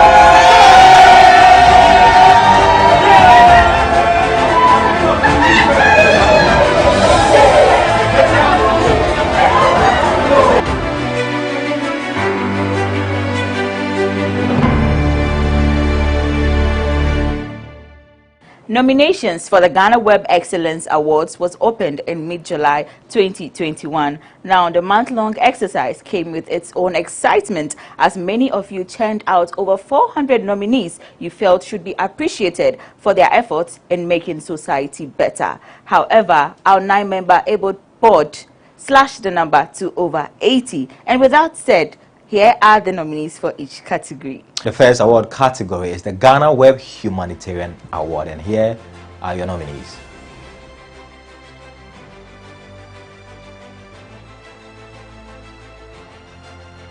The nominees for the GhanaWeb Humanitarian Award are Honorable Kennedy Ejapon, Member of Parliament of many years standing. He's also a philanthropist. Also in there is Nana Barnamwa, a journalist of many years standing, the only woman in this category. Apostle Kojo Safo Kantanka. Then you've got Bishop Samuel Noimensa, and last but not the least, Father Andrew Campbell. He's not a Ghanaian, but he's literally a Ghanaian. Yeah. Interesting category. Yes, another interesting thing for me is there's only one female in this nominee. Yeah, tells you how hard she's worked over the years. Yeah, like, she's really done a lot this year. She's really helped a lot of people and solicited for funds for a number of Ghanaians who were in need of help. Right. Yeah. Let's see who wins the ultimate of the ultimate award as far as this category is concerned. The next award is the GhanaWeb Women Empowerment Award.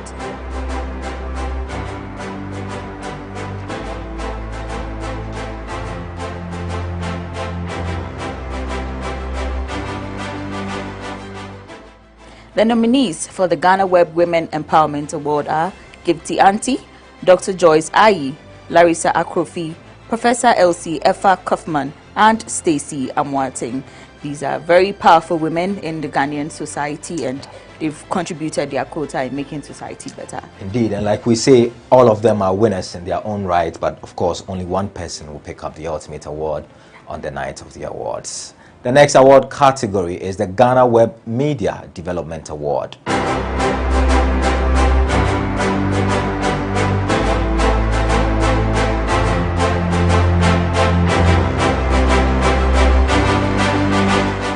And the GhanaWeb Media Development Award nominees are Captain Smart, he works at Onua FM, I believe. Kwame Sefakai is morning show host at Peace FM many years, over 2 decades. Hosting the morning show. Kweku Baku Jr. needs no introduction. Kwame Kakari, and then Bernard Koku Avle, who works with City FM. Quite a group, and there's no woman in here. Yeah, I would like to call it a table of strong men. A table of strong men. Yes. And like we say, once again, all of them have distinguished themselves in their various fields of endeavor. These guys have really done an incredible job. Next, we have the GhanaWeb Creative Arts Excellence Award.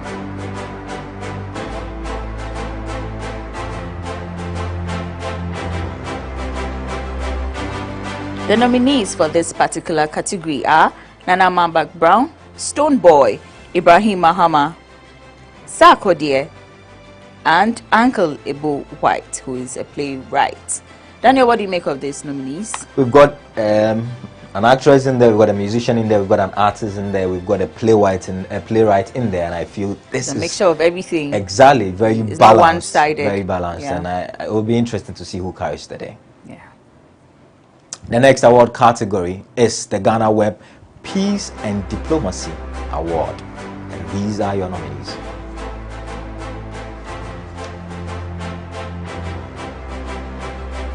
The GhanaWeb Peace and Diplomacy Award nominees: Apostle Eric Nyameche, Dr. Vladimir Nchidanso, Professor Kofi Ejekum of the University of Ghana, Sheikh Nuhu Shaributu, who is the Chief Imam, and Dr. Ibn Chambers. No woman in there once again, but they are all deserving of their places. May the best man win. Exactly. The next is GhanaWeb Business Development Award.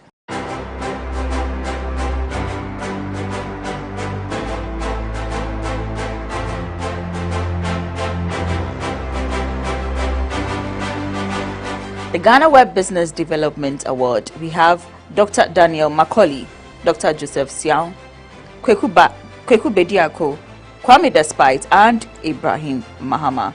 I think the first Ibrahim Mahama was an artist, the guy who's based in the northern region, who sold an artwork and bought planes to ensure that young children could have a place to learn their art. But this is the Ibrahim Mahama of Jatasment, I believe.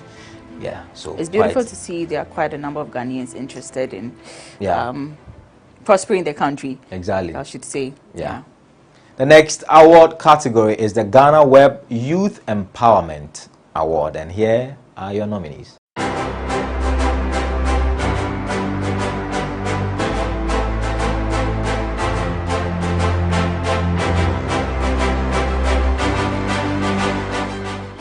The GhanaWeb Youth Empowerment Award nominees are Daniel Macaulay, a doctor.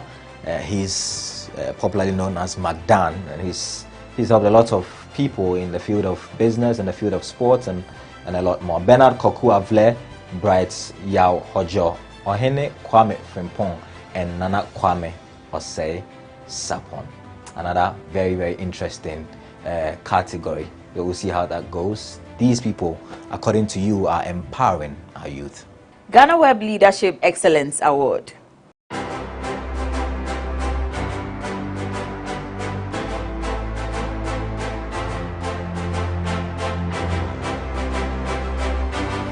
The nominees for the GhanaWeb Leadership Excellence Award are Patrick Ewa, Professor Stephen Adai, Henry Kwate, Dr. Mensa Otabil, and Bernard Avle. You know, in all of this, I'm excited to see a media person in this, because lately people have been saying the media is disappointing and the media is not doing this, the media is not doing that. But I think the people have a say and they've said it. And I'm excited to see Bernard Avle in a number of categories so far. May the best person win. The next award category is the GhanaWeb Tech and Innovation Award. And here are your nominees.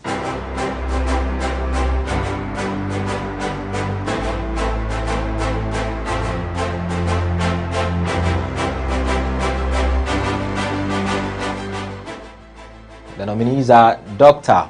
Mahamadou Baumia. It's become very synonymous with digitization in the country. Kojo Hesse, Andrew Techi Apia, Herman Chinri Hesse, and Alex Bram of Haptel. So another interesting group there. We have our vice president amongst the nominees. Quite interesting to see how he will fare against the other nominees. Up next is the GhanaWeb Culture Promoter Award.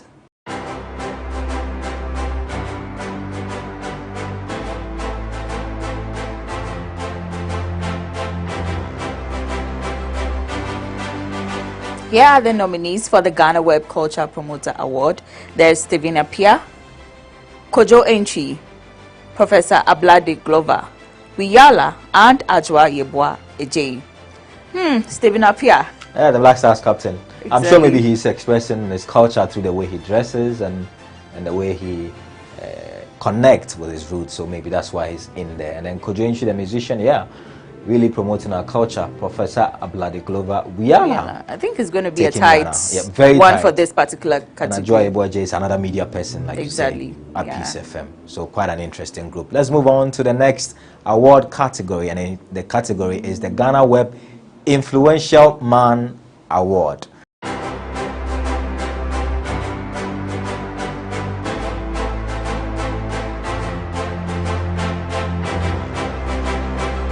We'll see who has been most influential in the country over the last calendar year. Henry Kwate is the Accra Minister, Greater Accra Minister, is also a member of Parliament. Jerry John Rawlings, may his soul rest in perfect peace.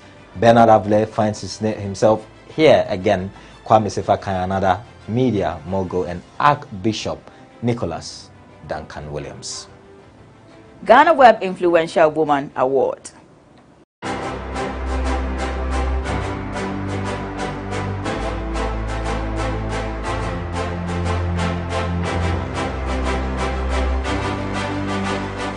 The nominees for the GhanaWeb Influential Woman Award are Georgina Theodora Wood, Patience Echiano of Holland, Africa, Zanato Rollins, Nanama McBrown, and Dr. Joyce Aye. Great women, yeah, I must say. Great women in good standing. They've all contributed their quota so far, and history will be very kind on them. May the best woman win this category. The next award category is the GhanaWeb Advocate of Good Governance Award. And here are your nominees.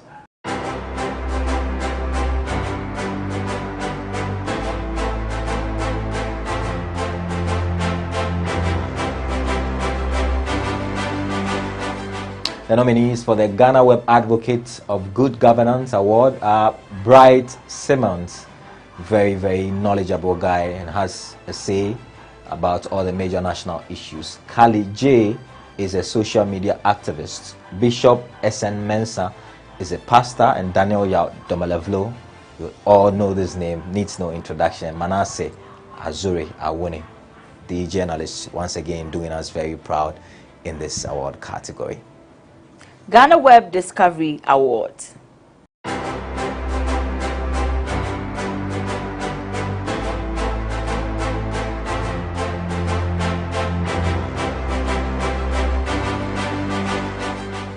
For the GhanaWeb Discovery Award, we have DJ Switch, Nakiyat Dramani, Kofi Poku, Idrisu Sandu, and Wodi Maya.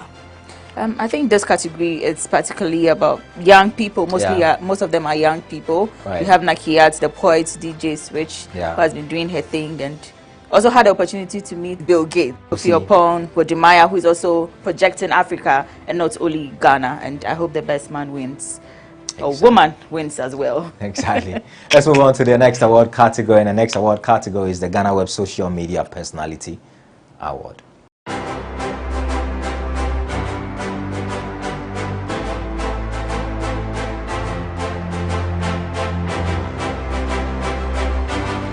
Here are your nominees. The GhanaWeb Social Media Personality Award nominees are Nana Ba Anamwa, Kwame A+, Kali J, and Kojo Sheldon, and then last but not the least is Teacher Kojo. And these are names that you popularly would refer them to. So these are not their maiden names or their names of birth, but these are names that you easily recognize. So may the best person win. Up next is the GhanaWeb Star Award category.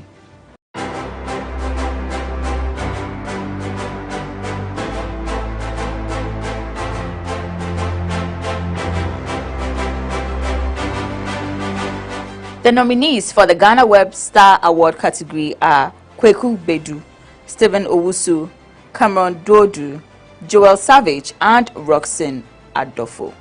These are people who are passionate about the society as well, always opinionated about what should be done, what should not be done. And I think Ghanaians are also paying attention to them. Exactly. And this award category is mainly to recognize those who have been very active on the GhanaWeb portal the last 22 years. Don't forget, GhanaWeb is 22 years old. The last award category is the GhanaWeb Most Influential Blogger and Vlogger Award. And here are your nominees.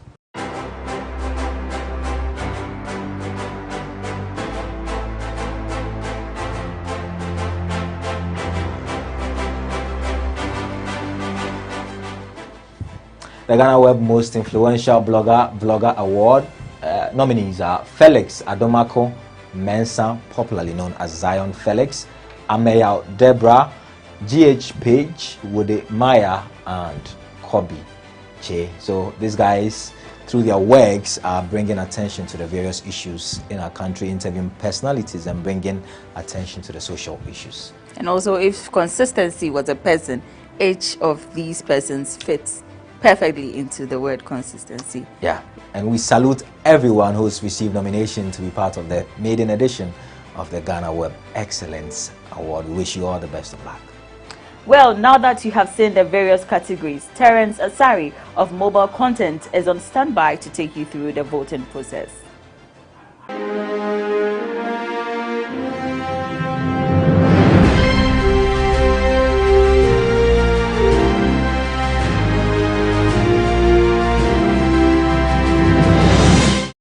Hi, my name is Terence Asari, the Business Development Manager from Mobile Contents, and we are the technology partners for this prestigious award. That's the GhanaWeb Excellence Awards. This is the first edition, and we are hoping to provide secured platforms for each user, each public user to be able to cast a vote that will determine who is going to be the winner in any category. Now, we're providing two solutions for the voting to be conducted on. That is the USSD and the web solution. For the USSD solution, it is basically going to be on the feature phones where you can dial the *713 *81 hash. Then you cast your vote. It gives you a prompt after dialing the code actually to select, enter the nominee code. Then you enter the vote bundle option. Then you confirm with your PIN code. Then vote is cast immediately. You will get an SMS confirmation after vote has been cast. For the web solution, you tend to have much more visibility on whatever vote has been cast for each nominee. So in real time, if a nominee is having one vote, you cast immediately, it tops up and says the nominee has 2 votes. So it makes everything transparent without doubts of whoever is being selected as a winner per category. So as technology partners, we just ensure that voting is done in a secured and safe manner, and we pray the best nominee wins. Thank you.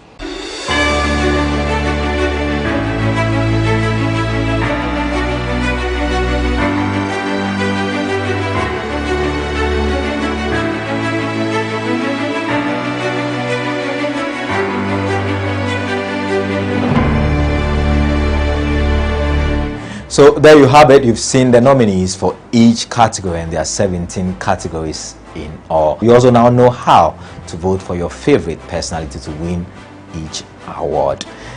Do watch this space for when the voting will start and how the voting will go. Our work here is done, but see you on December 11 for the main event. Until then, it's a goodbye and good night from us.